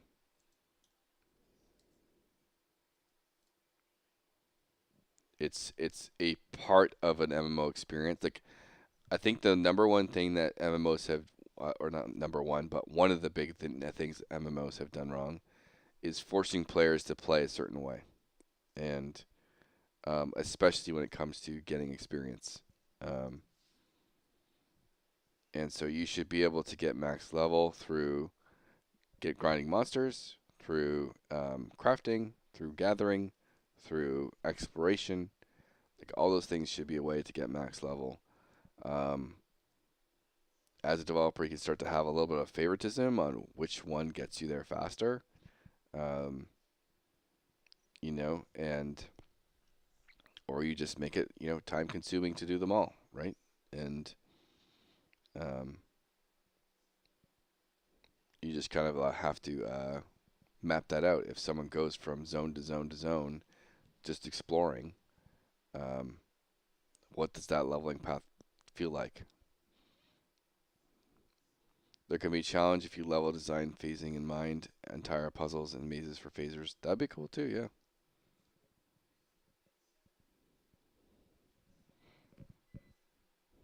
I'm gonna note it down. Um, phase mage or ghost mage concept. Think about it. I like the idea of a ghost mage. Like that is actually a cool concept. That is actually not been done before. So anytime, like I want my mages to be very element focused, And so the mage you're playing right now is a fire mage, and so everything they use is about fire. So even when you get to different builds, it's going to be like lava mage, lightning mage, or blue fire for healing mage, um, smoke mage, stuff like that. Everything to do with fire itself. Um, and then other mages are going to be similarly themed, and a ghost mage could be themed in like a spirit mage of some sort. And a ghost stuff could be one build of the spirit mage.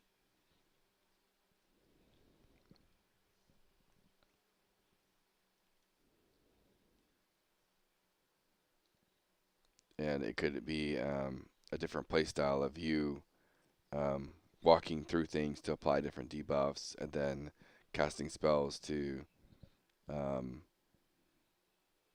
actually activate or deactivate certain things. There's a concept there. There actually is a concept there.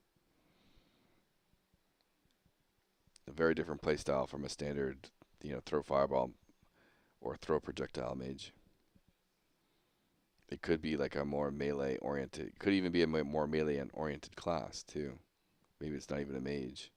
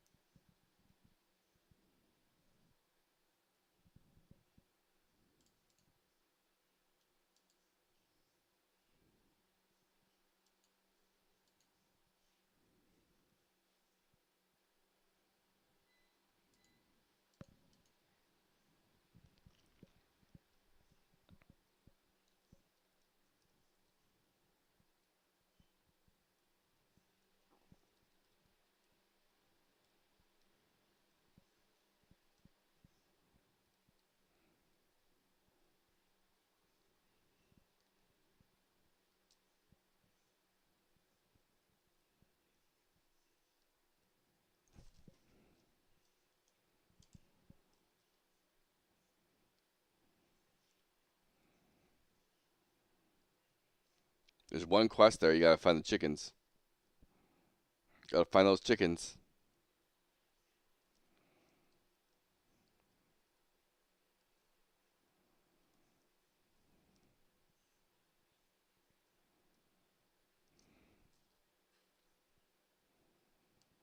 But basically, through Vertical Third, we have all like 10 major quest types.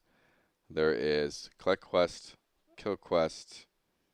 Um, there's like two types of escort quests. I call them spawn and follow, where you get an escort quest and it literally spawns some sort of NPC that follows you around and you gotta deliver them. Then there's escort, spawn, and defend, where escort starts walking and you have to defend them along the way.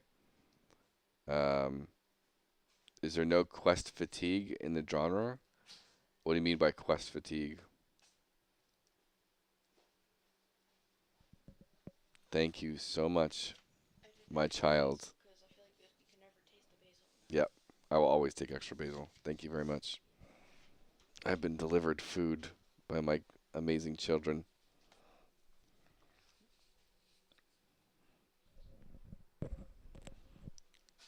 Same template for decades. Yeah, yeah, you're totally right about that. And that's why people are kind of sick and tired of questing, right? I mean, some people like questing, right? Um, and some people feel it gives them direction on what to do. Some people like to be on rails. But our game is catering to an audience that is very grind focused, very kill monster focused. Um, and I feel like quest hubs have forced a certain gameplay experience that I don't want to put in Terran. I want you to open up the map, pick a location, and just start going there and doing stuff and get rewards for it. And that goes back into the Registry of Chronicles of um, pick a spot, go kill stuff, go explore, get gather stuff, get crafting supplies, do crafting, and yes, grilled cheese with basil and tomato. I am excited. I'm going to mute my microphone here.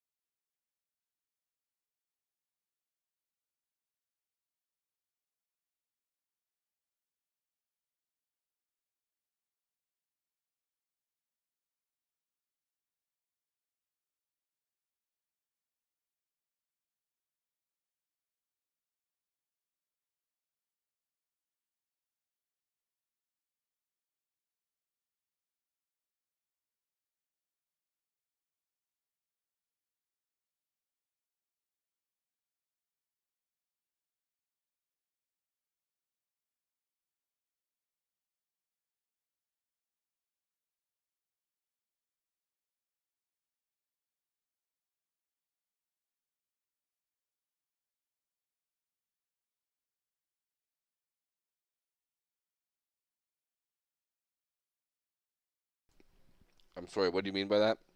Take two items in the grid inventory?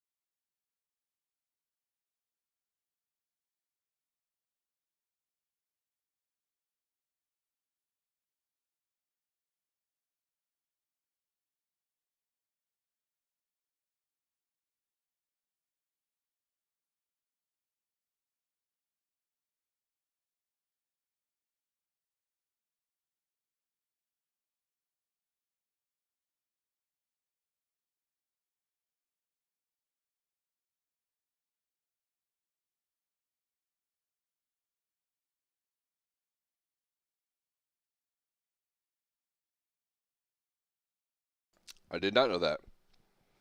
Um, what are the reproduce steps? It's delicious. I love it.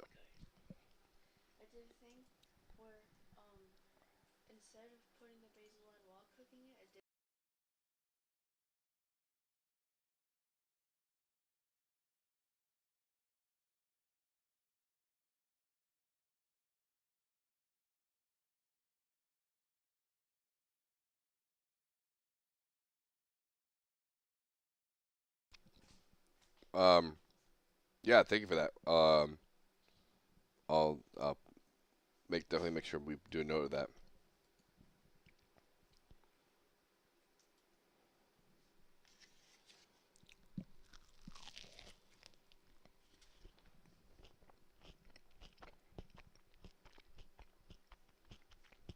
Mm, interesting. I'll test it in 1 second.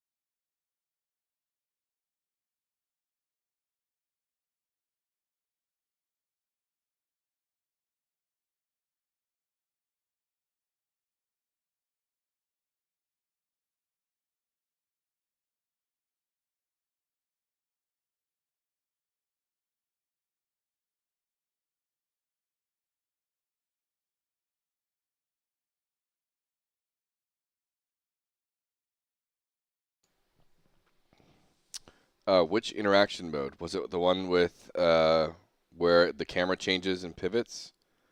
Or is it the one where um, you're trying to get a quest?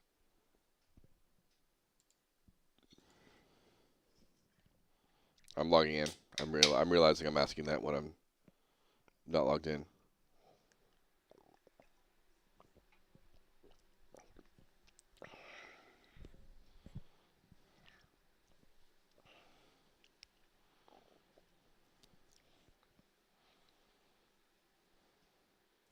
Which this so it's right here. You got stuck in this somehow, and you can't click next. So you said you can pick up one and right click and drag the other.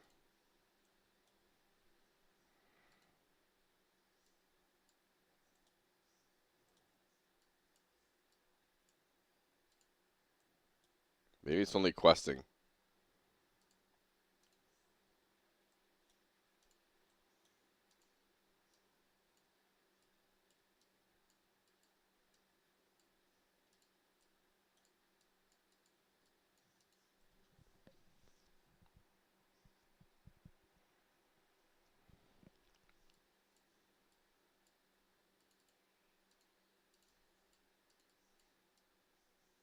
All right.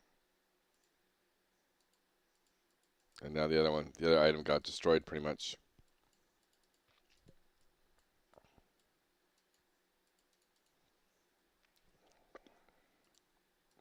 Now there's a chance it's just a UI glitch. Go to questing.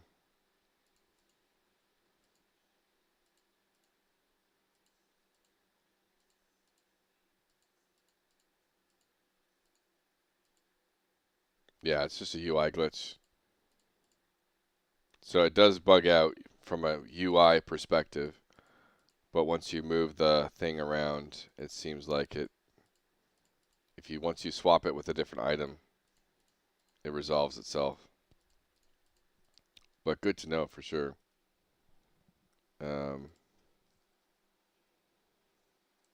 Double click dragging while holding an inventory item can make it appear like it disappears.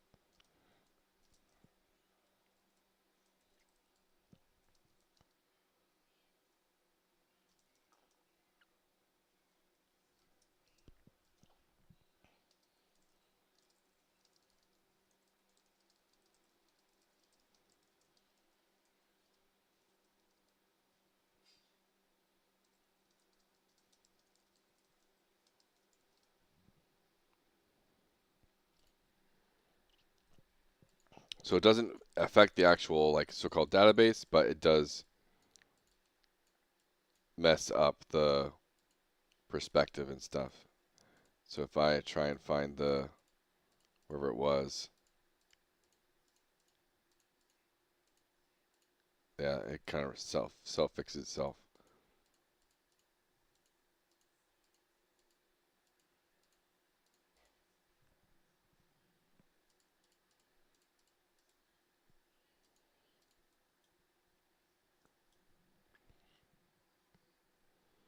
And so with the this thing here is like I thought I fixed this, but you click through here or whatever, you get your fast travel. Anyway, if you phase while talking, I think it does that. Um, for a while there, if you blinked away or something, yeah, that would definitely cause it. I see what you're saying. Because before there was like I fixed one bug where um, basically even though that chat bubble window was hidden, you could still click the button and it would lock you out. But I fixed that. But yeah, if you are here, so maybe I need to make sure your actions are disabled during this, or inputs disabled. Um, disabling combat input during NPC interactions.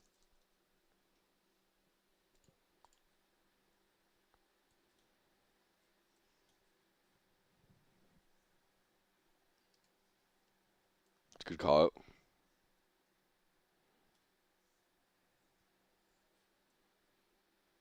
Yeah, it's all standard, blueprints. You know, animation blueprint stuff. Um,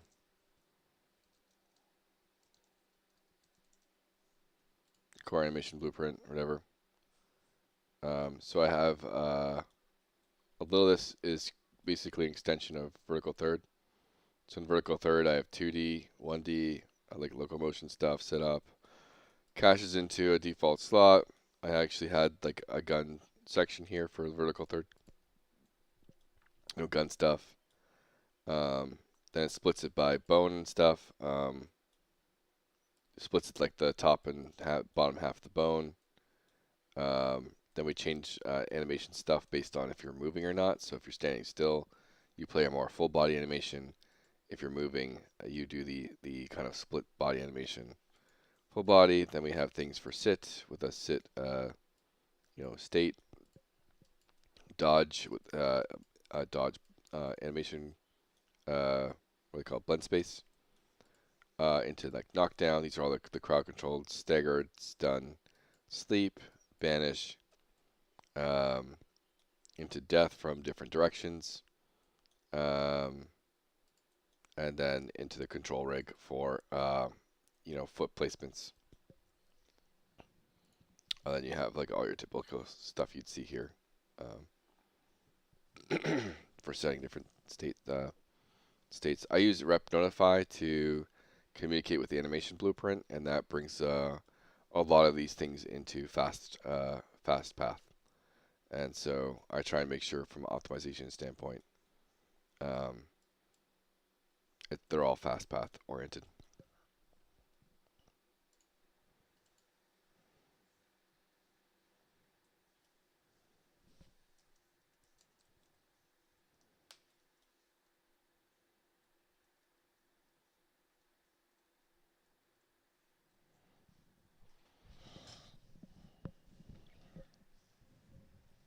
And obviously other creatures like that's the animation blueprint for the Cinti Studio characters, and there's separate ones for like bears and wolves and anything that's not Cinti Studios. But I obviously had to set all that stuff up.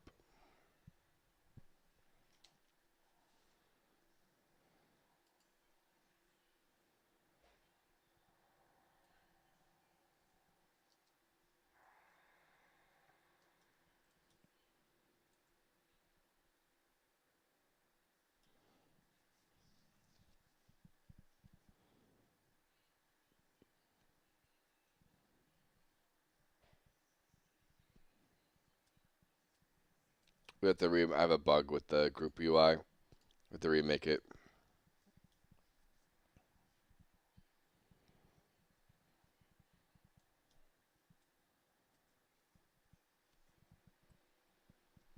But to be honest, I need to take a little bit of a break. I need to walk around a little bit, move my legs, um, and level up, crafting.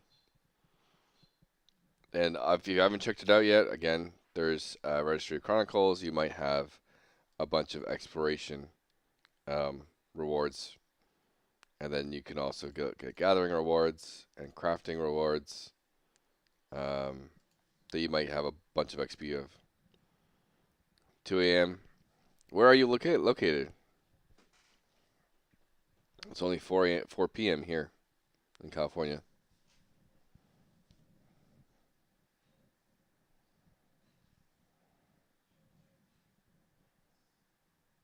Israel. Oh, okay.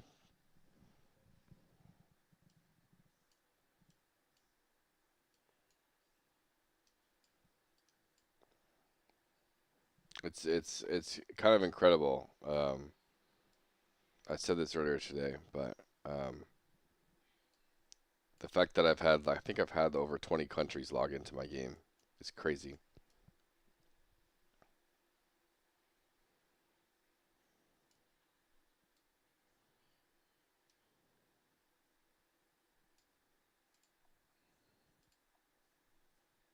But yeah, the Registry of Chronicles again. This is just like your experience, like you're running around exploring. I really want to promote that. So there's going to be a whole list of things to do, puzzles to do, um, in the exploration category. I might have a puzzles category, and you have to go complete a bunch of puzzles in different areas. And instead of just like 2, 4, 6 puzzles, it might be um, specifically named puzzles or something like that. I don't know.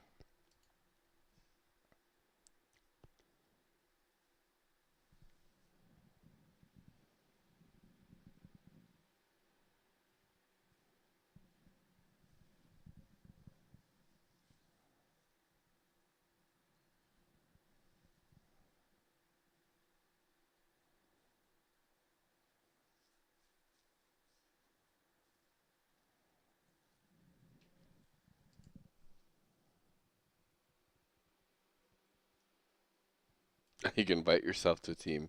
It's a good call out.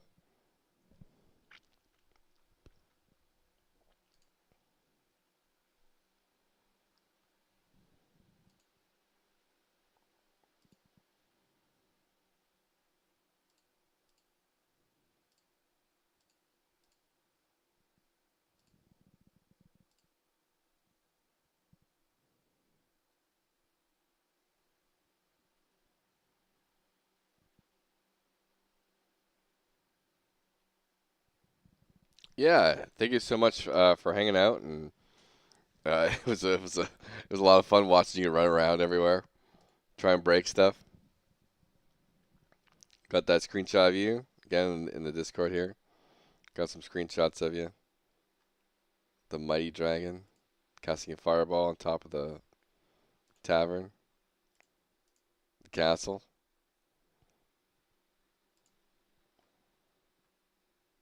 This was too funny today. Just friendship is the only power potion you need. I'll never get it.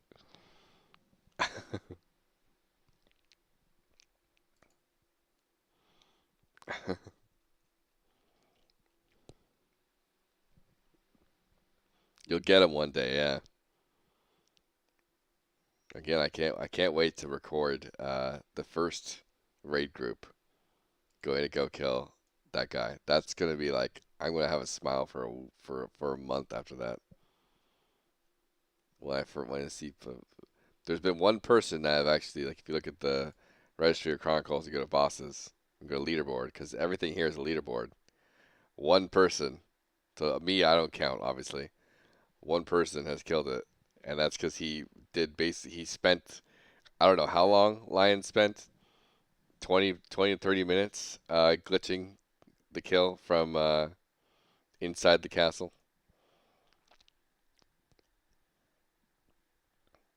So he's on the leaderboard for the confirmed kill.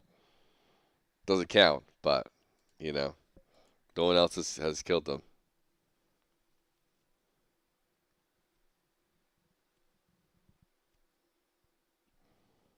Even Skagente. I think some people still have some kills from when he was I think these kills were when he was actually spawning bugged. And he spawned at a lower level, and that lower level made him have a very low health pool because everything has like a health curve in the game. But sometimes I was like kind of lazy and like I didn't do the. He was supposed to always be level 17, and so I didn't set his health curve to have like any proper values under level 17. And so Lion got a bunch of kills. Got Kagente because he was like two shottable or something like that.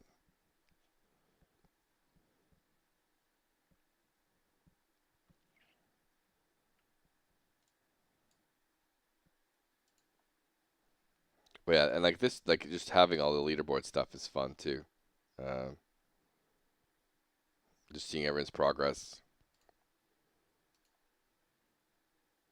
Get Lion's Den up there, Jester Healer, Paddlefoot, catching up. All right, Spell. Thanks again. Thanks for stopping by and playing and hanging out. Always great.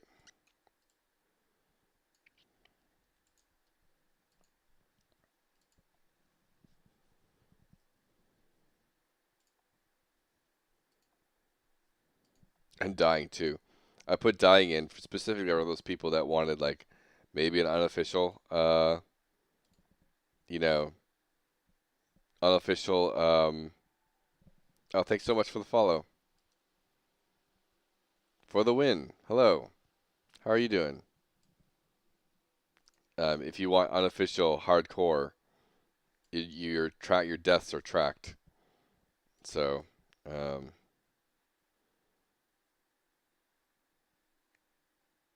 it's all there. You can see I'm on the top of that leaderboard testing stuff. What type of so again this is my MMO, Ruins of Tearyn. There's a playtest on right now. You can log in through the Epic Game Store.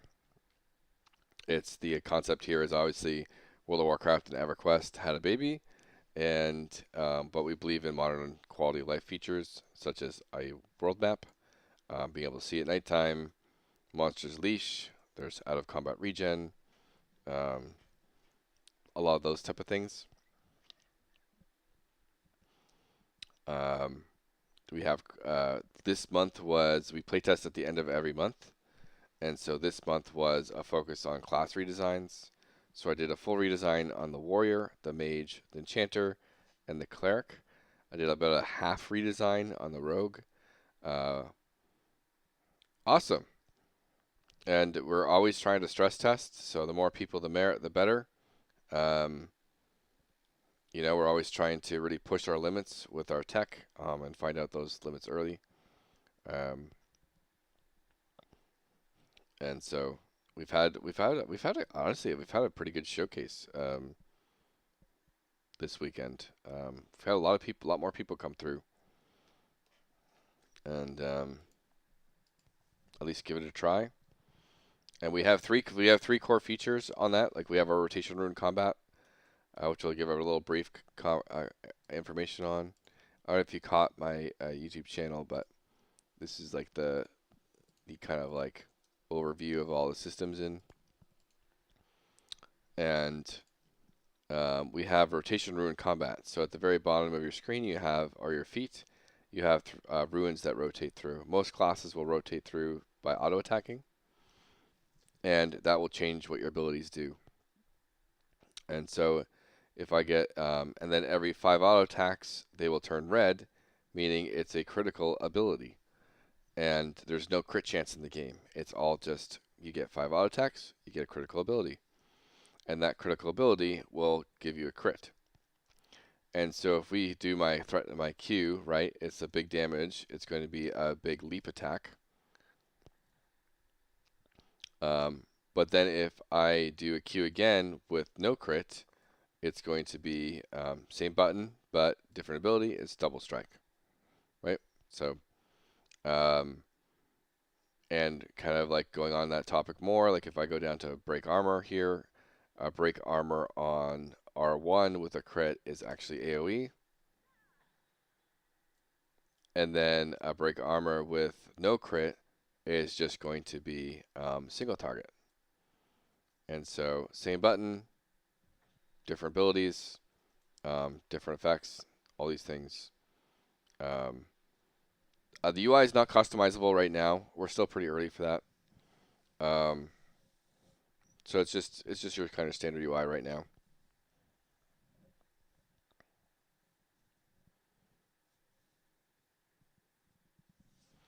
And that's like the very, very like quick breakthrough of the rotation ruins. Like again, I can do my R1 for E is a kind of interrupt, but then if I get an R3E, it's a full-blown stun. I gotta wait for the cooldown. So different animation, different cast time, all those things. And there's a general idea here of R1s are resource efficient, so they're better for like 1 point of mana or stamina per damage is going to be very efficient at R1, whereas R3 is more expensive to use but a little bit more powerful and intended for burst. And then all this kind of goes into our 2 other systems, which is the map system and then the Registry of Chronicles. And you may have seen me talking about Registry of Chronicles. Fluent says, can I only ask because I use Naga on, like I have the bar visible in the format of 3 buttons, 3 rows of 4 columns. That way my brain doesn't have to remember the key press. Oh, like Naga the mouse? Is that what you're saying?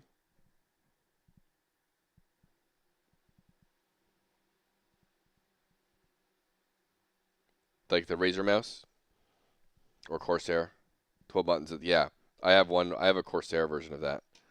But yeah, not right now. You might be able to customize them through here. I can't quite remember, so let me try it on my mouse.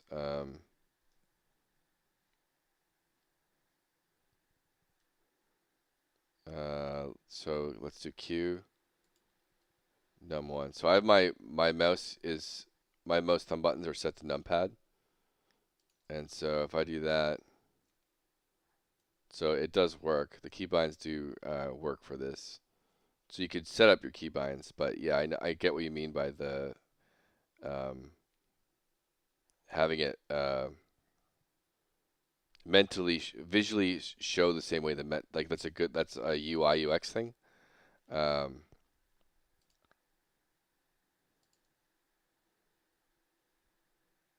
and like on the Rogue, the Rogue's design right now is position based, and so your shift is left side position, your Q is frontal based attacks, your E is backside attacks, and your R is right side attacks. And so I'm trying to have it so like obviously your pinky is left side, which is the left side of your hand, and R is the right side of your hand. So it's like it's just cohesive like that. So I think about exactly what you're talking about quite a bit. I have some reworks to do with the Rogue to make it all come back more appropriately, but I've set up my characters very similarly to with that mentality.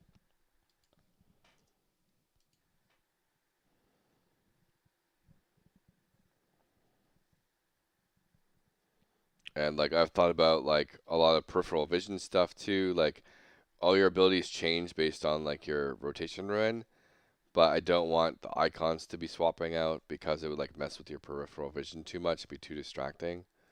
And I want your eyes to be on your target and on your character type thing. So um,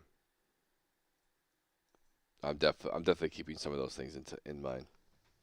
So I definitely know your experience.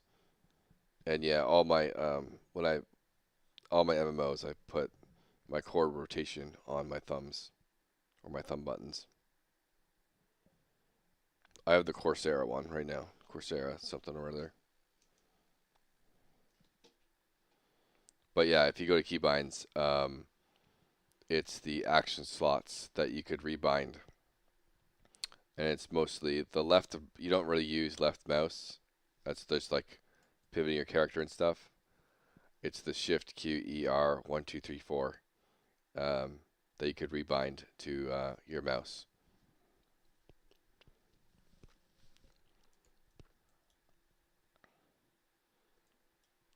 But at the same time, like our core philosophy with combat is like it's slow paced, and you don't need to have.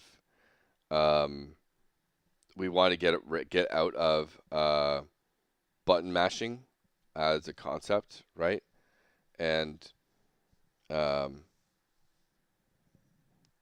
and so we want to be a slower paced combat game. It's meant to be about thinking about your next move, your move after that, your move after that, like environmental awareness, game knowledge, um, kind of more strategically thinking about your path. I mentioned this quite a bit, where StarCraft and like Warcraft in the RTS days was known as like the big like pros would have insane actions per minute, and that's like tons of clicks and moves and all these things happening at the same time. And I'd argue that modern MMOs are matching how fast you're pushing buttons when you're in combat, and I feel like that is a bad thing. I want to transition from like an actions per minute game to a thoughts per minute game, which is a bit more like chess, effectively. And so it's a common strategy game type concept where it might not be you might not be spamming buttons, you might not be doing a whole lot second by second, but your brain is thinking constantly thinking about what your next move is, and the move after that, and the move after that, and being environmentally aware, making sure you don't pull ads, thinking about spawn timers, um, thinking about what is the correct ability to use at the right moment, at the right position. And so other systems are like we have stagger in the game.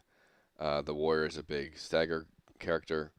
So if I apply this big powerful stagger, now the target's stunned for 10 seconds when their bar is brown like that. They take 20% more damage when they're staggered, which stacks with the 20% damage bonus from behind. So you're trying to. It's also when they're staggered, it's threatless damage, and so you're trying to use your spells wisely in a good position and stuff. And with the mage itself, I had like you have to have a lot of intention with how you design abilities. And so like the fireball is a very big burst spell, but then you have bombard, which is applies your dot over time. So it's like if it's a longer fight, you probably want to stick to bombard and get your stacks up. And then you have ignite, which is more of it's a high damage execute, but it requires a whole lot of preparation and mana for it to actually do any damage. So you have to get your bombard like several casts in order for it to actually deal proper damage.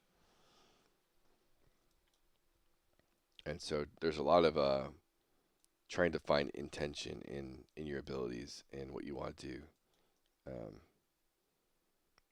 And so like the warrior has some buffs as well.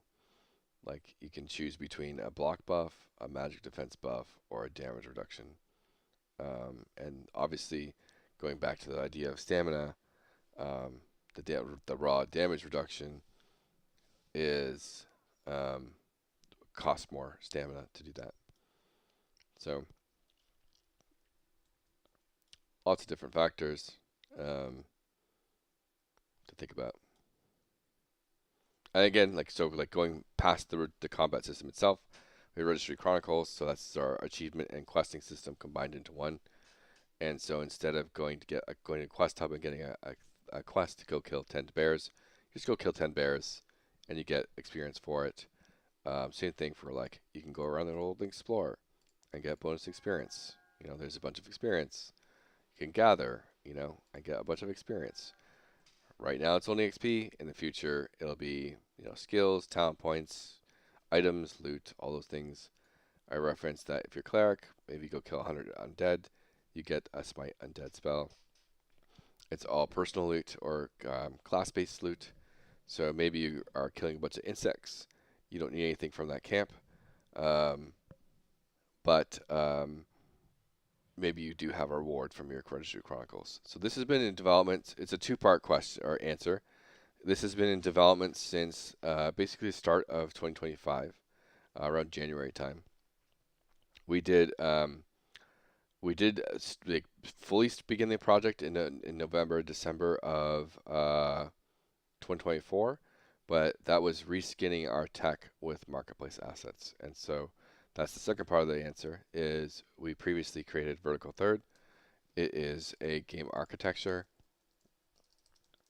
I can link that channel as well. And so, Ruins of Tearyn is powered by our tech, Vertical Third, which we spent 3 years building from 2019 to 2022. And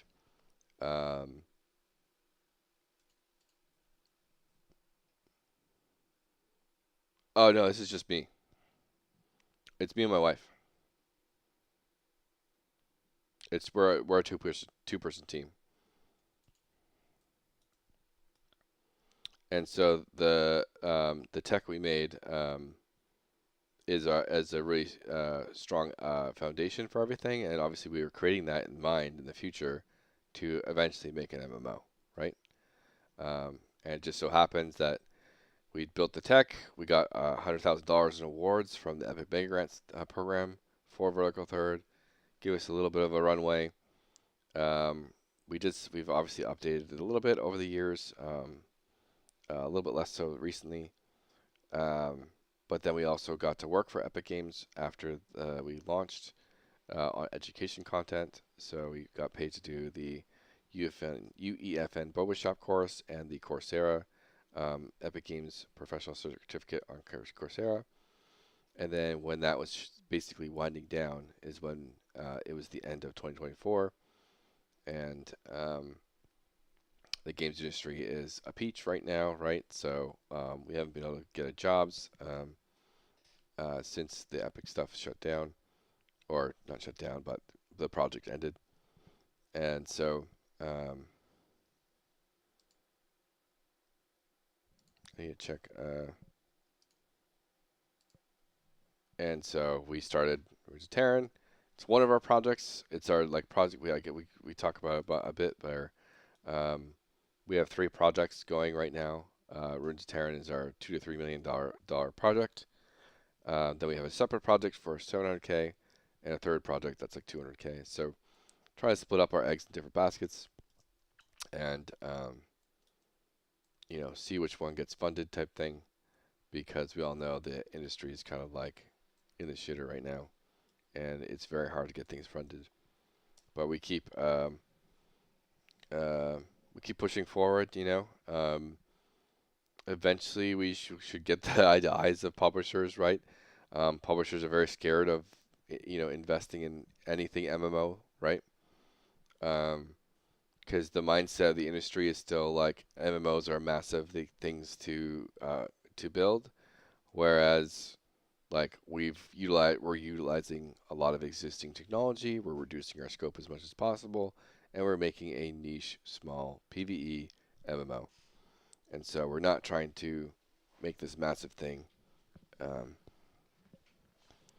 we're trying to appease a small niche audience, um, and it's hard to kind of prove that to a publisher without them being very hesitant and stuff.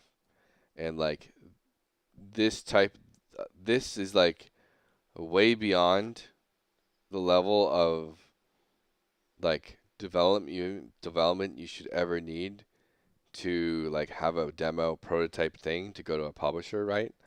We still are having issues getting funding.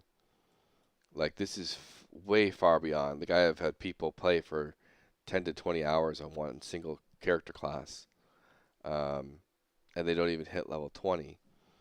Um, and so you would think it'd be easy for me to get funding off this game, but it's just the industry kind of sucks right now.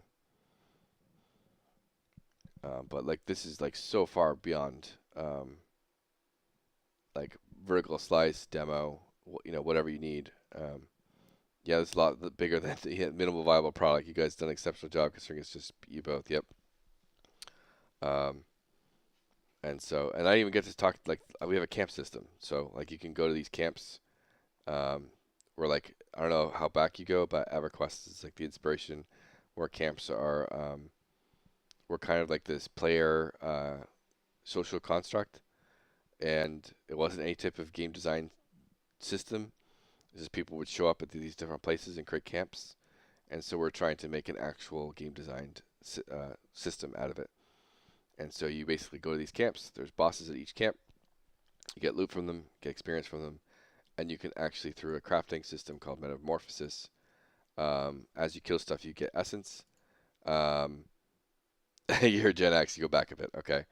Um, as you kill stuff, you get their essence. Sometimes it's essence, sometimes it's bones, elemental cores, and you craft them into crystals. And those crystals can actually increase the level of each camp. And so you might be your level 7 at this level 48 camp. You can increase the levels by 3, and now it's level 7s to 11s, and that increases the experience reward. It also, once monsters hit level 9, they start dropping green loot. So it starts to upgrade um, their rewards as well. And then eventually, this part's not in yet, but the bosses that do spawn will eventually at like +3, +4, +5 or something spawn as fabled versions of themselves, which will be much harder to kill and drop improved versions of their loot. And that's like our core gameplay loop right now. Is rotation ruin what breeds the uniqueness of Ruins of Tearyn is our rotation ruin combat, our registry of chronicles, and our camp system. And we feel like that is a really strong core gameplay loop right now. And so now it's about refining it a little bit more, improving it, adding other systems. Like right now we have basic abilities. You're always going to be locked to eight buttons at the bottom, but eventually you'll have 60 abilities to choose from for your build, what you want to do. So we need a whole UI on how you're going to configure those in. It's probably going to be some sort of like gem socket system um, that you're kind of socketing in those abilities to cater your kind of gameplay style and stuff. Lots of different classes to add. Um, and yeah, um, so it's like all world bosses currently, dungeon guilds. Yes, there's no instancing. That's again, we want to make a social game that goes back to a little bit of the slow paced leveling or slow paced combat. Is we want you to be able to type and chat with your group while you kill monsters. So that goes back to I don't want you to feel like you just lost, you know, 20% of your DPS because you wanted to say, hello to someone or how was your day. Um, and so that like the social aspects of that. And so we don't want dungeon instancing at all right now. There's always a chance we do something with it in the future, but at the moment we're trying to just stick with open world so-called bosses and dungeons. And we will have to we are because we're in Indie MMO, we are limited on how many people can be in a single zone. So we'll absolutely be doing like classic WoW layering type thing. So there might be 3 versions of this zone open that people have to grind in. With that though, we will like create some sort of system that might, for raid bosses specifically, might like it will. I know in classic WoW, people were like farming different layers for raid bosses, and we might find ways to limit that.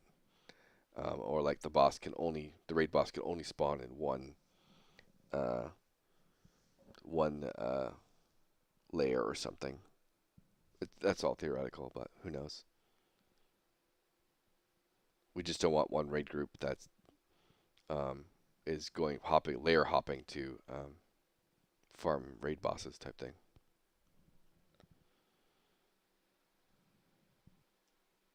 And so again, going back to like it's WoW and EverQuest had a baby, right? So outdoor zones are going to be much more um, outdoor zones are going to be much more favored or lean towards WoW, where they're more casual, they're soloable, very solo duo trio friendly.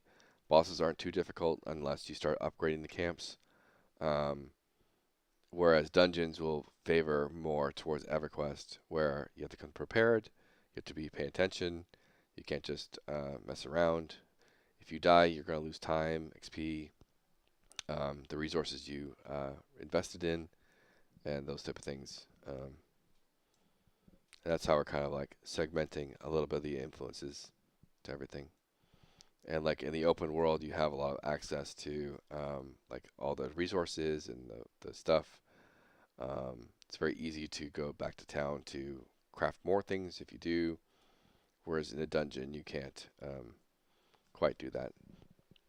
And with our dungeons too, it's a little bit like we love the show Delicious Dungeon, the anime, and it's a little bit like that. Like get stocked up, get prepared, bring in that survivalist little bit aspect of things. Make sure you have your potions, your food, consumables, and go dungeon dive for a few hours to get some cool loot and stuff. And then going back to the Registry Chronicles, there could be this could be a whole dungeon. There could be a dungeon tab with a specific dungeon on the different things that you have to complete there and the rewards you get from doing it. So again, very like personal loot kind of system from Registry Chronicles. And like I said, maybe you go and kill a bunch of insects for your friend that needs loot from that insect boss, but you don't need anything from that boss, but you might need something from your insect track. So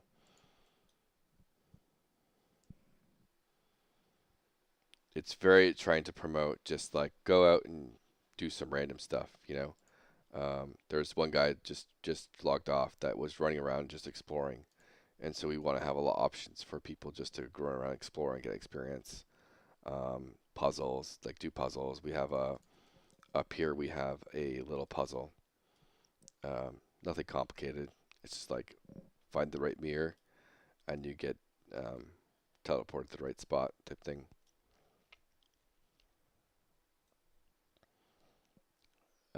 But it's pretty much just like, go in a direction, do some stuff. You'll get some XP. Apply to a lot of different personality types. Even in our class design, I'm thinking about the players that might just want to be a cleric and chat and sit up and heal every so often and sit back down and keep chatting. Then there's we had two people today that were watched for a bit, lurker mentality, nice, yeah. There's two archers that were running running around all over the place, being super scrappy, trying to take on level 4s at level 1, and they were on archers dodging all over the place and stuff. So for having a little bit of that different player personalities of, you have like the more chill person that wants something a little bit slower paced, but then you also have that one person that wants to be much more active, and like the rogue, like I mentioned, I still have some work to do on it to make it feel cohesive, but they get to apply stackable bleeds and stackable buffs and debuffs based on the position, and so you're going to be moving around as a rogue a lot more than other classes. And whereas the tank is like, oh, where do I want to tank? I want to tank in this corner, and so I'm going to pull that target to me, and we're going to tank right here, and I'm going to sit here and whack it. In another EverQuest throwback, I made sure that there was a first-person perspective. A lot of people don't understand that EverQuest for a long time was a first-person game, and so plus it's again going back to my tech. I already had a zoom in, like a first-person, a true first-person perspective, so it was a very easy leap to just scroll in and enable the first-person stuff. So it works quite well.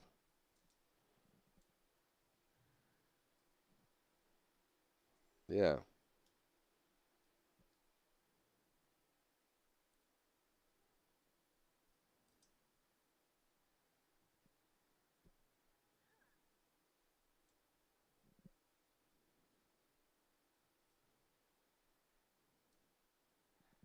But yeah. No, we've come a long way. Um, Again, we were on the project started early 2025.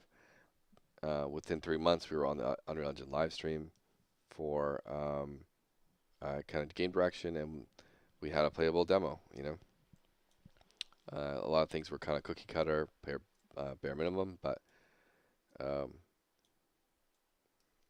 it was 3 months for a playable MMO experience. Even if it was a little bit shallow, but um, and we're are also like not working on this full time. I've put in a lot more hours since February, but all of 2025, like we were barely even part time on this, um, just because of life, and we were mostly focused on trying to get jobs, um, which unfortunately didn't work out. But um, yeah, I did like a little bit of contract work for a startup, but it was like the pay was pretty low um, overall. Um, so just one of those weird points in the industry right now.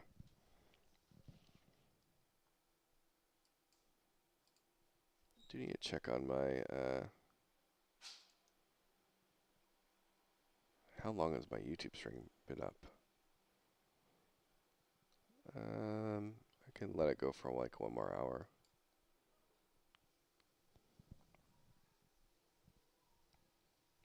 I think you're supposed to stop your YouTube stream every 12 hours or something.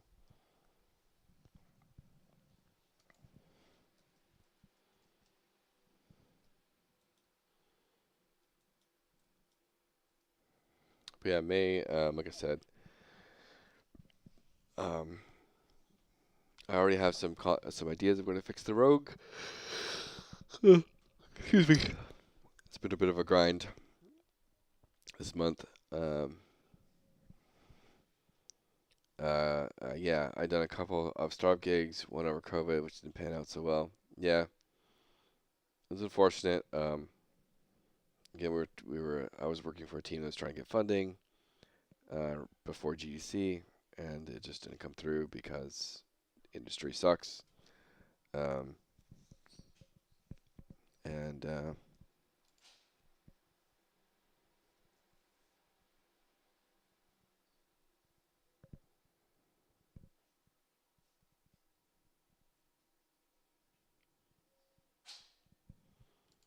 But yeah, life moves on. Um, I do think hopefully like next month we actually reapplied for Epic Mega Grants. Maybe that'll come through. Yeah, we're in California, so that's a peach too. The cost of living here.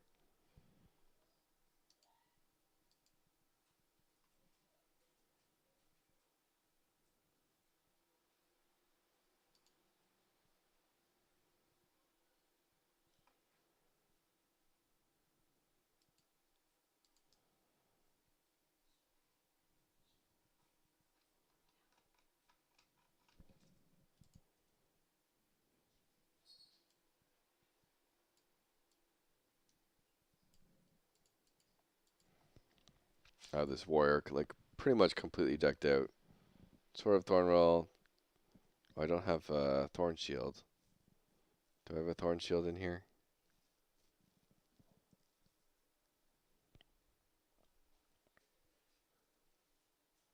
I don't see it.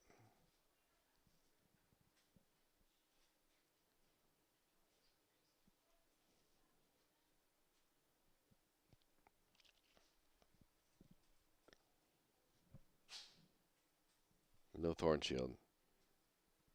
There's a shield in the game that gives you a passive damage shield. Yeah, but it should be easier to get investment. But the fact that you're working, yeah, I do think it's only a matter of time. We have a really good core gameplay loop. It's just about finding that right partner um, that's even willing to do a $2 to $3 million deal right now. Um, it's tough to find those.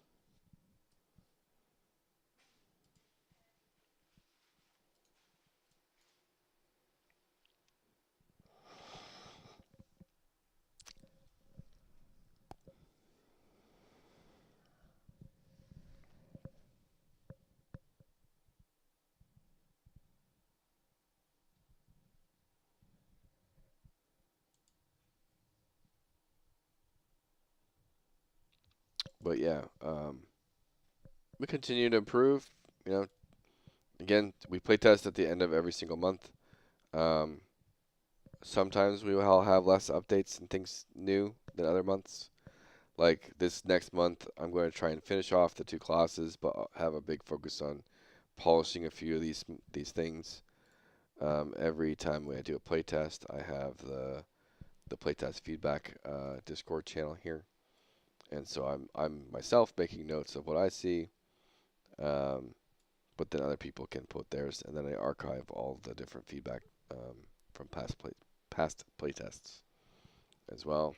We have our little screenshot section here. Um, this is hilarious today. Those two archers today, and then Jestra. When I made a comment, I just like it. That makes me giggle. Puddle had some intense battles with Zeratalon yesterday, and he eventually defeated him. Then we killed him like four or five more times after that when I logged in. How many people have been playing? It's pretty small. You know, our reach is still. I'm still poking people. It's a couple people here and there. Um, I don't think we've ever broken like 20 people on at a time. Um, in past titles that we've had, the Castle Day, I think we had over 50 people. That was going back quite a while. Um, But yeah, it can be hard to get people to playtest. Plus, it feels like every indie MMO is playtesting at the end of the month. I might need to switch how I do that because Monsters and Memories is playtesting right now. I think Adrenaline Online might be playtesting right now. I haven't looked at their schedule, but so there is competition. Then there's like the EverQuest Legends like beta that's going on. That one's private though, so it's limited people are in it. Um, so there is some form of competition in like indie MMO playtesting. Um, that's partly a factor. Um, Here, hardly an investment. Fintech probably the easiest route. Everything else is slim pickings. Yeah.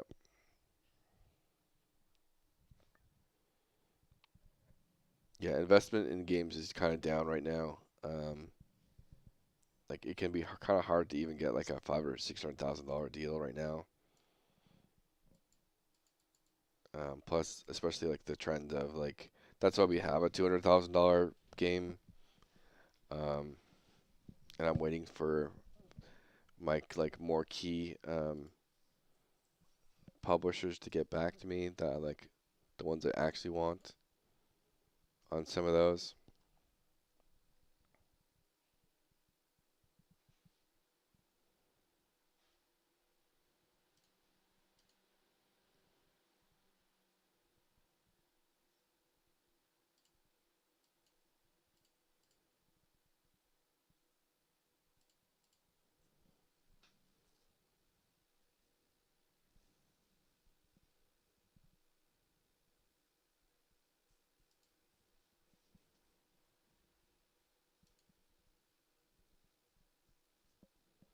But yeah, they've been pretty quaint, and I actually need to take a bit of a break myself. I got barely any sleep because my kiddo woke me up. Um, and it's almost nighttime here, so I want to be a little bit more awake for that. Um, I've been on 19 hours, but that's just because like sometimes I throw out my spectator mode that you've seen, and so I'm not like actively here for 19 hours. Um, I take a lot of breaks here and there and just throw out my spectator mode.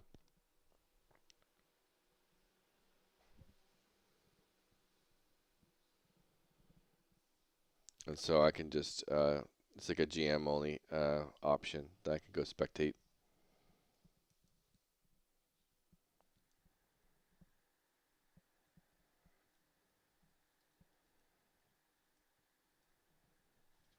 And I have a code, so I usually park over by the entrance.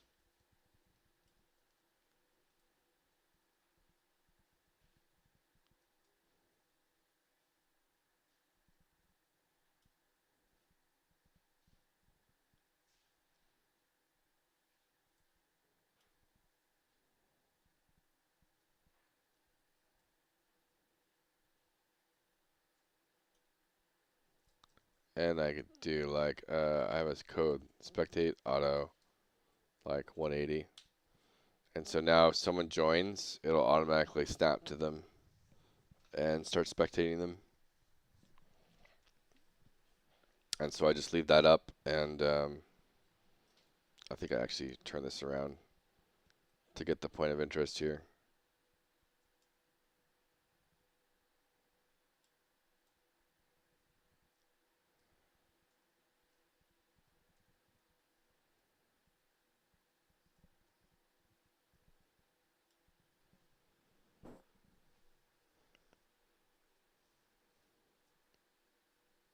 Yeah. Again, like I've played a bunch, right? But at the same time, I like to interact with the stream. I like to get screenshots of my players, um,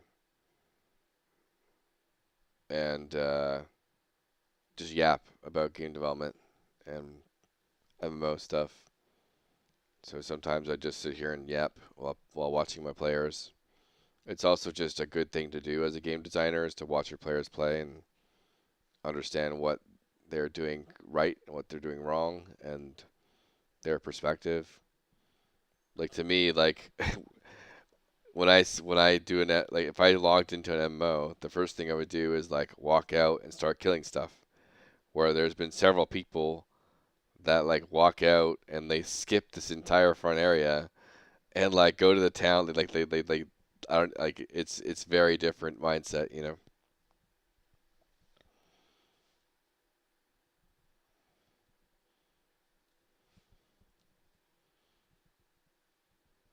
And so it's always fun to see different people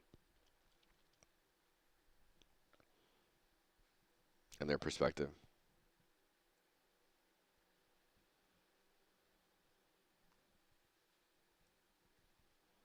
But yeah, with that, again, thank you for checking us out. Really appreciate it. I need to take a nap. Um, so I'm a bit more rested later tonight if people show up. Um, awesome. I'm super happy to have you, and I'll be on later if you want to group up.